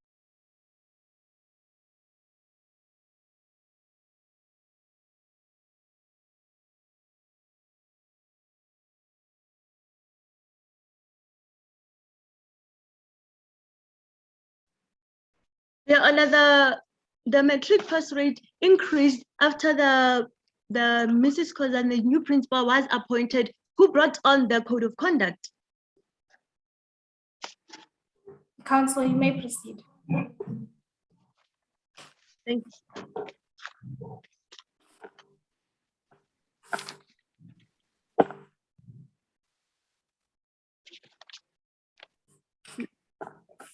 The implementation of Section 4 of the Code of Conduct is not to violate any constitutional rights of learners, Section 14 and 29 to be precise. If anything, it has made the school more suited as a learning environment, and teaching conditions are better with less distractions. Learners are just trying to justify the reckless behavior of disobeying the Code of Conduct and hiding behind the Constitution. With the Constitution comes responsibilities which they fail to account. The prohibition of cell phones in the school premises is, however, not a personal interest to anyone, but to establish and enhance studying and reduce eruptions. Before the learners were suspended, the principal warned the learners about what would happen if they are found with their cell phones, but the learners chose not to listen to the principal and his warning. This goes in hand with Section 36 of the Constitution, which is the limitation right, which states that the right in the Bill of Rights may be limited only in terms of the law of general application, to the extent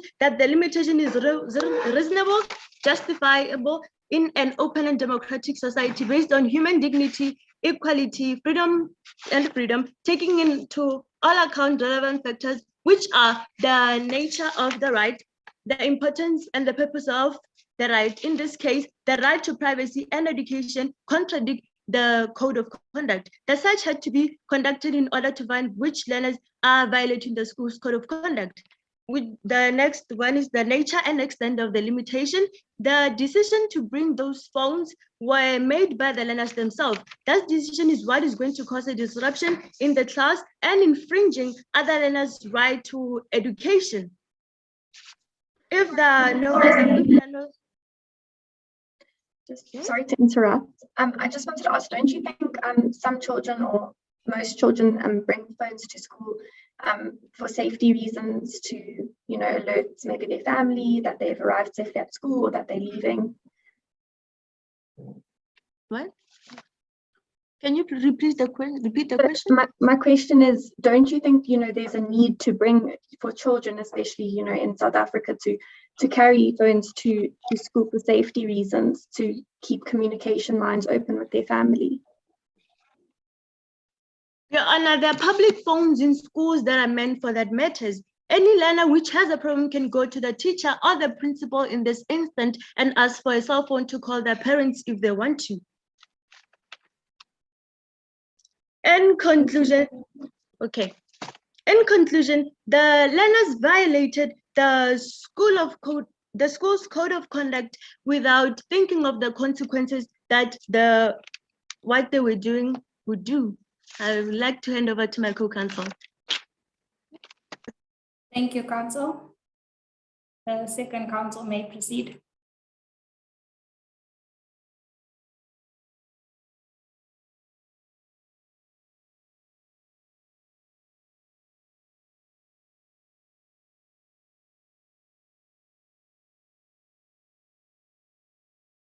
Good day, my justice. As my co-counsel has stated, I shall be dealing with the second submission of the respondent where the student governing body's decision is not unconstitutional and does not violate learners' right to peaceful assembly in terms of section 17 of the Constitution. My Chief Justices, before I begin with our submission, I would like to put in context the functions of student governing body to substantiate my argument. Your Honor, the governing body's functions are set out in section 20 of the Schools Act to govern efficiently, also to have the capability or will to implement the rules in schools, situations such as these ones, and to enforce them in case learners misconduct by means of specific disciplinary measures. The school governing body's decision, my lord, is not unconstitutional and does not violate learners' right to peaceful assembly. To begin my submission, my lord, I would like to actually argue with the case that the applicant has stated earlier on, saying that the suspension was actually wrongful and it violated learners' right to peaceful assembly. My lord, I would like to say that the uncalled behavior of the 6 learners had led to the suspension from school. This, my lord, is being a penalty for disobeying the code of conduct as stated in the section 8 subsection 3 of the School Act 1996 of guidelines for code of conduct for learners, my lord. The call was accurately constitutional and did not in any other way violate learners' right to learners' right in terms of section 17 of the Constitution, my lord. The decision taken by the school governing body, or rather the SGB, was taken in the interest of education and the safety of learners. The 6 learners had no intentions of acting peaceful as they got violence, as they got physical and dragged things across the school gate, my lord. The school was also, need I remind you that, my lord, the school was also set on fire with this sort of behavior. Their assembly was no longer peaceful but violent and extremely dangerous. My lord, this then means that the learners lost their constitutional protection with regards to section 17, that they do not longer have the right to actually do this kind of activity.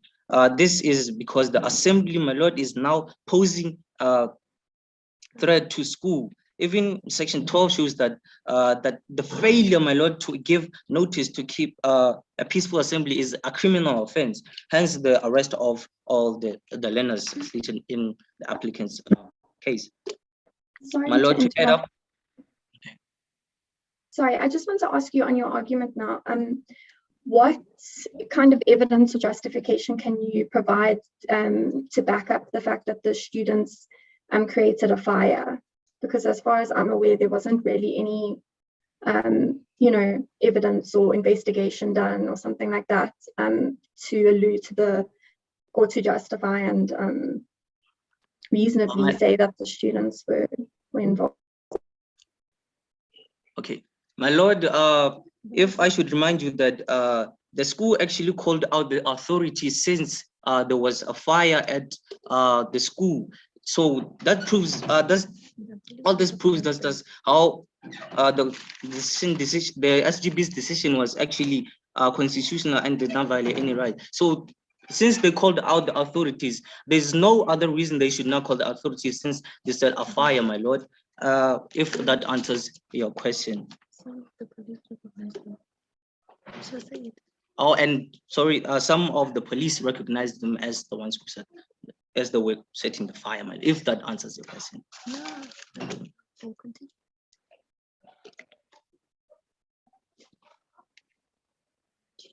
Okay. My lord, if I should add up to what I was saying, that's my submission.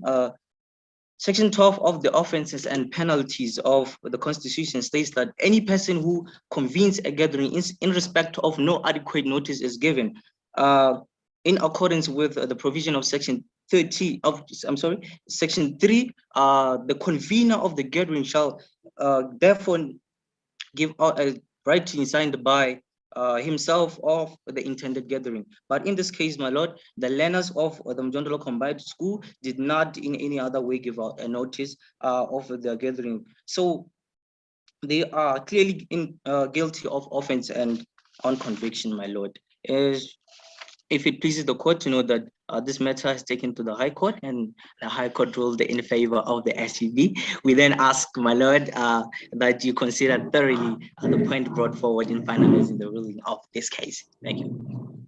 Counsel, don't you think that suspending the learners for the rest of the year was too harsh of a sentence? Isn't there an alternative that the school could have pursued? Let me rather consult with my constant, my co-counsel.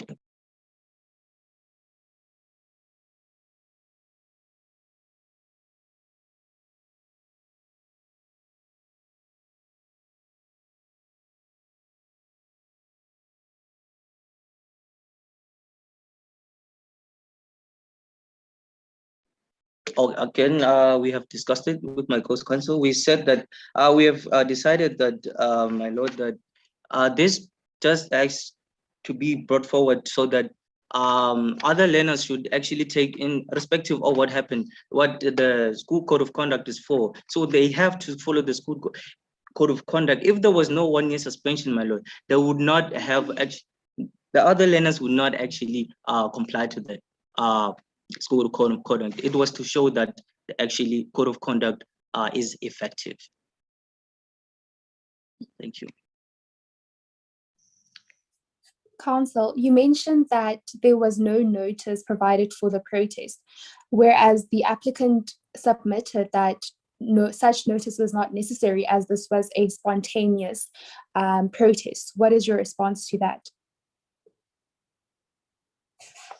That is a very good question, my lord. The first notice was actually submitted, given out on the first strike. So the second strike, they had no other, and the second and the third had no they had not given out any adequate notice, my lord. Counsel, just to clarify, what my justice is asking is that given that the applicant submitted that the protest was of a spontaneous nature, therefore no notice was required. What is your response to that?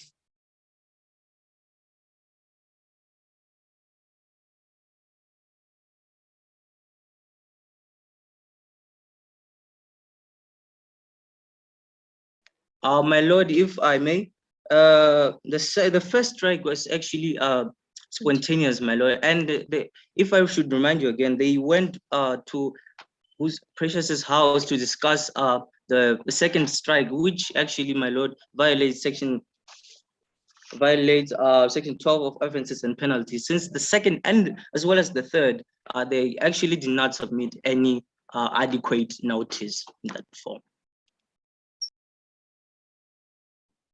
Thank you, counsel. If there are no further questions from my justices, we will now hear from the applicant who will be doing the rebuttal.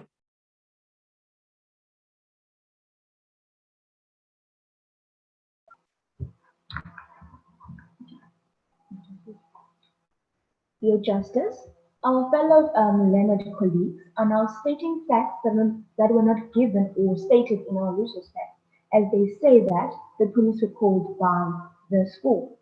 It doesn't state that anywhere in the resources that we received. And also, our applicants can't be held responsible for the actions of others because the police did not identify any culprits in any of the incidents where property was destroyed.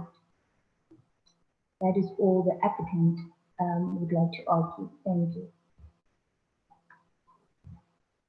Thank you, Council. The respondents has not reserved time for rebuttal, so they will not be responding to your rebuttal. Due to time constraints, we will not be giving any feedback. Thank you and good luck with the rest of your rounds. Thank you very much. Thank you. Thank you. Good luck. No, Shonja, do you want us to stay behind or must we? I know. We don't have to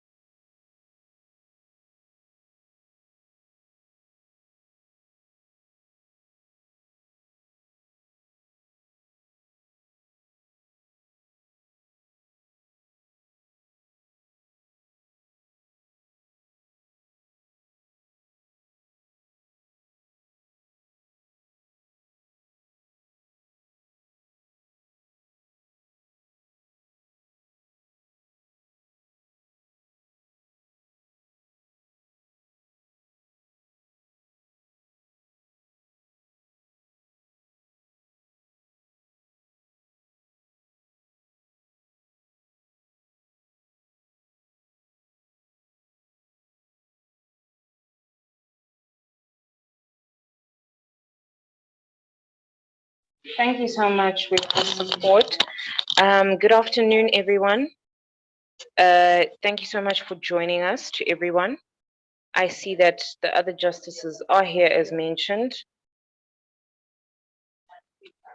Could we just ensure that the two teams, that your audio and video is up and running? So applicants, if you could switch on your audio and video and just greet the court so we see that it's working.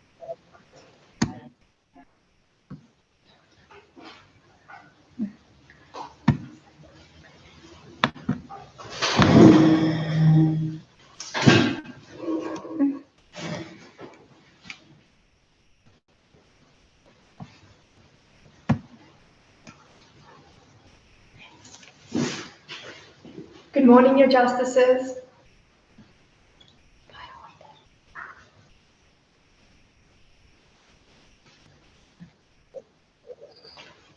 Please just do the same, and then applicants, if you could mute yourselves.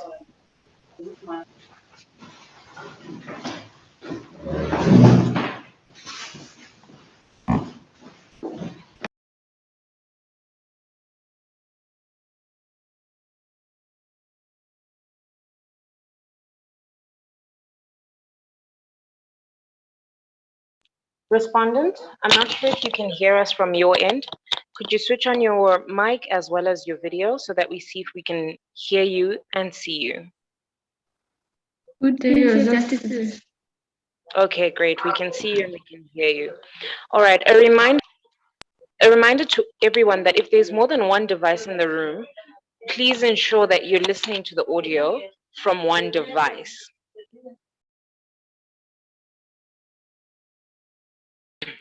So I think that we need to go. Apologies, I was speaking with my mic muted. I think that we are set to go. So if I can just ask the teams to write their names and surnames in speaker order as well as time allocation in the chat box. And then of my two co-justices here on this bench, is it possible for one of you to do timekeeping, whoever's in a better position? Can I have a volunteer, please? I can volunteer for that, Chief Justice. Thank you, Justice Makaye. So Justice Makaye will be able to tell you to go ahead or not whenever you are ready to the teams. And just as you write, so an example of what you're putting in the chat box, Justice Nyamazi, speaker 1, 10 minutes for the applicant. Great, I see already the respondent has done it and done it correctly. Okay, great, thank you. And applicant, once you're ready, you can notify Justice Makaya and we'll be able to start.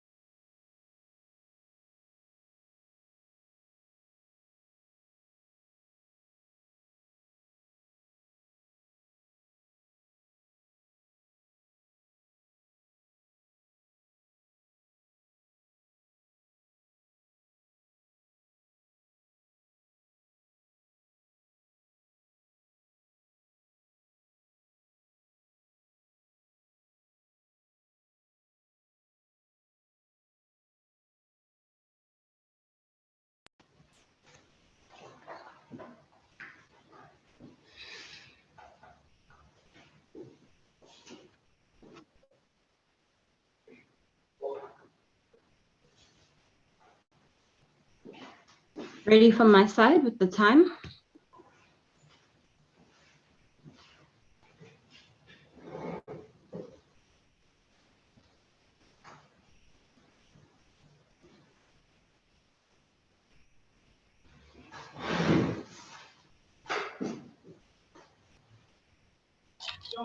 We're ready for you, applicants. Please go ahead.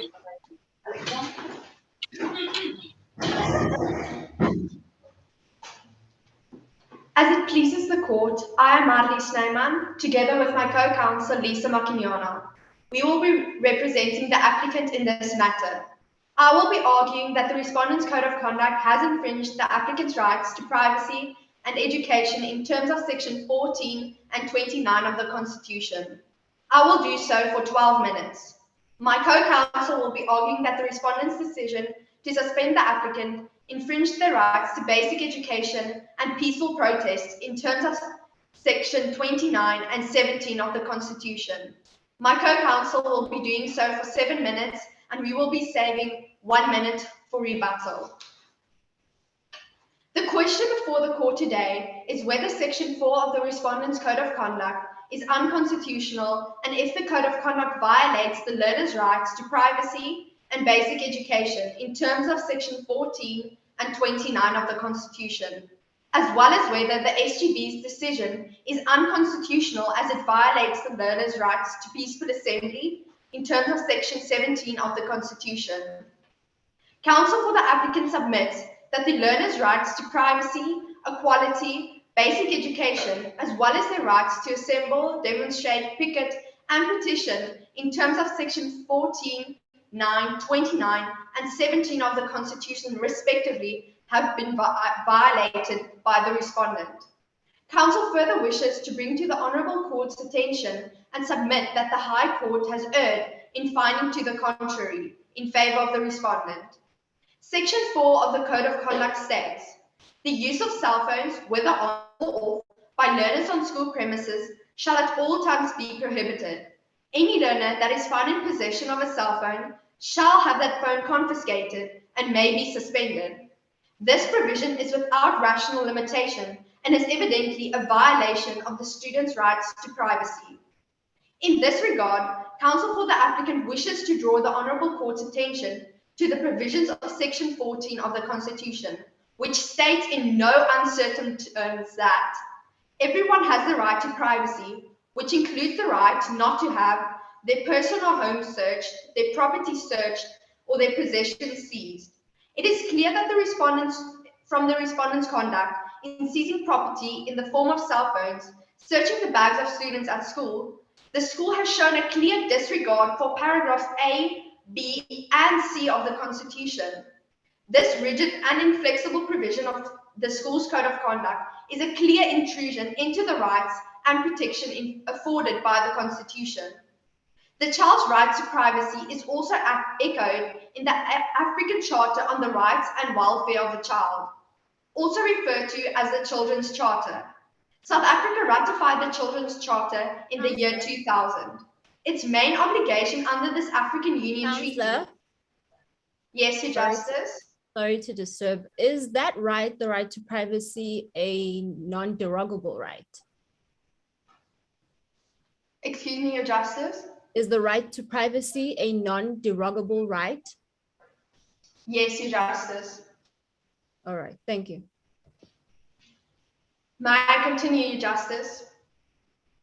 You may continue. Thank you. South Africa ratified this Children's Charter in the year 2000. Its main obligation under this African Union Treaty is to ensure that the rights of children are fulfilled. Article 10 of this treaty states, no child shall be subject to arbitrary or unlawful interference with his privacy, family, home, or correspondence, or to the attacks upon his honor or reputation, provided that the parents or legal guardians shall have the right to exercise reasonable supervision over the conduct of their children. The child has the right to the protection of the law against such interference or attacks. It is clear that the applicant's rights to privacy was not only violated by the respondent in terms of South Africa's constitution, but also in terms of the Children's Charter. The applicant's rights to privacy were violated on a national and international level. It is therefore undeniable that the respondent's code of conduct is unconstitutional in all aspects of law. Although the respondent may argue that its conduct may be justified.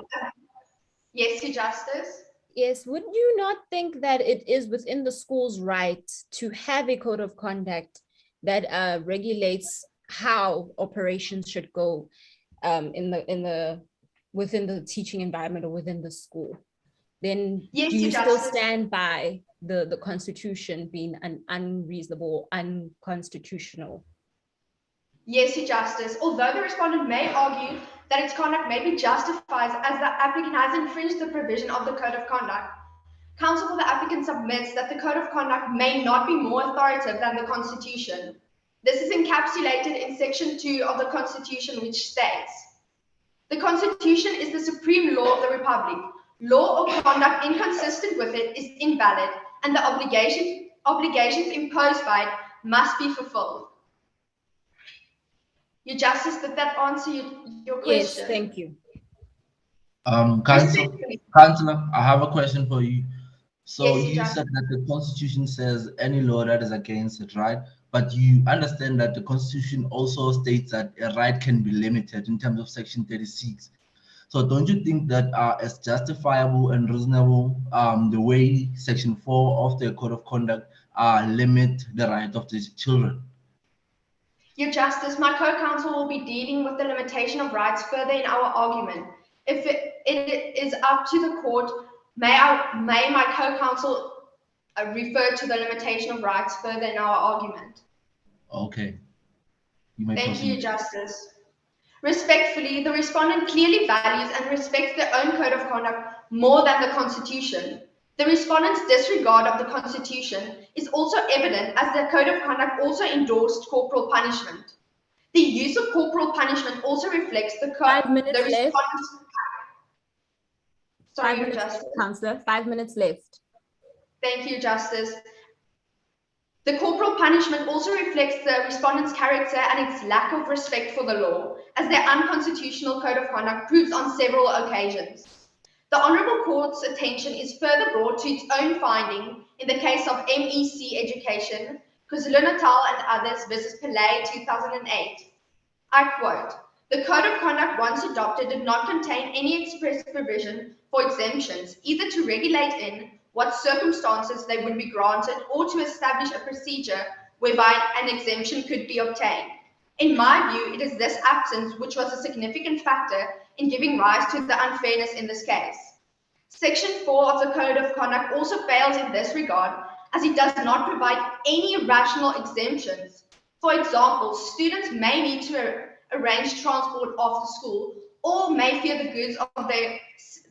safety of their goods while they are at school. Further, if a cell phone is not disrupting in class, as was the case here, there is no logical explanation to prejudice students by violating the constitutional rights under the guise of protecting the students, as the respondent may well argue. My Justices, it is counsel for the applicant's submission that Section 4 of the Code of Conduct is intrusive, irrational, and a clear violation of the applicant's rights to privacy, as set out not only in Section 14 of the Constitution, but also on an international level. Your Justices, in respect of the applicant's rights to education, Section 29 of the Constitution states, "Everyone has the right to basic education. By suspending a learner for 1 year, the learner is stripped from their right to education for 1 whole year, as was the case here. Respectfully, it is that the respondent has shown no regard for the applicant's right to education. Not only does the respondent's code of conduct violate Section 29 of the Constitution, but also again Article 10 of the Children's Charter. This continental treaty states, "Every child shall have the right to education."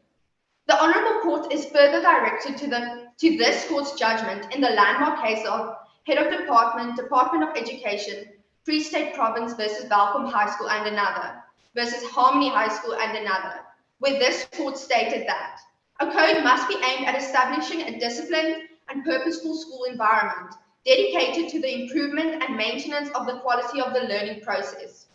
But, in fact, the respondent's code of conduct is taking away what should have been a purposeful school environment. Section 4 of the Code of Conduct is not dedicated to the improvement of the learning process. Quite frankly, it does the complete opposite of improving the school environment. In enforcing Section 4 of its clearly unconstitutional Code of Conduct, the school suspended 6 learners who were caught with their cell phones for the rest of the year. Without holding a disciplinary discussion as would have been expected in light of the constitutionally entrenched principle of Ubuntu.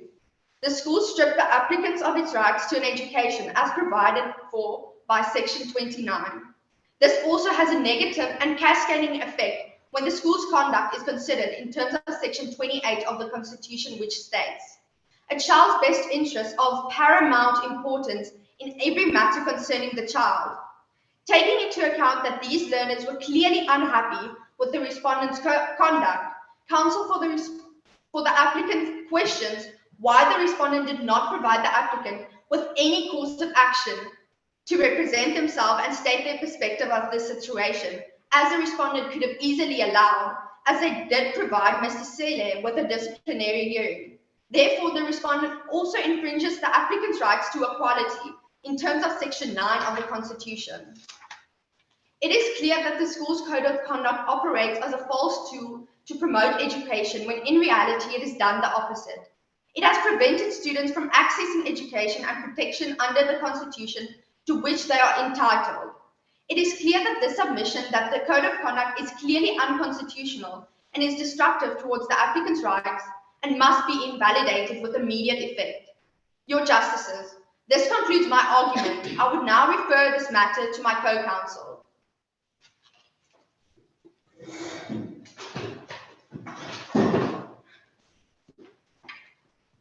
Your Justices, as it pleases the court, may I continue? Just hold on a bit, restarting the timer. How many minutes did you allocate for yourself again? 7 minutes. All right. Okay, you may begin. Arguing that in line with Section 36 of the Constitution, that the right to privacy and education of the learners can be limited is denied by the applicants. Section 36 of the Constitution states, "The rights in the Bill of Rights may be limited only in terms of law of general application to the extent that the limitation is reasonable and justifiable. In an open and democratic society based on human dignity, equality, and freedom, taking into account all the relevant factors including the nature of the right, the importance of the purpose of the limitation, the nature and extent of the limitation, the relation between the limitation and its purpose, as well as the less restrictive means to achieve the purpose." Counsel for the applicant confirms that Section 36 may not be used to limit their children's rights, as the respondent's code of conduct is unreasonable and unjustifiable. In terms of Section 36E, there were clearly less restrictive means to achieve the purpose. It is unreasonable to suspend a learner for a year, as it will dramatically impact the rest of their lives. Punishing them by taking away their education is completely cruel and unnecessary. Every student is entitled to be treated in a dignified manner by the school which they attend. The applicants submit that the educators should also know the importance of education since they are teachers. In line with Section 10 of the Constitution, which states, "Everyone has inherent dignity and the right to their dignity respected and protected. Humiliating learners in front of a class and infringing their rights is cruel and a gross infringement of the Constitution." The Code of Conduct infringes Section 14 and 29 of the Constitution, and it is clearly unconstitutional. In respect of the applicant's right to peaceful protest, the school's governing body's decision to suspend the learners for a maximum period of time is unconstitutional. Section 17 of the Constitution states, "Everyone has a right peacefully and unarmed to assemble, to demonstrate, to picket, and to present petitions." Further, this court held that in paragraph 53 and 62, in the landmark case of South African Transport and Allied Workers Union and another versus Garvers and others, paragraph 53 stated, "Nothing said this far detracts from the requirement that the right in Section 17 must be exercised peacefully. And it is important to emphasize that it is the holders of the right must assemble and demonstrate peacefully. It is only when they have no intention of acting peacefully that they lose their constitutional protection." Paragraph 62 states, "The right to freedom of assembly is central to our constitutional democracy. It exists primarily to give a voice to the powerless." Sorry to disturb you. I have a question for you. say you mentioned that the assembly should be peaceful, right? So would you consider taking bins and banning them peaceful assembly or peaceful strike, as to say? Would you consider that as a peaceful? Your Justices, the intention of the 6 learners was of acting peacefully. And it was only when they had no right of acting peacefully that they deserved to lose their constitutional protection. And there is no evidence that the 6 learners who were suspended were the ones responsible and who were the ones who took the action of throwing the bins or causing destruction. But wouldn't you say that they are the one who incited the strike at the first place, and somehow it placed them to the to be guilty or to be liable for the action that were taken, irrespective of the fact that the culprit were not apprehended? Your Justices, Counsel for the applicants don't think it's fair that the 6 learners have to take responsibility for actions taken by other children who were involved in the protest. They are the 6 learners who were suspended, and the other children who could have possibly did the destruction weren't suspended. And there's no evidence that they were specifically the ones who caused the destruction. Okay, you may proceed. The respondents may argue that the applicants adopted the code of conduct and therefore they agreed with it. But the facts will show that there were more pupils who joined the protest.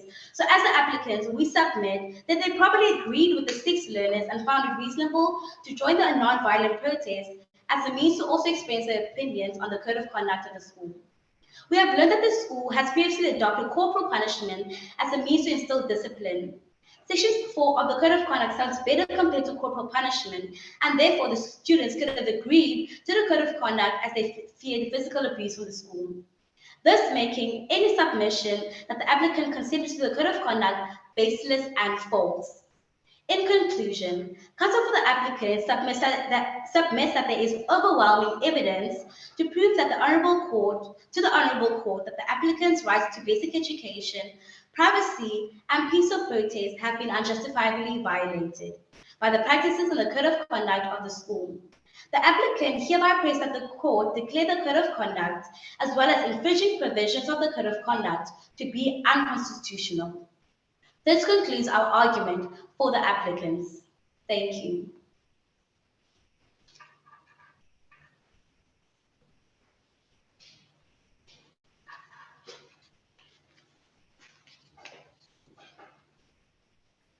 Thank you, Councillor. We're just waiting. I think our Chief Justice Nyamati is having a bit of technical issues. She'll address you shortly. Thank you so much, applicants. We've heard your submissions. You're welcome to take your seats, and we'll give the floor to the respondent. Remember to mute yourselves when you do take your seats.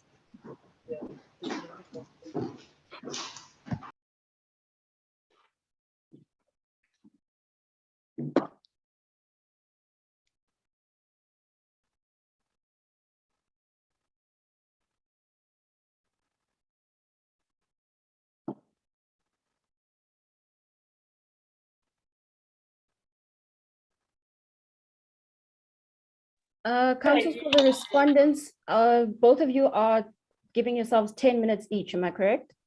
Yes, ma'am. Thank you. Please go ahead, respondent. Greetings, Your Justices. May I please the court? My name is Ramkho Chikabi, and I'm here together with my co-counsel, Tlamwa Lucy, in favor of the Mojondolo Combined School as the respondent. The question before the court is whether the respondent has violated the right to privacy and basic education. We submit that the respondent did not violate any right to privacy and basic education according to the school code of conduct. Counsel with every learner's responsibility at school and case Mojondolo Combined School versus 6 learners, the applicant has violated the code of conduct. We do not think that the learners' rights are being violated by the school nor the governing board. As Ms. Koza, together with the SGB, consulted with many learners and teachers regarding the need of grade discipline, they both agreed. Then the SGB introduced the code of conduct, which states that any learner found in possession of a cell phone will be suspended. The code of conduct was introduced in terms of learners using cell phones in class while teachers are teaching their own social media, interacting with other learners. Then Ms. Khoza warns the children about the use of the cell phones at school, that it will be confiscated and those who are defining the ban will be suspended with immediate effect. So that was said. The next day, the principal ordered a search and 6 more learners were found. Mr. Mukisa did not apply any force to Mr. Swisogre, as Section 14 of the Constitution states that everyone has the right to privacy, including to be searched without court order. Mr. Swisogre violated the School Code of Conduct Section 4, which states that the use of cell phones, whether on or off, on school premises shall at all times be prohibited. The Code of Conduct made it clear about the use of cell phones, but Mr. Swisogre still chose to come with a cell phone at school. Counselor, Justice, what would you say to the reasonability of such a code of conduct? Because from the facts, Mr. Tsele was not even using, he was just this, his phone was found because it fell out of his pocket. So would you not say then the code of conduct is actually an unreasonable one and one that infringes really on the rights, because now it's causing consequences such as a suspension? Wouldn't you say then that it has an element of unreasonableness which leads to unconstitutionality? Thank you, Justice, for the question. I would say that the Code of Conduct was very clear when stating that the use of cell phones is not allowed. And Ms. Khoza warned the children about the use of the cell phones at school. So Mr. Swisogre violated the Code of Conduct by coming with a cell phone, even if he was not using it. But the School Code of Conduct states that their phones are not allowed on school premises. May I please the court?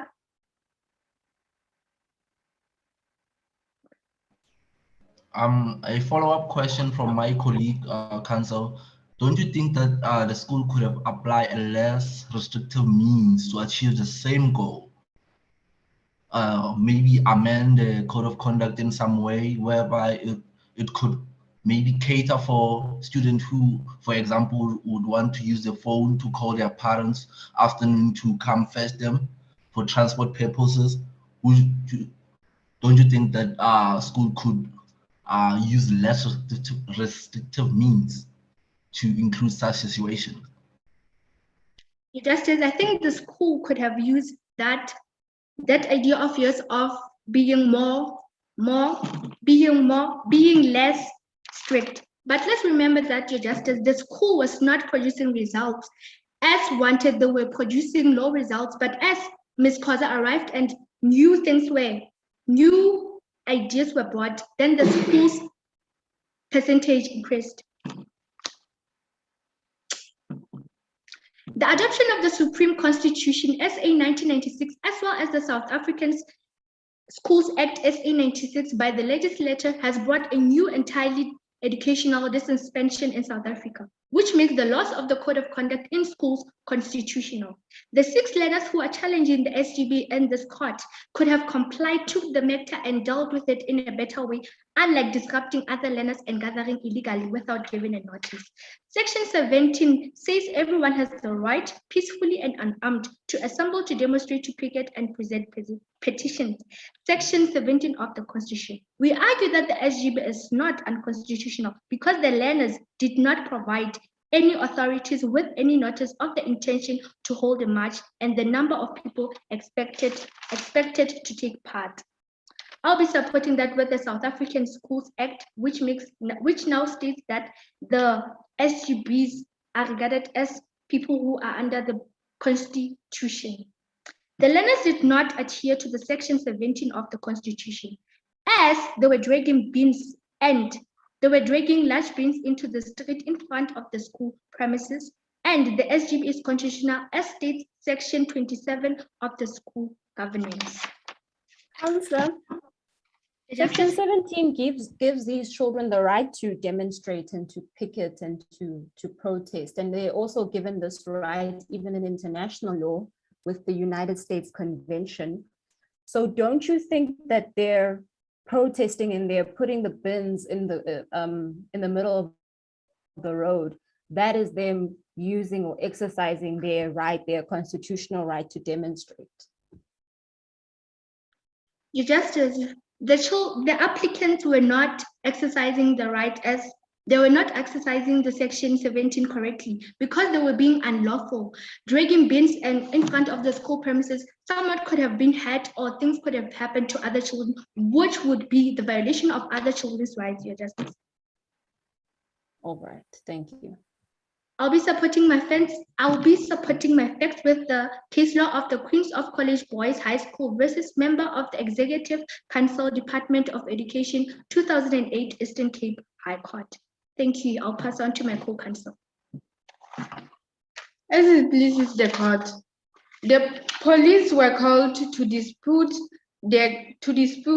the crowd, as it is unconstitutional to do so without providing any notice to the authorities, as it states on Section 17 of our Constitution, which states that everyone has the right to peaceful and unarmed to assemble and to demonstrate, to pickpocket and to present petitions. Section 12C of the Constitution states to be free from all forms of violence. Section 12C subsection C of the Constitution states to be free from all forms of violence, either public or private resources. The six learners violated Section 12, Section 12. The six learners violated Section 12 of the Constitution because they were dragging large beings into the street, in front of the school block, and causing commotion. Section 3, which is notice of gathering, states that the convener of gathering. Would you say then, or would you agree with your co-counsel that a bin placed in the street is a violent thing? Because a bin can be placed in the middle of anywhere, or you can just simply go around it. I don't think that is a violent action. Do you agree with that, or do you disagree? It is a violent action. How so, Councillor? It basically what the school learners did is to, if the school learners should have not put the bins in front of the school's premises, it would have not been a problem. But then the school learners decided to put the bins in front of the school premises. All right. Thank you, Councillor. The culprits violated many sections of our Constitution. They did not show any remorse. We do not see why this appeal should be granted, as their culprits violated many sections of the Constitution. Section 29 of other learners was violated. Section 9 of other learners was violated. The Regulation of Gathering Act 1993 was also violated. The SGB and the principal tried by all means to come with a solution to the matter, but they interpreted by the same culprits which denied other learners their right to education, which the government made available and accessible. Councillor, what are the means that the school made? What are all the means that they made? Because it seems the students were simply immediately or very quickly suspended, and that also they were suspended for an unidentified period of time. The one student was suspended for the rest of the year. Do you not think is that still part of trying, or the principal or the school trying to fix the situation by all means? Yes. I think it's all by means trying to fix the situation. The suspension. Yes, Your Justice. Okay. Section 12 states that Section 12, subsection A, conveins a gathering in respect of which no notice and or no adequate notice was given in accordance with the provision of Section 3, or shall be guilty of an offense on the conviction liable. Adding on what my co-counsel said, the phones can disrupt the classes and distract students who should be paying attention to their lessons at hand. Text messages has been used for cheating, and new cell phones with cameras could be used to take photos of other people and take photos of students who are trying to change in the local rooms areas.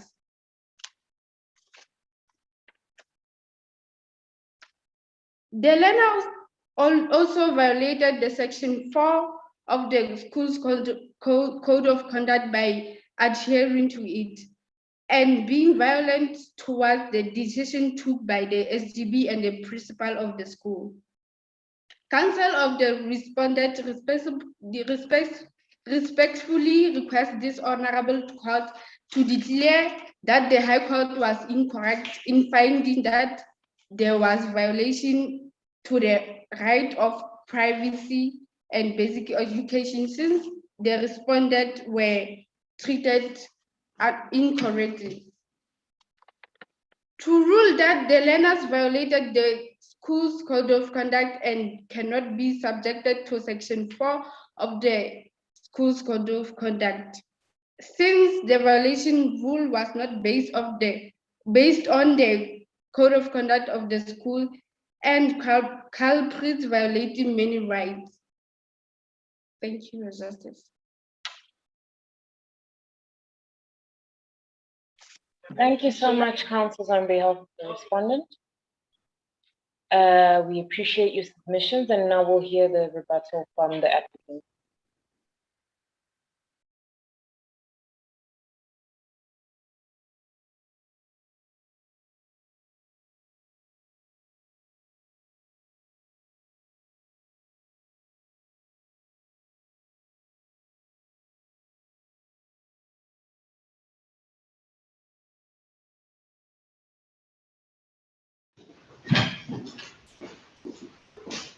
Your Justices, may counsel for the applicant please proceed with the rebuttal. Proceed. Thank you, Your Justice. Your Justices, despite the arguments heard by the respondent, counsel for the applicant still believes that the applicant... Counsel, sorry to disturb you. You did not specify the time that you set aside for the time you would be speaking for rebuttal. I apologize, Your Justice. I thought that I made it clear in the beginning. We will reserve 1 minute for rebuttal, Your Justice. Thank you so much. Carry on. Your Justices, despite the arguments heard by the respondent, counsel for the applicant still believe that the applicant's argument is even more clear now than ever. The respondent said that the applicant consented to the code of conduct, but counsel for the applicant would like to submit that the learners of the school might still felt threatened by the use of corporal punishment endorsed by the teachers and the principal. There were Judge Chawak also mentioned that less restrictive means could be used, such as extra homework, which actually could have improved the academic performance of the school. Secondly, counsel for the applicant would also like to submit that the first gathering by the learners was spontaneous and therefore no notice had to be given, since it was the only mechanism available to them at that moment.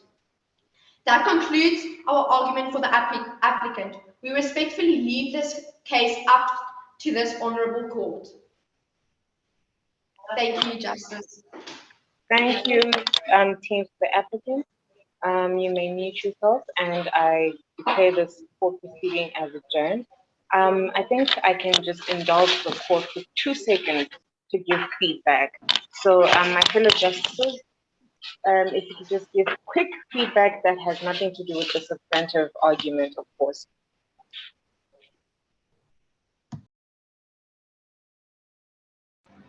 I would start. I would say thank you to everyone. Most of you showed confidence, and also you showed that you know the facts and how to apply law. I would just like to advise the respondent that in order to overcome your fear, you need to prepare more, and also try to read your fact as many as possible, because you seem a bit unprepared. Yeah, all in all, I would say don't see questions we ask us like we are attacking you. We were just conversing, try to see how much you understand your work. And yeah, thank you. From my side, I would agree with my fellow justice that I really enjoyed hearing the enthusiasm in you guys' arguments, and you guys were able to apply the law quite nicely. And I would sometimes sense a sort of flustering. Some of you were flustered when I was asking questions, or when one of the other judges was asking questions. And I would also agree and emphasize that really most of the questions are just for clarification. And some of the questions are just a yes or no, and then you continue with what your argument or whatever your point. But in other, like, all things considered, I'm really proud that you guys have decided to take this leap of faith, and for your preparation in this regard. Thank you so much, everyone. Thank you to my fellow justices. And from myself, I am very impressed. Well done. You should be proud of yourselves. Yes, you were nervous, but it's always that way for everyone. But you still managed to show us that you did put in hours into this. So for your next rounds, go in with a calm head, take the questions you were asked to help you prepare further, and you'll do even better. Well done, everyone. You may leave the courtroom.